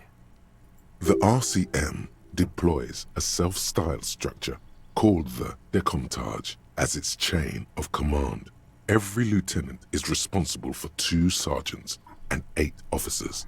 That means the average lieutenant has to deal with quite a few personal affairs. Even you know this. Try work. The case at hand. It can work miracles. Okay, Kim, that's -1 point again for you. Really? You look fine to me. This psychodrama is unbecoming of an officer. That's not very nice. Clearly, he prefers to think you're malingering. He cannot fathom that anyone could drink so much as to retroactively erase their entire life.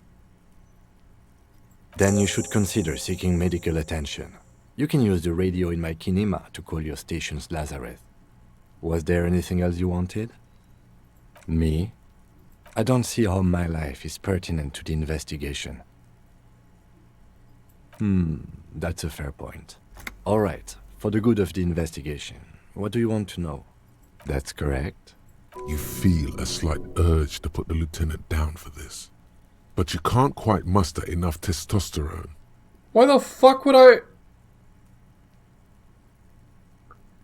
Why would I want to put him down? I'm glad I failed that. Fuck you. I guess you don't need glasses, then. That's because I'm half Seolite, or quarter. My father's father was from Seoul. So was my grandmother, but from my mother's side. It's not an interesting topic. It's a part of the world, officer. A geopolitical entity, and a geographic division. I told you it wouldn't be interesting. Seoul is a protectionist, isolationist, pan-Isolari state west of the Insulindian Isola. Actually, it's quite interesting. Some would even say mysterious. You're barking up the wrong tree. I don't speak a word of Seolite. I've never met either one of my grandparents, and I've never been to Seoul. I'm a regular Revacholière. A point of pride to him. He's glad to have shut down your question. No. Your brain sends the signal to your lips, but they refuse the order. Something is paralyzing them. You're pretty sure it has something to do with the lieutenant's eyebrow. It's like you're locked down. Something the matter, detective? What's going on? It's like you're a puppet in his hands.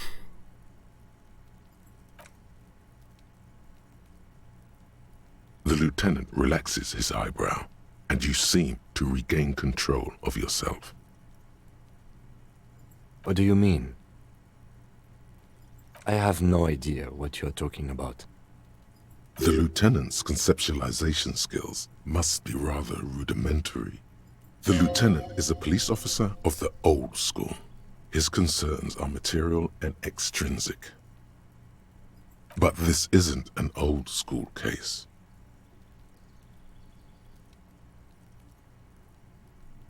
I can't say that it does, no. When I need to think, I just use my notebook. The lieutenant produces his small blue notebook and idly thumbs through a few pages. That's where his conversations with himself take place. We all have our different mediums. His is written. Good. Let's change the subject. What do you want to know? You mean like a brief? Do you want me to brief you again? There's no reason to wing anything. If you didn't get the brief, that's okay. I did. 3 days ago, during that time, the victim had been... Okay then. Was there... No, it's not a particularly mysterious case. The deceased is a security guard for a corporation involved in a labor dispute. It doesn't take a DeLorean polymath to put the pieces together. I just don't see the case getting more mysterious than that.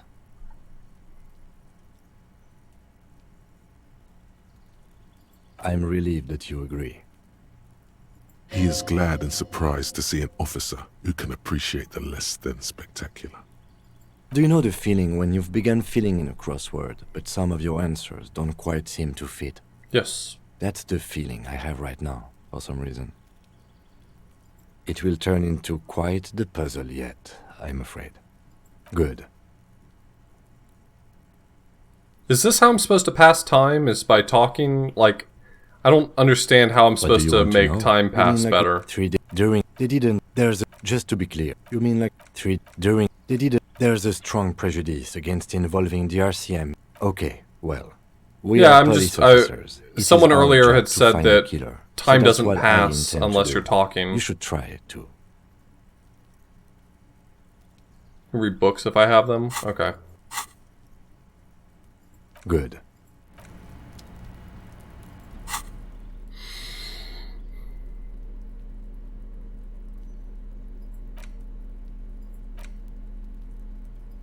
The face of King Freecell smiles at you, comrade, as you, but like only 4 issues. I've already read all please, this. You flip back to, it takes a moment. Why? It evokes a sense of, as you leave the main feature though, you flip back to the front. Did that pass the time at all? It didn't. None of what I interacted with there. The face of King Freecell smiles at you. For some reason, the smile now strikes you as more forced than it did before.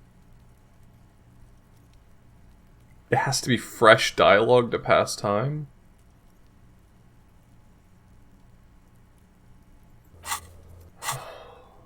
So what do you do if you just don't have anything that can pass time? I mean, I know that I do. I'm not saying I don't, but...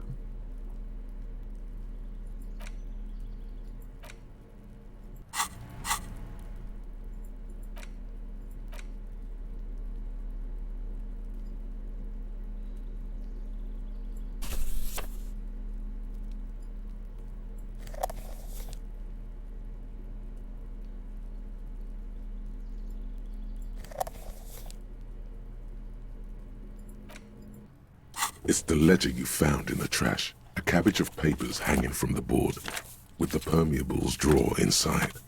It's barely held together by a clip, then made complete. Arson, petty theft, the notebook, judging by the creases on your forehead and the lines on your cheeks. 2. Yes, how very childish of you. It's a holdover from the early days of the RCM. Again, I pray his loved one. Rail spiked through the head. You don't exactly close. It takes about half an hour. AKA, Leslie will always take his pants off when he's drunk. Oh, that just shot the time forward. Always trash everything. It's just what they do. It is their nature. You cannot change the nature of a man, and you can't lock them away because public indecency and small-scale property damage are not punishable by incarceration. The only way for Leslie to stop flashing his genitals to bypassers and for Burke to stop dismantling signage and rear-view mirrors would be for them to stop drinking alcohol, which, in their 40s or 50s, it's hard to tell because of their distorted features, is a medical improbability on par with you ceasing to produce the expression. You would think that, but you're wrong. Where's the fun in exposing your genitals or breaking stuff in your own home? No. Leslie and Burke are on the corner of Main Street and Perdition, because that's where the action is. Can you keep yourself off the streets? Threatening fines, dragging them to the station, locking them up in the hellhole. It's plain to see from the files that you, Satellite Officer JV, and Special Consultant TH had more important cases to attend to. You uncover cross-reference to several ongoing investigations. Good, you're learning. If the files are to be trusted, that's all there is to it. That and Burke breaking things, and the fact that He must, in the process, he Trying came to- at us, trying to get out of can't this. Get out of his apartment, an invalid, which is also why the officer. Not much has changed. Jeez, that passed so much time. Holy shit, more than I wanted. Gendarmerie, you found me.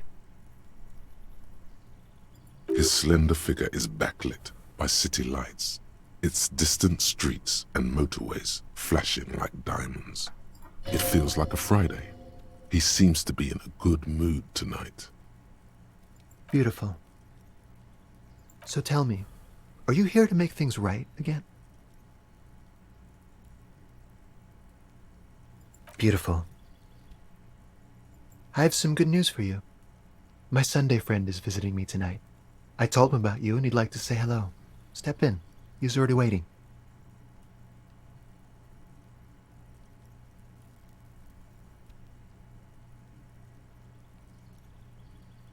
That's nice, but I don't have anything to tell you. It's my friend you're looking for, not me. He takes another drag of his unfiltered cigarette and looks around. It's getting dark and the neighboring windows have lit up, one by one. Downstairs, a cat crosses the yard, disappearing into the bush. Thank God I put those points into perception, otherwise I'd miss gems like that. Besides, I've got to run. He's going to leave you alone again. That's sad. Something tells you you're never going to talk to an individual this cool or mysterious ever again.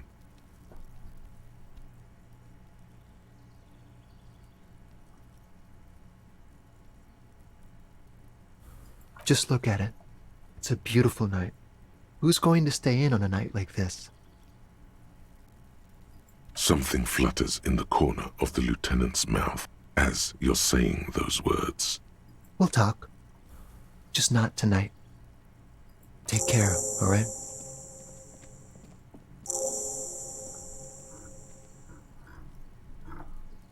And he's gone again. Looks like it's becoming a theme for him. Different, of course. Something so mysterious about the way he talks. Very. He's barely holding it together. It's all he can do to keep from bursting out in laughter. Come on, detective, let's go. We've got a potential witness to interview. His Sunday friend, remember?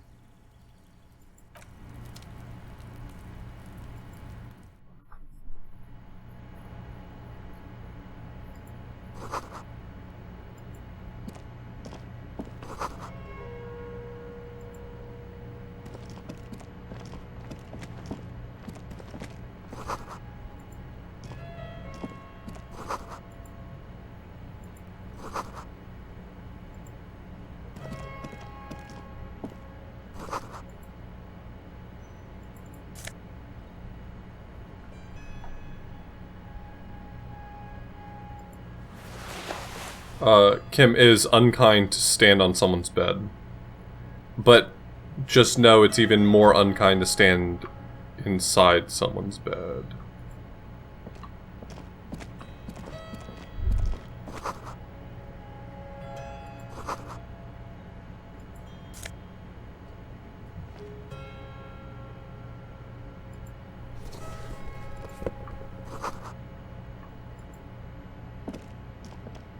Officers of the Revachol Citizens Militia.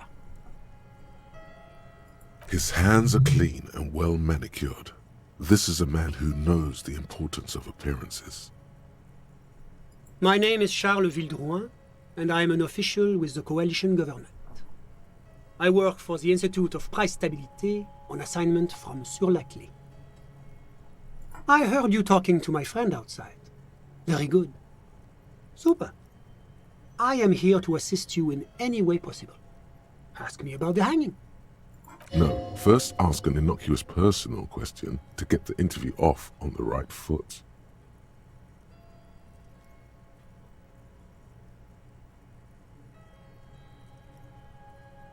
Oh, we got it from an atelier in the East Delta Commerce Center. Personally, I think it's a little culturally insensitive, but the material is great. Sadly, the shop is now out of business. That's really all I can tell you about it. The lieutenant takes out his notebook and nods to you to proceed. Ah, my friend. My friend is a good young man. His family immigrated here from Kedra, and life has not been easy for him. But he understands the importance of education. He has taken his future into his own hands, and that's all that matters. Sorry, who? But I told you, officer. He's a bright young man here to pursue his education. Education is the foundation of our future, especially the arts. It is a cornerstone of our civilization. Officer, you have to understand. I can't give you his personal information. I'm sure you have your own methods and databases, right? Please don't put me in this situation. He's deeply enmeshed in the study of the fine arts, yes. He's a truly free spirit. He likes all the arts. Perhaps graphic design, printmaking, who knows? The world is open wide for a talented youth like him. How did any of us become friends? Bad things happening on the Insulindian Isola? Oil platforms ablaze in the night? Civil wars lasting for years? Finally, the international community is forced to step in. Au contraire, it's how millions of people end up where they are, meeting the people they meet. It's how I came here, and my friend too. I'm just enjoying the view. Listen. A baby is crying in the neighboring apartment. No, listen. The Insulindian Bay. This place used to be a luxury accommodation before the revolution. Apartments, of course, were much bigger then. A few walls have been added here and there, leaving some of the tenants without a private bathroom or a kitchen. Okay. But the million real view stays. You can't take that away. My friend comes and goes. I'm sure you'll see him around. He's a busy bee. A busy bee? What an odd choice of words. I'm all ears, officer. I'm sorry to say I did, officer. Officer, it's very difficult to describe what I saw that night. It was so surreal to me, like in a play. He holds out his hands and blossoms his fingers, like a drama teacher setting the scene. What do you mean, like in a play? It was just so strange. I could barely comprehend what was happening. I was on the balcony when it happened, getting some fresh air. I remember that first they came in, carrying what looked like a body. And then I saw all the surrounding windows go dead, one by one. That's when I understood. I should not be seeing this. Sounds like the victim was unconscious, or at least incapacitated. Well done, detective. I couldn't tell you exactly. Less than 10. Maybe 8? Hey, that's the number I came up with. The lieutenant sends you a sharp look at the mention of that number. That's a giant you're describing. No, they were all quite human, as far as I could tell. Drummers? Why, no. But then, I don't know what a drummer is supposed to look like. I think we can drop the drummer angle. That was my bad. I went back inside. Were you able to see anything from inside? Officer, the yard was pitch black. There was nothing to see, but I could still hear their voices. They were threatening to kill that poor man. All men, I presume. But again, I couldn't see very clearly. I believe they were mostly white, though I believe I saw 2 Areopagites among them. And I am quite certain that one spoke with a Mesk accent. Well, that's the strangest part, officer. Nothing happened. It was oddly quiet for a public lynching. Eventually, their shouts died down, and that was all. There were no gunshots, no celebratory shouts, no anything. You're right, of course. That is what one is supposed to do in such circumstances. I was simply in shock. I'm afraid I don't have anything else to add. About what time was all this happening, approximately? All I can say is that it was late. My watch. Yes, now I remember. It was 30 minutes past midnight, give or take. No, I didn't see the corpse until the following day. Of course, anything I can do to assist the RCM. The Coalition is only looking out for the price stability. Inflation is a killer, like a heart disease blocking the normal circulation of the economy. It must be controlled. The economy impacts the entire international community, which is why it requires international oversight. Well, I'm renovating it. It is an interesting project. The building used to be a 12-story skyscraper before the cannons took the top 4 stories off. This, of course, happened when the Coalition forces landed here. You could say I'm undoing some of the material damage the international community caused when we arrived here. Yes, as I said before, I am a commissioner from Sur-la-Clé working for the Institute of Price Stabilité. This is one of the main projects of the Moral Inter.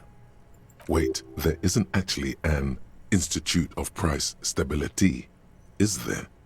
Or maybe there is. God, it's impossible to understand whether someone from the Moral Intern is joking or not. La communauté internationale is what Revacholians colloquially call the Coalition. In other words, the nations that stopped the disaster of the revolution. It is the most important thing. Oh, that clears everything up. It's the central goal of any sound monetary policy. Maintaining the price stability is essential to maintaining high levels of economic activity, which is essential for maintaining high levels of employment, which is essential for maintaining the social stability. Basically, it makes sure the price of bread doesn't change. Précisément. Too much inflation, bread becomes too expensive. Too much deflation, it becomes too cheap for bakers to produce. That's why the Institute of Price Stabilité works to keep inflation just below 2%. But not too far below, no. Too below is also bad. Below, but close to 2%. The Coalition believes in the importance of informing the public about the benefits of the price stability. Transparency is one of our principles. Would you like an informational pamphlet? Sure. A sound monetary policy is essential for addressing uncertainty. Stability is the raison d'être of the Moral Inter. It's the reason why I identify as a moralist. Is that how you pronounce that? Wow, French is wild. But oh, I don't have my leaflets on me today. That's too bad. You can always call our information line. Making information available is part of the Moral Intern's commitment to transparency. It's the international organization for moralists, hence Moralist International. The Institute of Price Stability is just one of its many mind babies, as is the Coalition.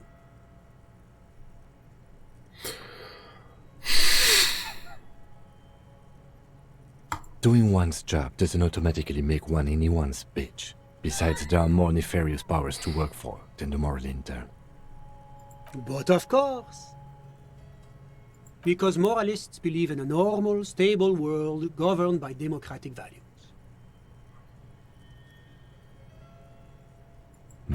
Me? You've managed to catch the lieutenant off guard, but only for a moment. He quickly recomposes himself.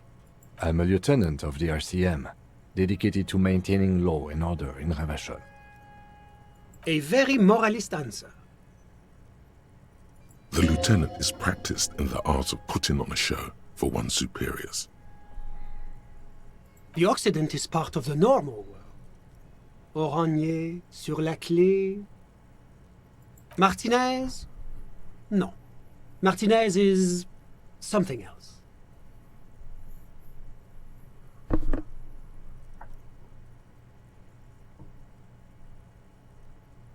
Rivachol is generally difficult.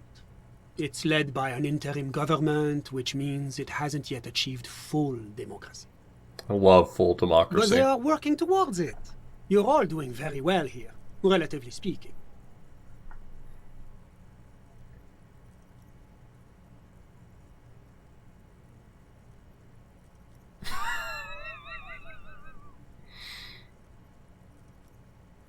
It's like every time I'm talking to people, I'm choosing option D, none of the above. Is that moralism? Of course, the detective's personal views do not represent the views of the RCM. Ah, my friend. But the lesson of the revolution is that communism does not work. Is that the lesson? Ah, yes, the unattainable ideal. Never settle for less. Good luck with that, my friend. Now, enough of this delightful political interlude. Was there anything else you wanted to ask? What's there to say? Sur-la-Clé is a modern, urbanized country that measures very high on the Human Development and Freedom Index. Mostly, though, it's known as the executive heart of EPIS. Ugh. Moreover, it is a great sponsor of less emerged countries. Revachol is only one of its many darlings whose progress it supports and cherishes. Darlings? That can't be an official designation. Because a great percentage of Revachol's culture hails from Sur-la-Clé. Its language, its people, its cuisine even. Or at least in the downtown La Delta area. Jamrock and other parts of the international zone have been mercifully spared of Sur-la-Clé's love for meatballs and mashed potatoes. Oranje is an exemplary nation who, as a core member of EPIS, contributes 28% of our annual budget. Next to Sur-la-Clé, Oranje is probably the most prominent member of the international community.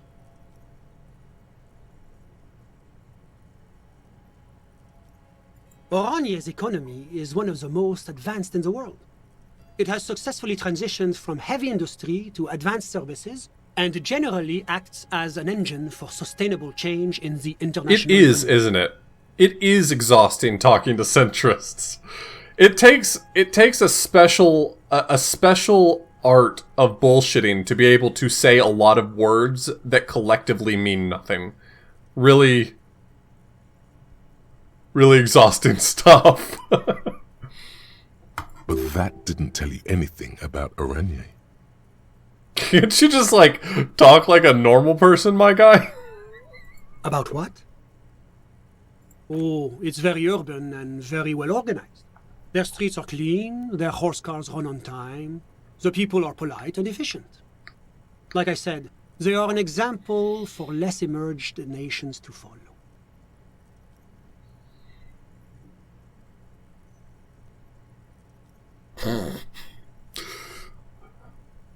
Whatever you wish. When I walked into this conversation and someone in chat instantly said the worst guy in the game, I thought that's very funny. I look forward to this.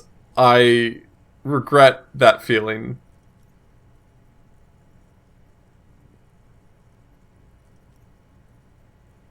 A moment, officer.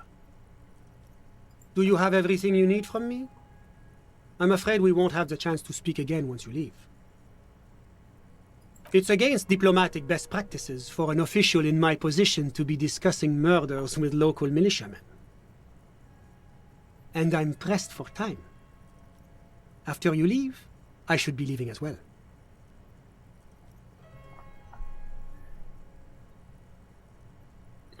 You know, the thing about it is that, like, it's easy to say that this guy isn't all that bad because there's characters like Measurehead and Kuno, but at least those guys are willing to tell you with their whole chest right to your face that they suck. It's very different to have someone who sucks try to tell you how good they are. And I think to some ways of thinking, Perhaps worse. I don't know. It feels hard to say that anything's worse than race science and slurs, but it's differently bad in a pointed way that isn't strikingly less bad.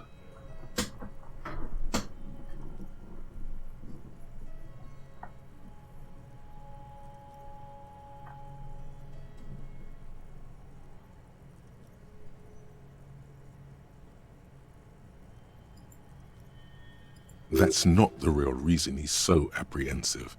Men in his position shouldn't be seen loitering around in underprivileged young men's apartments in the middle of the night. Sure, go ahead. It's a beautiful space. Let me know if you have any further questions. Should I have any further questions?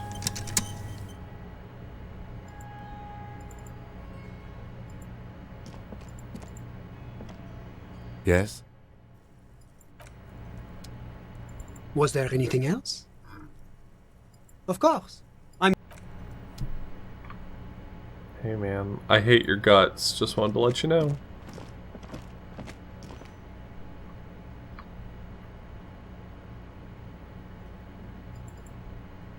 Yeah, I don't see anything else to interact with or anything else to say.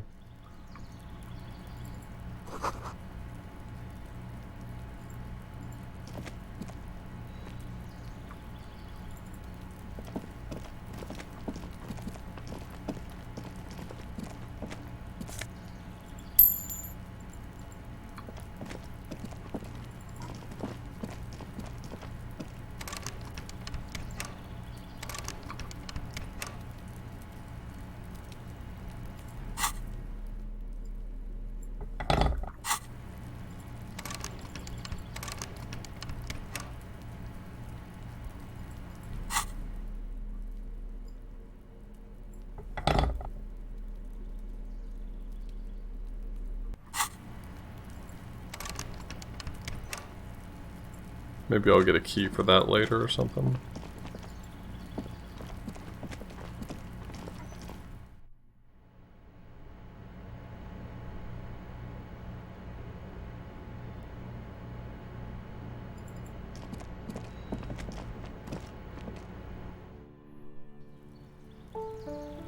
We are the nihilists. We believe in nothing.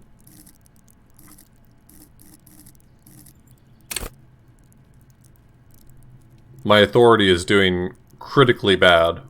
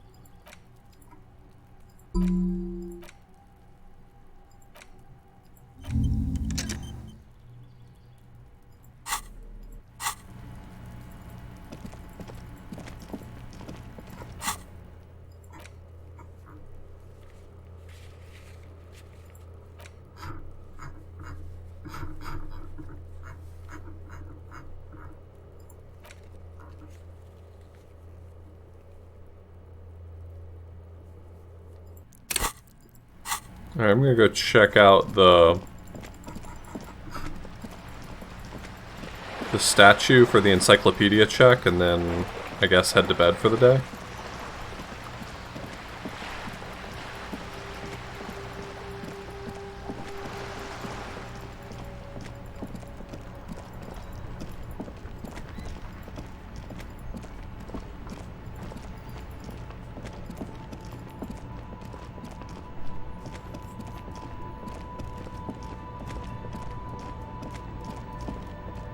An old monument stands in the middle of the traffic island, pointing toward the sea. Even by the standards of the Philippian kings, old sumptuous Philip was known for his profligacy. Well, he blew through the whole national treasury, starting the decline of one of the penultimate century's greatest superpowers, the suzerain of Revachol. That's Seventh Circle stuff. His own maladministration foreshadowed the fall of the monarchy during the anti-centennial revolution, an end to his family line and the monarchy on the Insulindian Isola. Stories have it that he had his bedroom converted into a treasure chamber where he stored unfathomable wealth, Krugerrands, bars of gold, ornate weaponry, armor, and various chalices. He called it the Sol Aurum. It was obscene. There were whispers he slept on a huge pile of gold-dipped feathers, Bone Snail, thanks so much like for the some resub. obese dragon, instead of a bed like a normal person.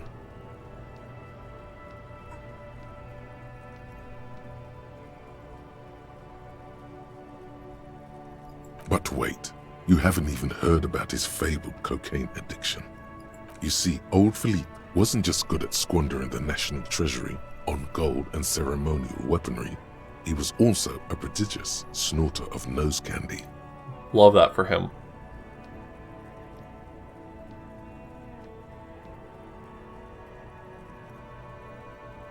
That's what the revolutionaries said 150 years later, right before they emptied out the royal mausoleum and dumped His Majesty's mortal remains in the Insulindian Bay. So maybe it wasn't true? His Majesty's courtiers said it helped him connect with the higher realms. Beneath the cold waters of the Insulindian Bay, thrown there by the revolutionaries after they cleaned out the royal mausoleum. The original was blown apart by communards, then further damaged during the landing of the coalition's airships during the turn-of-the-century revolution, when Martinez was leveled. Most historians think the coalition's hasty landing may have ultimately saved the statue. If the communards had more time, they would have reduced it up to even finer pieces. Some years ago, a group of liberal, artistically inclined individuals, designers mostly, thought it would be ironic to restore the statue of the most wasteful ruler of Revachol in the poorest part of the city. The statue is supposed to capture the moment it was blown apart, like an instant frozen in time, a rare butterfly trapped in amber, floating on a sea of shit. I really don't get art. People in Martinez tend to disagree, as do many prominent art critics and thought leaders with more nuanced social awareness than the young ironists. Philip III, the squanderer, however, with his bronze face up in the air, doesn't seem concerned about what the hoi polloi think of him in death. Not that he ever did in life either.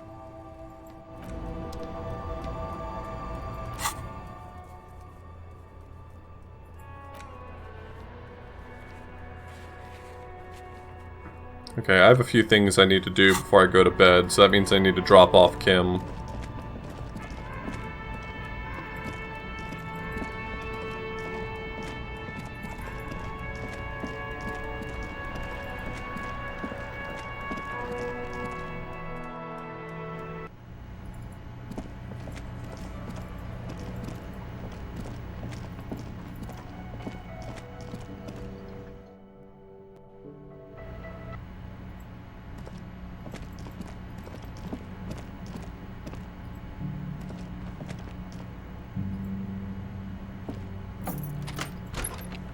Yes?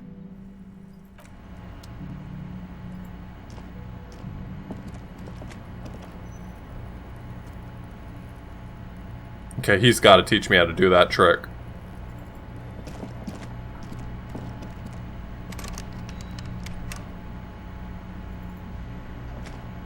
A mirror hangs on the bathroom wall. It's barely covered in steam anymore. It's your face in the mirror, adorned with the expression.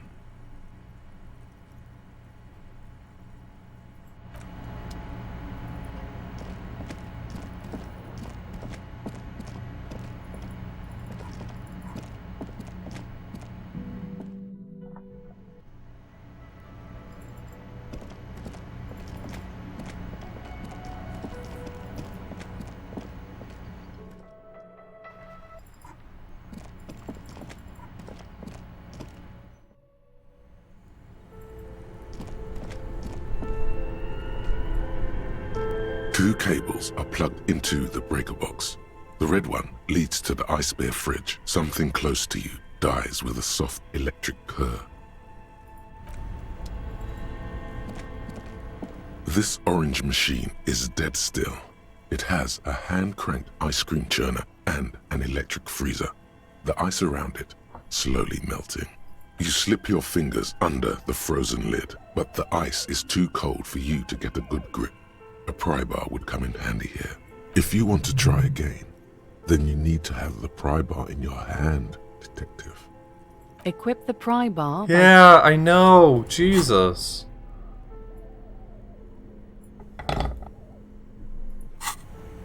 This orange machine is dead still. It has a hand-cranked ice cream churner and an electric freezer. The ice around it slowly melting. Pry bar not strong enough.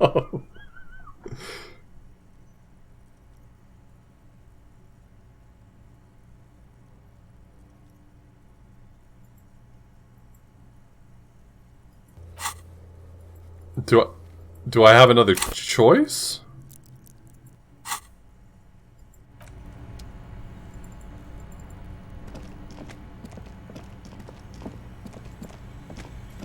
Maybe if I leave it overnight. The bear's eyes are still glowing red. The body is reluctant to let go of the boots, as though it were its last bit of dignity. Whatever you're planning to do, you need to do it before you catch pneumonia in the cold draft. It's not completely useless. You're able to reveal a little more of the putrid polymer sock beneath the boot. It's not completely useless. It feels like the leg is going to come off along with the boot, but you're able to get the boot to move a centimeter or two. See? The corpse doesn't care if you try to take his boots. He doesn't need them. He's probably glad to get rid of them. He's too heavy to move by yourself. A great mass of dead muscles, with hoarfrost covering his milky eyes. This is the right method. It takes some time, but eventually the boots come off, with nasty slices of polymer sock stuck to even bigger pieces of skin and rotting flesh. Not good. Let's pin this on the bear. The ice bear tore up his legs with its claws. As for the boots, you can't possibly do anything with them until you've cleaned and disinfected them thoroughly. Yes, these absolutely need to be washed before. The stink is incredible. Didn't the Whirling have a kitchen?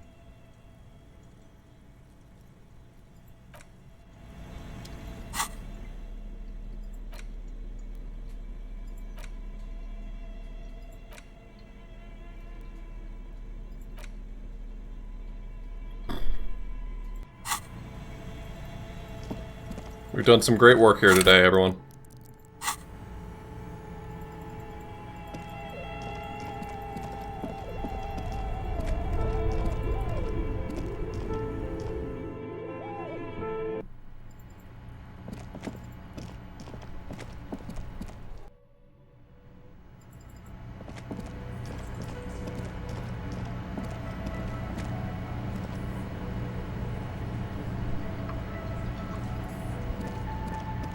This industrial gas-powered stove has been used to prepare food for many hungry hostel guests.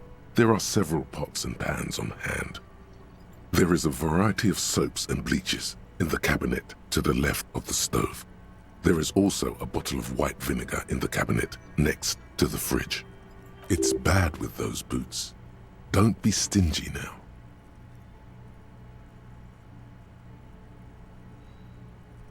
The bottom of the pot fills with shiny white goo. All right now, chef. Light up the stove and boil them. A commercial pot draws your attention. It's very large, gigantic even. It could be used to make enough stew to feed an entire city, and also to boil a putrid pair of death boots. The soap bubbles over the rim of the pot. The water slowly comes to a boil. Strips of polymer fabric and human tissue separate from the lining of the boots. They float to the bubbling surface. A 2-course dinner of rotten flesh and hardened ceramic. The boots look cleaner and cleaner. Those bits of human flesh are beginning to look cooked. You can smell it too, just like beef stew. That's it, chef. The boots are as clean as they're going to get. Steam, dense with the smell of strange meat, disappears into the vent above the stove. The boots look clean, but still smell funky. Feels like you should have used vinegar too. The strong vinegar odor forces you to take a few steps back from the stove. The whole kitchen now smells like white vinegar, but maybe your boots won't smell like a corpse. A pair of real beauties. The boots are shiny, hot, and reek of vinegar. Just perfect. Cool.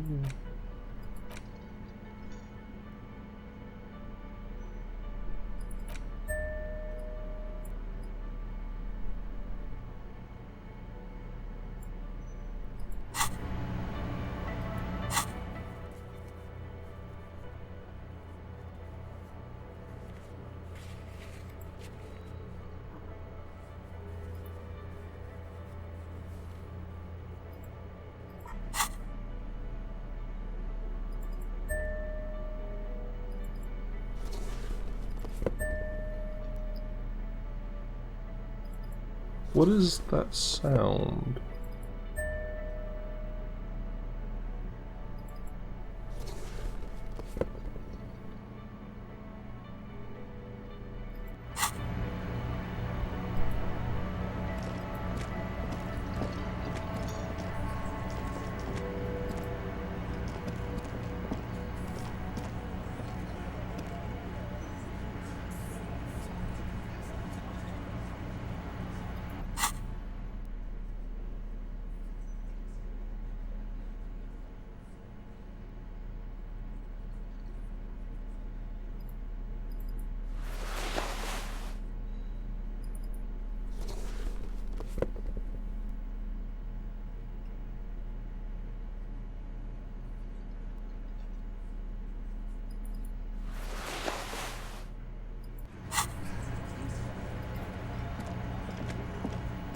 Oh, you think so? That's maybe true.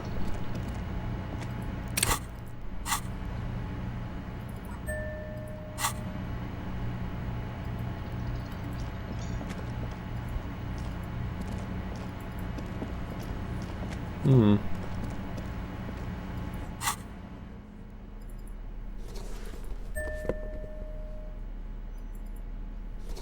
Weird.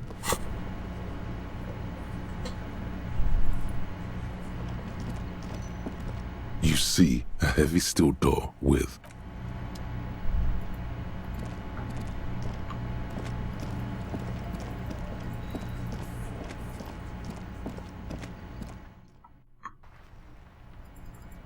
Well, it's not the standard equip sound, but it might it seems like it's possibly just the equip sound for that item.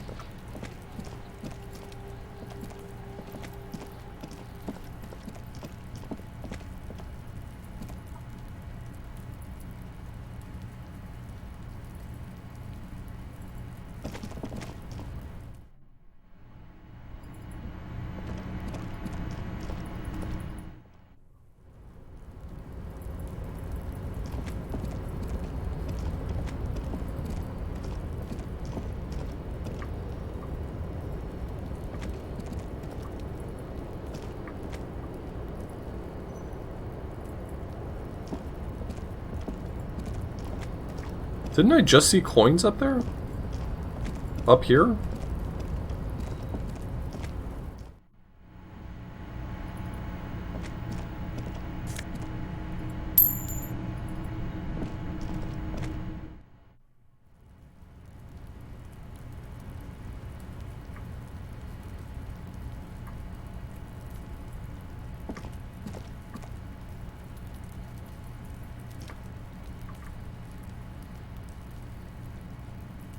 Yeah, there's coins there.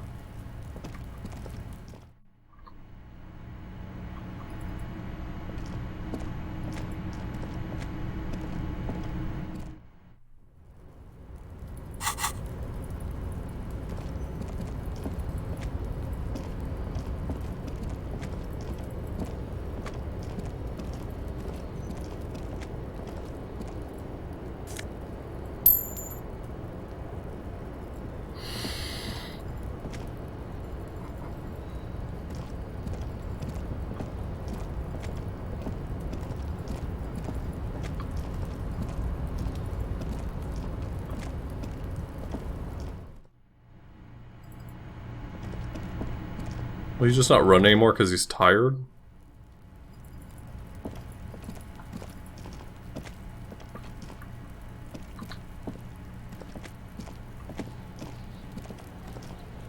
I can't seem to run.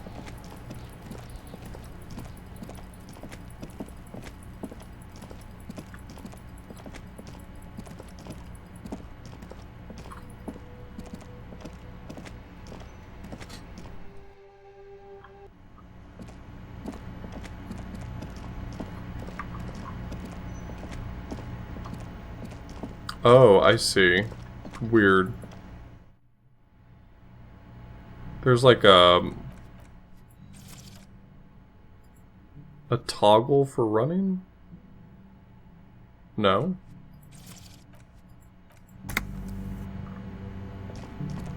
Apparently if you turn on caps lock, like my run button is shift, and pressing caps lock makes me auto run, which is not usually the way that kind of thing works, but interesting.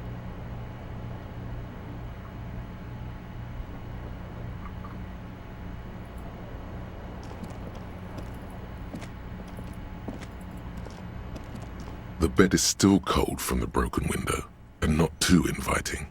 But it's yours. You've earned it. Yeah, I might have is still toggled it in some way. Blowing in from the broken window. The mattress creaks as you close your eyes and try your hardest to fall asleep.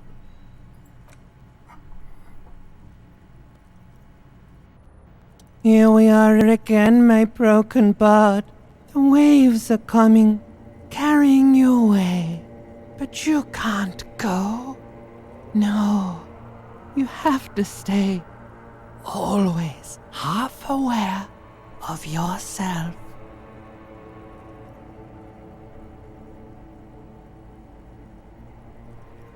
You're not cooperating, brother man.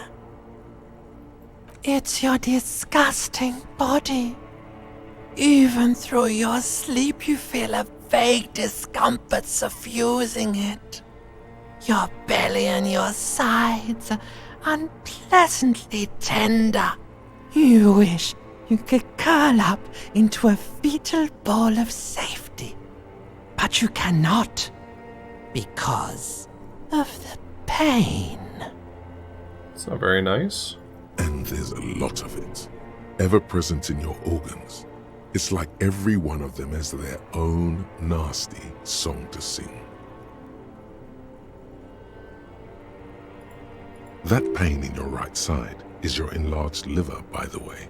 As for your kidneys, you've really been compounding the damage lately. Every cell in your body is moaning in agony, asking, what did we ever do to you?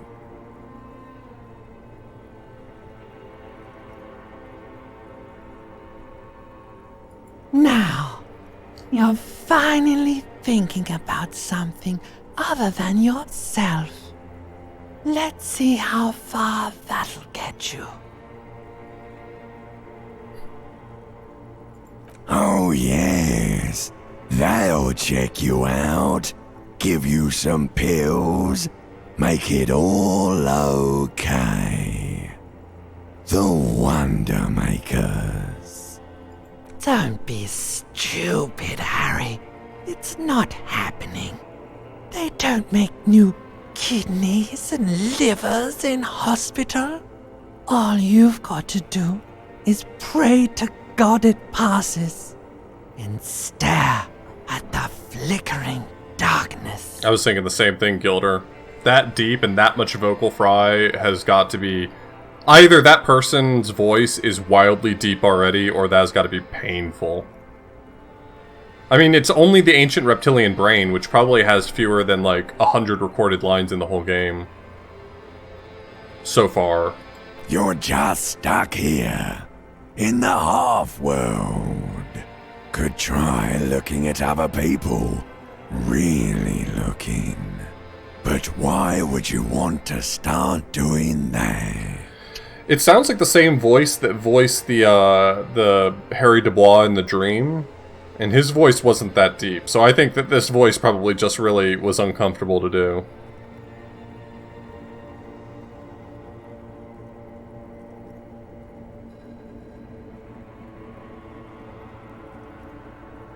Sure you do. They're all so friendly, aren't they? At least they're interesting.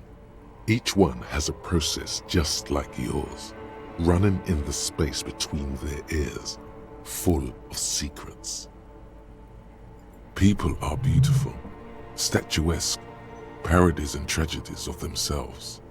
A great democracy of creatures. What do you think you're doing right now? Coming to some greater awareness? Look at all these lights, blinking in and out of existence. Thoughts! You're just pretending that you're asleep, even to yourself, while the world goes on without you. Let it. Let it. But it never seems to let you go, does it?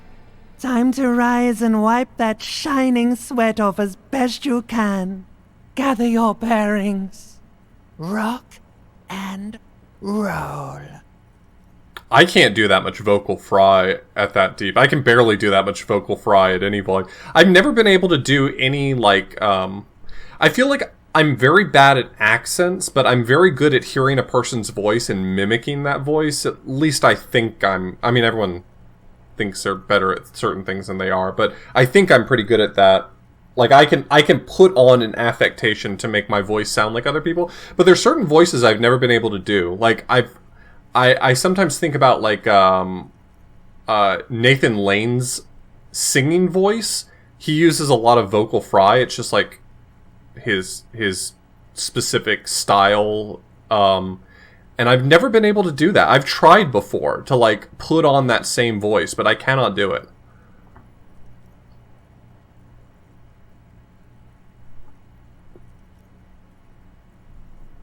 Put on your prettiest face for the masses.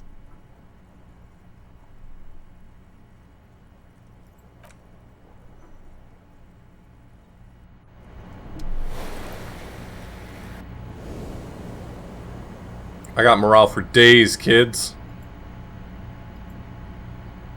I'm a morale beast.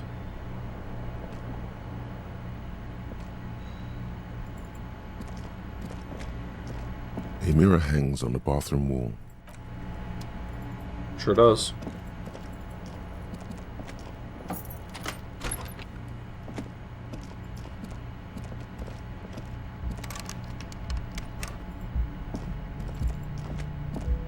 The door is closed. Still no answer. This door can only be opened with a key or from the inside. Still nothing.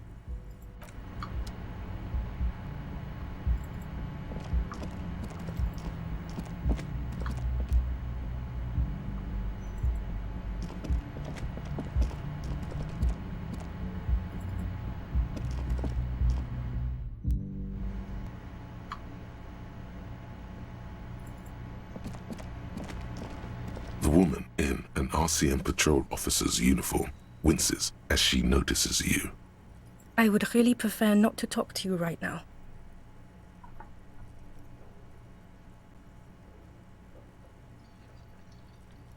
Yes, I am.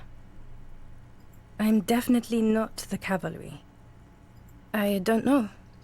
I mean, why would I want to talk to you? No, you haven't wronged me. It's okay. Something changes in her. It's pity. Pity comes over her. Okay, fine. Let's talk. What did you want?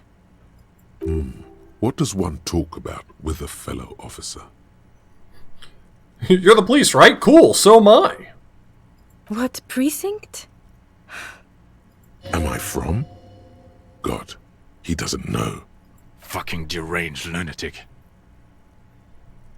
You're getting an intellectually unsatisfying vibe from this conversation. Maybe you're doing something wrong. I don't know what to say. Don't say anything, Judith. I'm just looking out for... You? No one. I'm just a man with sunglasses. And you are? I just want to do my job, that's all. Something about the man with sunglasses and you, the energy between you two, is making her uncomfortable. You look like shit. And I don't mean that as a metaphor.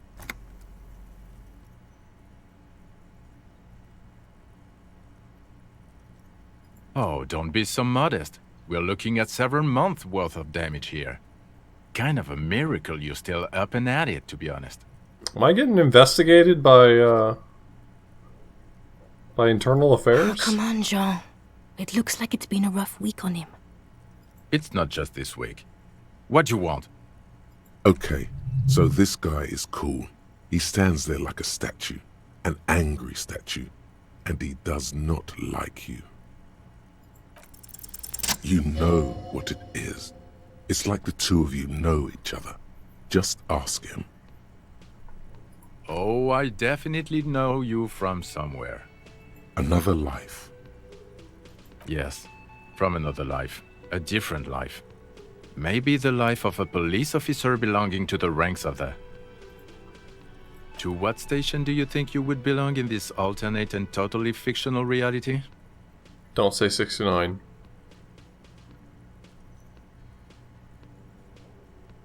I think even in this fictional reality, the 57th would still be my station. My condolences. Go ahead. Have another guess. Okay. That's plausible. That's entirely plausible. Now we're really getting somewhere. Somewhere good.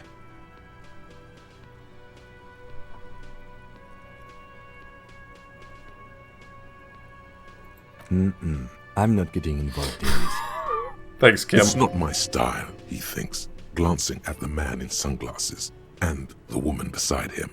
Oh boy, they're mad at him. No wonder. He just doesn't recognize them. Okay.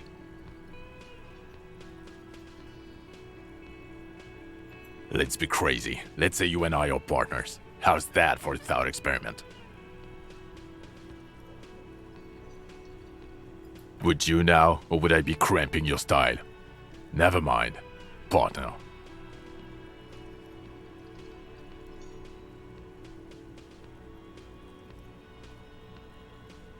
I'm not your partner. This union is temporary. A little premonition for you, Lieutenant. Sooner or later, probably sooner, your new friend tells you he doesn't need you. He will then suggest you should fuck off. When that happens, I suggest you take his advice. The lieutenant merely bows his head in response.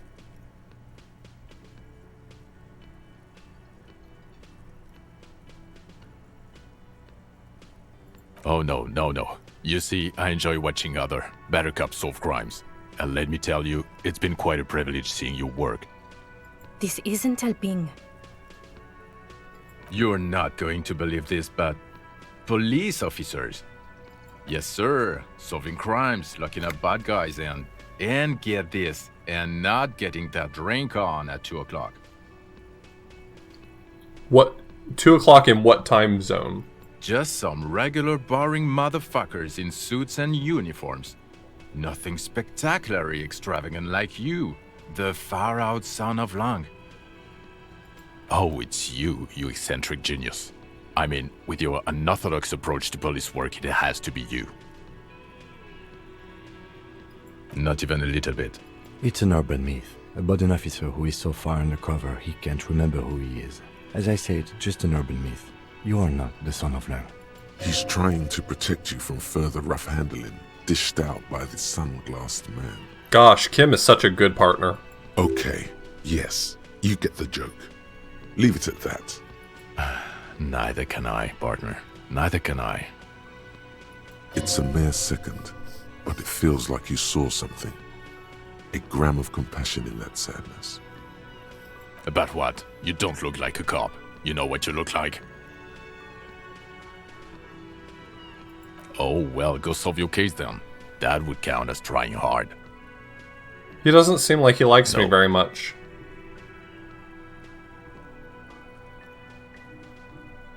Cause it's not my job. Why don't you go and fucking do yours and solve this damn hanging? Actually, I don't want to hear you say things. Come on, Jean. Okay, say things. I want to hear you say things. Suddenly, out of nowhere, case-related things start popping up in your head. So, do you know who hanged him? Yeah, I can see that. I don't know. Why are you? It's like you felt it would be intellectually stimulating and would lead somewhere. A custom even? Strange. Oh my god, there's more. You want— Watch out for yourself, loser. That voice, so very familiar. Did you hear it when calling to your station and reporting your badge missing? Oh really? I wonder where. That's the where you remember me from?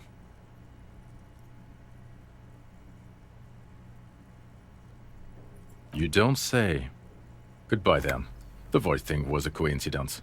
Run along, asshole. That guy wasn't very nice. Okay, the man with the sunglasses and his hypothetical Station 41. Weird, right? There's something missing here. Something you can't put our finger on. You know what? Just ask him. I know it sounds crazy, and you'll probably get laughed at. So he was a former partner, and I shunned him. Got yes, it. just Or cross it off the list. I told him I didn't need It's him. probably not true, though. Again? He might be wearing a disguise. I'm going to say no. Just to see what you'll say to that. What'd you say? Okay? Jean, he said okay. Give it a rest. Okay, I was clearly wrong. He is a firefighter, male nurse, animal control agent, something of that kind. Not a cop. Go on with your cop work. Don't let me stop you again. Yes, it's a hobby of mine. As if waiting for some kind of reaction or response. Something to click. It's not happening, though. Who is this guy?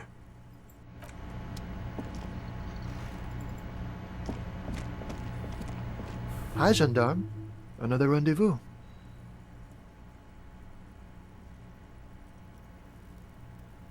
Hello, hello. So what brings you here?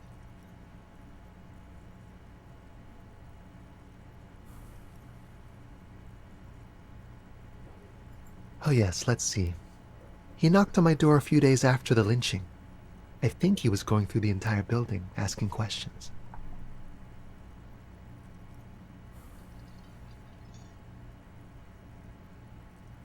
Oh, let me think. He had an accent. He sounded like one of those mercenaries. He sounded vaguely Oranese. No, not vaguely, scratch that. He sounded definitely Oranese. Yes, but he was speaking to someone on his earpiece. Just reporting back whatever I was telling him. Muscular, handsome, strong, like one of those military types. Nothing, that I didn't see anything. What friend? No, I don't think it came up. Sure. Anything else on your mind? You did? And how did you like him?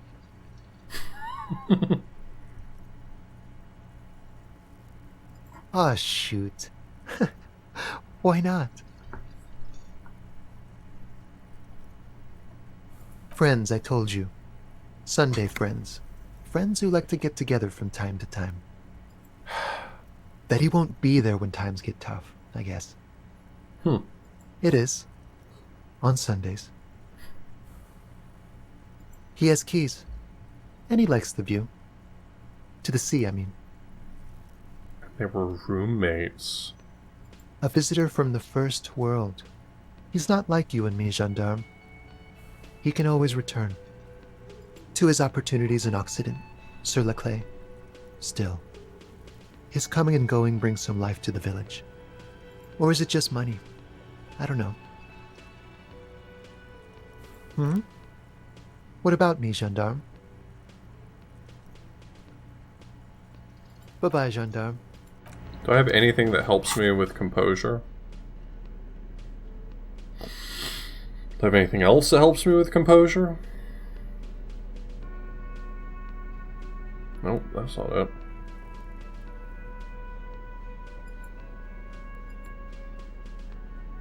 Looks like this is gonna be the best it's gonna get. gendarme.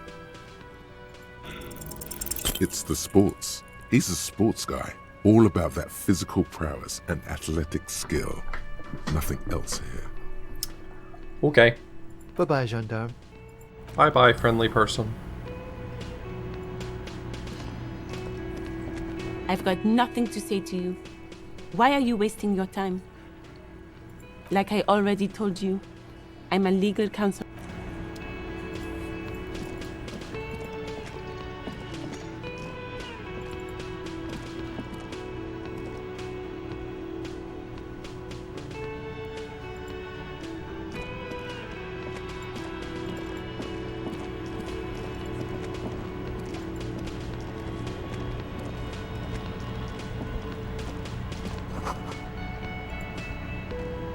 The man ponders his cooking utensil. Stay masculine, my friend. Can I help you?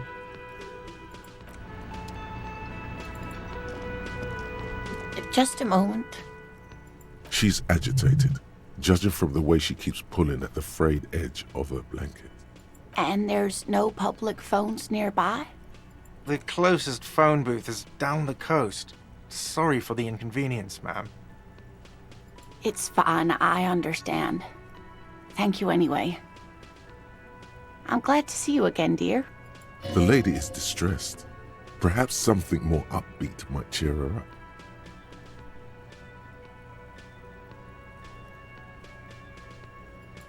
Please don't trouble yourself about me, sweetie. I was just hoping to make a call, but the Whirling's phone line isn't working. I just got an achievement, the sorriest cop on Earth.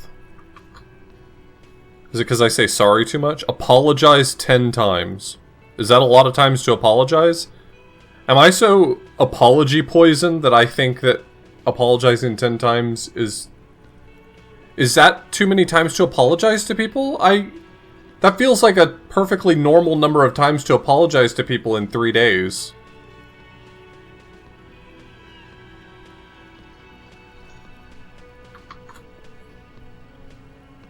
The union office probably has a phone, but I can't really get there.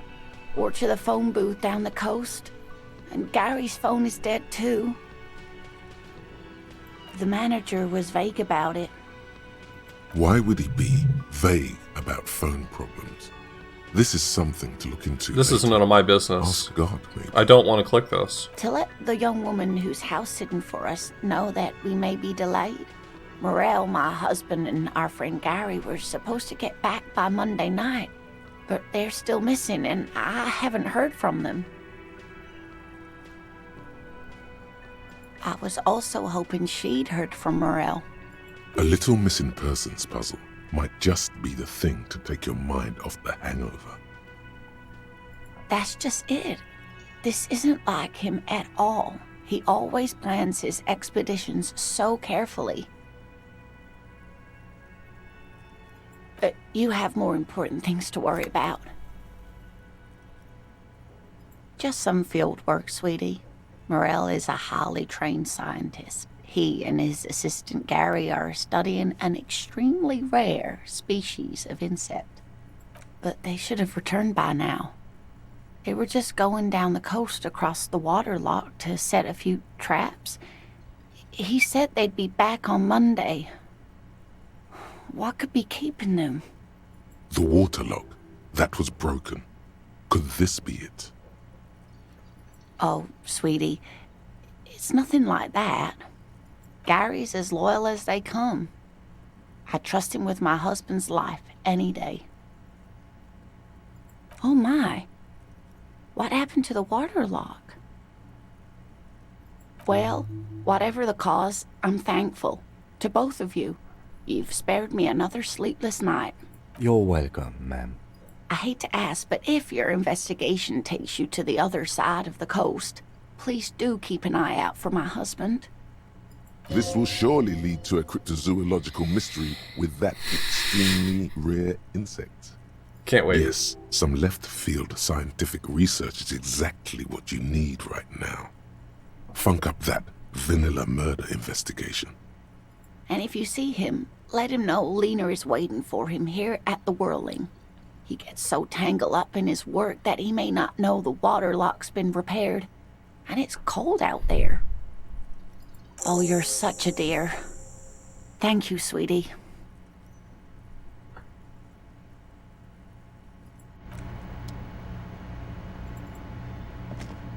Can I help you?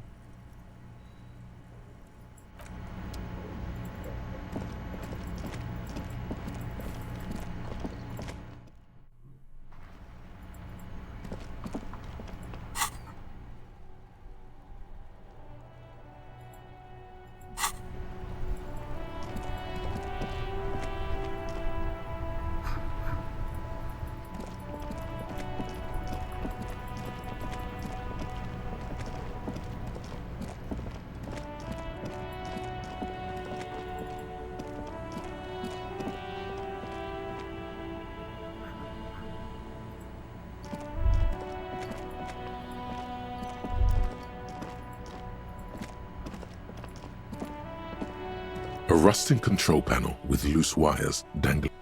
You grab the handle and pull the lever up. As soon as the metal connects against the contact pins, you hear a loud clunk. Then, the water lock starts moving.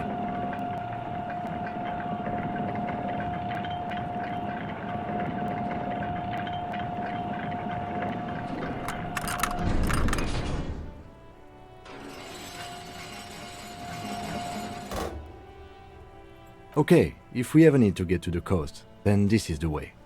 But please, contain your wanderlust for now. I don't want us to get sidetracked, not with everything that's going on. Focus on one thing, achieve it, then the next, he thinks. That's the task chain.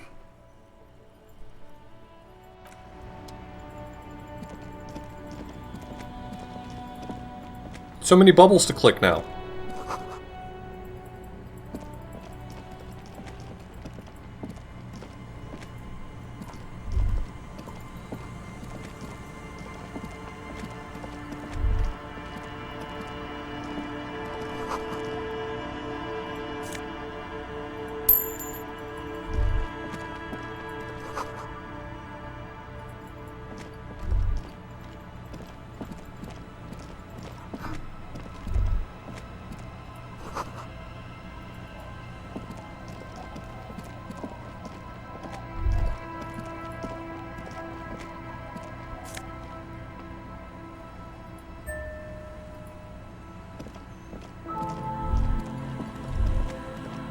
A banged-up motor carriage lies half-submerged in the icy water, slowly sinking into the Insulindian Ocean. Only the cabin top, rear wheels, and the engine remain visible. It must be cold and lonely down there, in the icy water. My guess is it started its journey from the plaza, where it backed through the fence. I agree. We should definitely investigate. You get a sudden, sinking feeling. Stomach acid comes up as you look at the motor carriage in the deep, dark, cold water. The motor carriage is properly stuck in the ice. Getting it out would require a team of specialists. The logo is too deep in the murky water. You can't make it out, but you do see a monkfish float by. The ice hasn't closed around the vehicle yet. My guess is it's been here since last Saturday or Sunday. Let's wait for the low tide and see what's inside. Great idea. Then we can get the things inside. The joyrider must have left something good inside. Guns, papers, maybe a cool jacket. A joyrider jacket. A joyrider jacket. You feel a strange connection to this joyrider. Maybe he's from some kind of joyriders district and likes blue and white racing livery, like a cop would. I don't know. An hour or two, tops?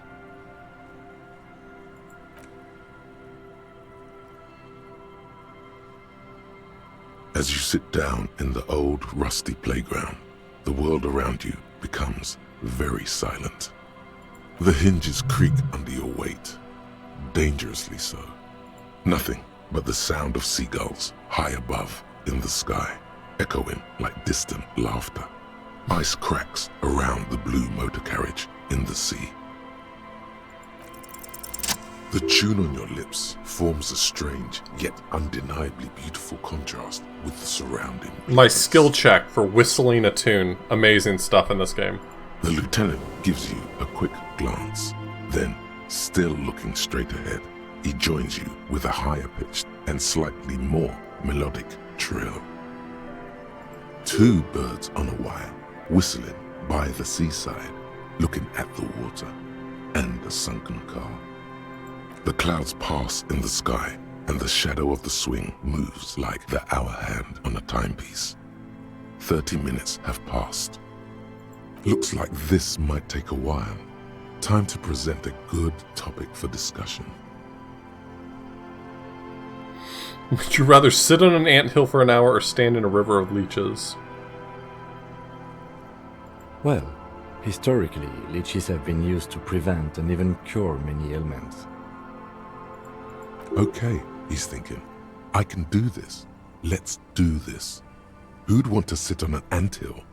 There are no therapeutic benefits to, well, napalm ants, for example, are used in some rites of passage rituals. Clouds on the horizon grow darker, and the shadow of the swing set keeps climbing. You hear the distant rumble of the city. 30 minutes pass. God, I hope so.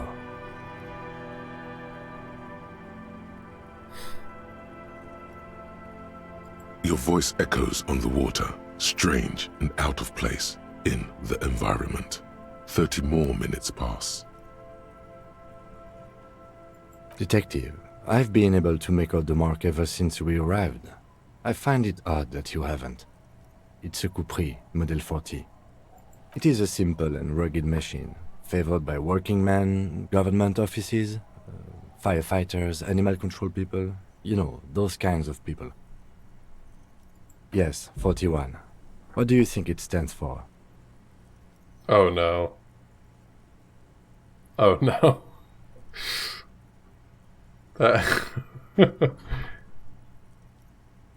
Oofda. It's as if he knows what it stands for, but wants you to say it. It's pedagogical. Does he know something about the driver of this vehicle?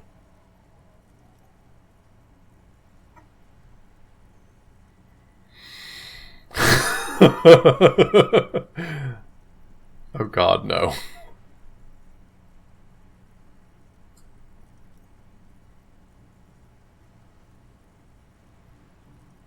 I'm sorry, Harry. I'm so sorry. 41. Precinct 41. A massive pit opens up in your stomach, and the most terrible feeling comes over you. No. Just nope. Say no to this, Harry.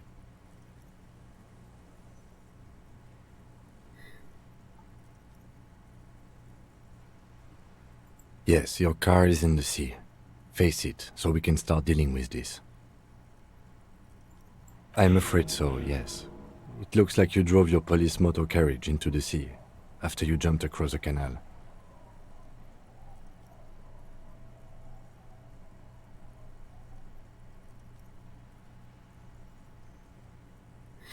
The lieutenant adjusts his glasses and doesn't say anything.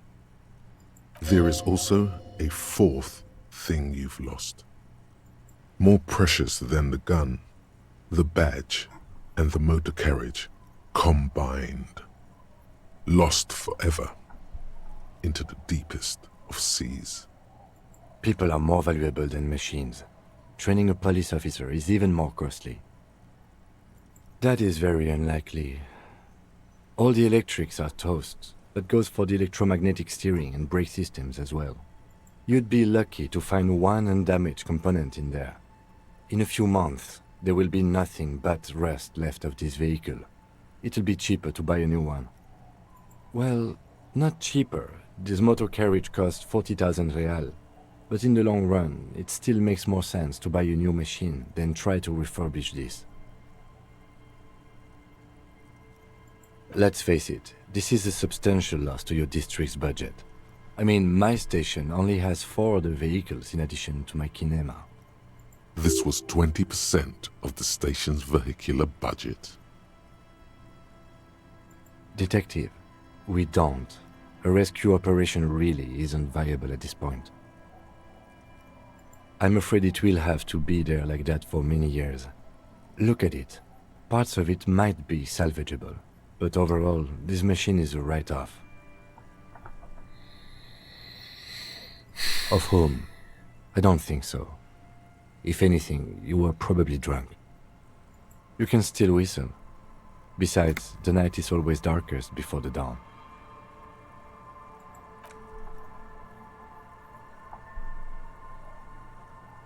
Yes, let's go take a look. Well, we apprehended the traffic hooligan, it seems. There's my badge and my commander's jacket.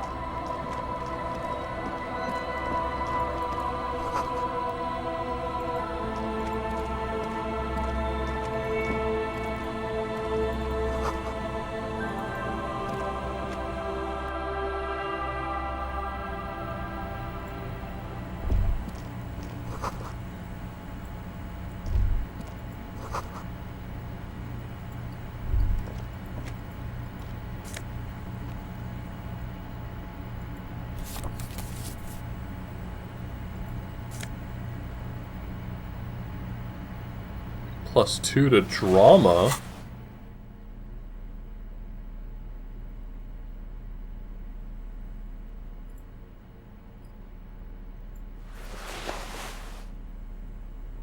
Absolutely.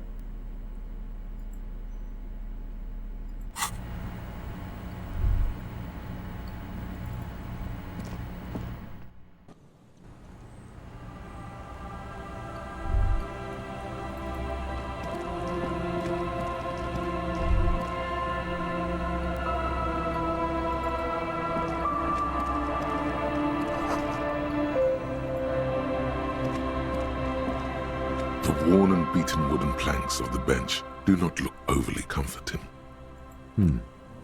We can sit on benches. You can revisit the bench. Yeah, I know. Hey, there's a guy over there. We'll talk to him in a second.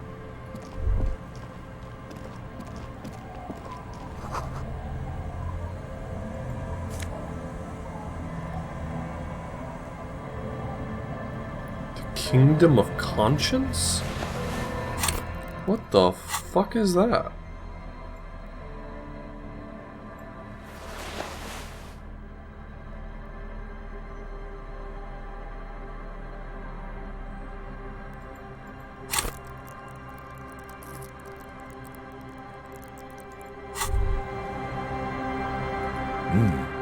These are some wonderfully regular pants.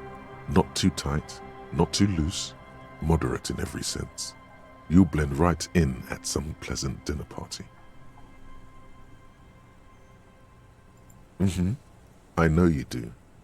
These inter-Isolari pants are like wearing a perfect compromise in your nether regions. No one will call the moral intern on you like this, that's for sure. You're a little more moralist now, buddy. A little more normal, even if you didn't want to be. Makes sense? This is what wearing boring office trousers does to you.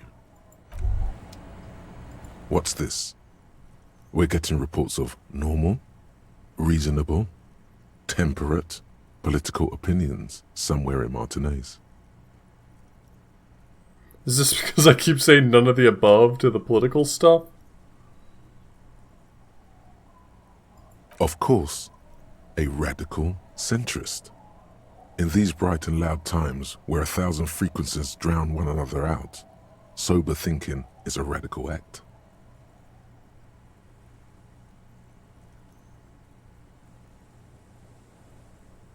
It's time to become a citizen of the Kingdom of Conscience. It is not a place. It is a moment in time that can only arise in the right circumstances. In all of human history, it's only been achieved a handful of times. Incrementally. History's greatest catastrophes have been brought about by people trying to make the world a better place too quickly.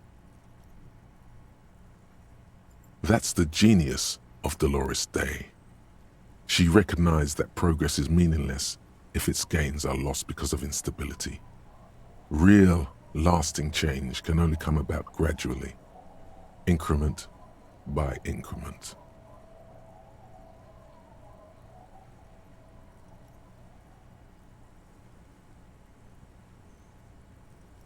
Tisk tisk, just because you live in the present doesn't mean you have the right to place your needs above the needs of the future. I'm angry at every voice in my head right now. You may never live to see the Kingdom of Conscience. Your children may not. Even your grandchildren might not. But that's no excuse not to keep working. What rationality? Yeah, it's truly beautiful. What sang-froid? I don't know what sang-froid means. Blood something.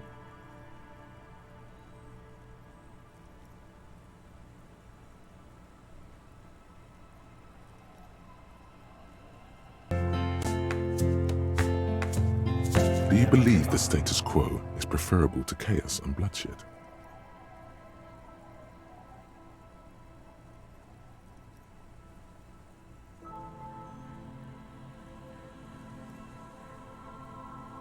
Then you've never lived through real chaos. Sometimes, in the face of great disaster, defending the status quo is progress. Cog, thank you so much for the resub. The kingdom is difficult to comprehend, and even more difficult to describe. Partly because humanity will need to discard many of the categories that define and limit it today. The Kingdom of Conscience is post-capitalist, post-national.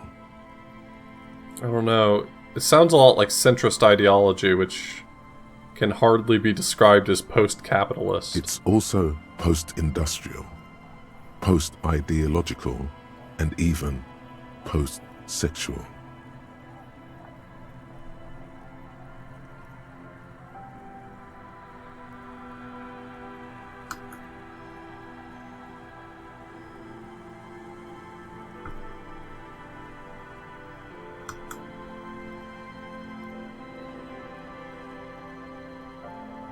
What you want is immaterial. The Kingdom of Conscience is coming, whether you like it or not. Only very slowly. Do I get to keep the pants, though? That's important to me.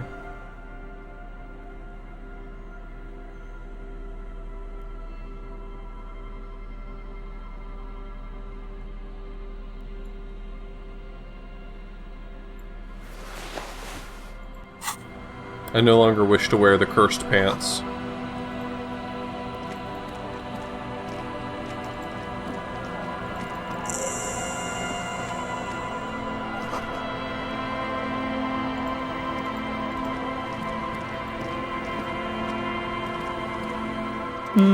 You're not sure about the melody, but it might be South Samaran, possibly Sigayan, also known as the apricot Sujunti. Welcome to the fishing village. Please lean in closer. I have cataracts. Then how does she know you're here? Oh, welcome, police officer. We don't cause any trouble around here. And we don't want any trouble either. We are not here to cause any trouble, madame.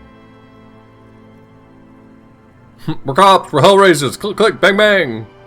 Oh, of course. Last time we saw you around here was 12 years ago. You also came to take care of trouble then. Wish you did. But still, in Martinez, you're considered an ill omen.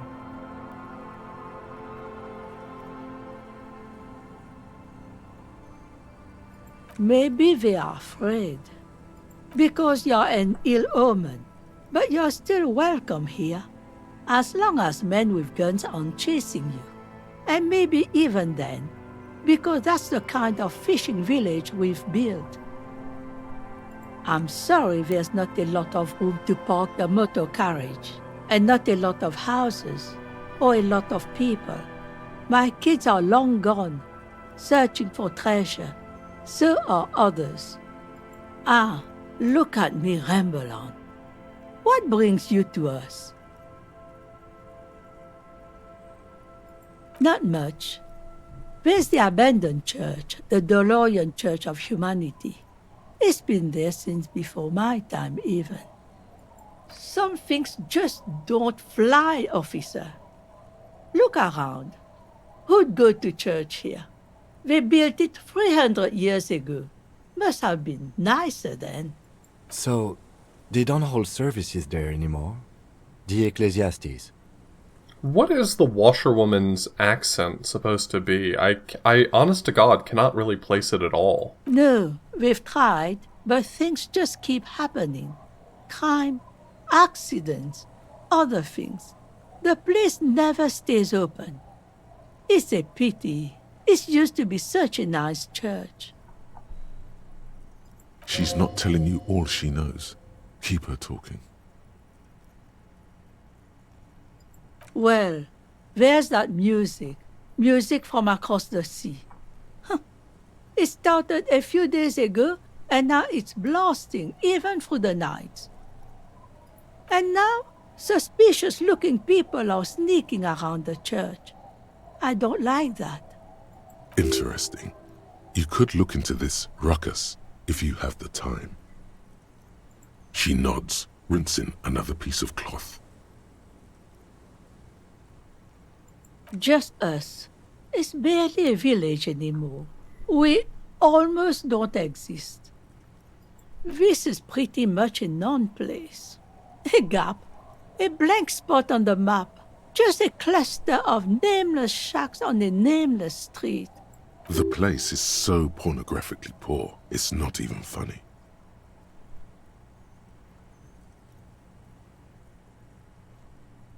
Well, there's Lillian and her kids. A few new folks live in the house to the east. But they're away right now. And then there's the drunks. Not a pretty sight, but there's little we can do about it. Home is home, even for them. Sooner or later, you'll see for yourself. Don't have to look long to find these guys. Over there, you can find more of the same. Shacks and trees growing wild. That's the Pox. An old military hospital and its surroundings. Or it used to be, during the time of the suzerain. After the war, it was turned into a goodwill hospital for shell-shock veterans and folks looking for some quiet in the old sanatorium gardens. Now the area is crisscrossed with nameless streets and makeshift cinder block houses, shacks as far as the eye can see.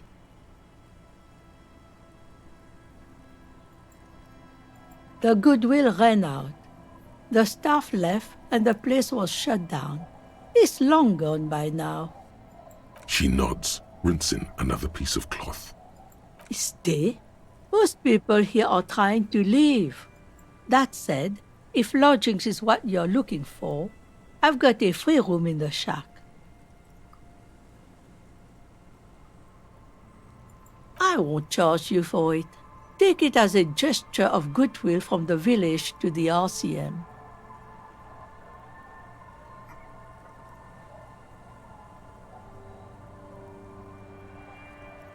No one is using it, and God knows it's not much anyway.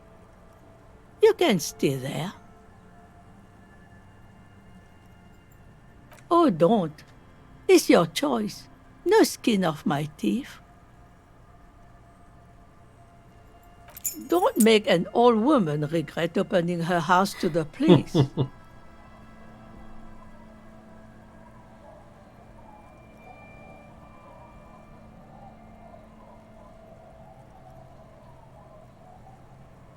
Yeah, for me, I prefer the voice acting on. It just kind of helps me engage with it a little better. Well, if And you're it not definitely in the makes it hospital easier in to the morning, stream. I'll know where to find you. Here, in a shack. He's a little relieved you're no longer in that room.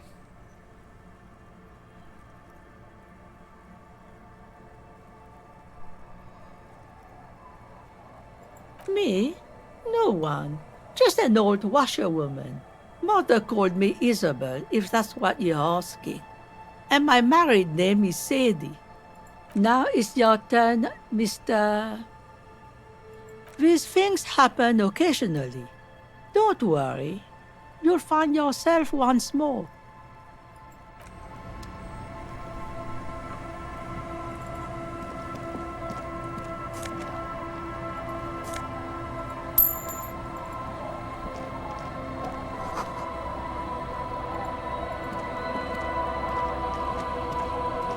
Okay. Well, we made it to a new place. I'm going to put a pin in it here.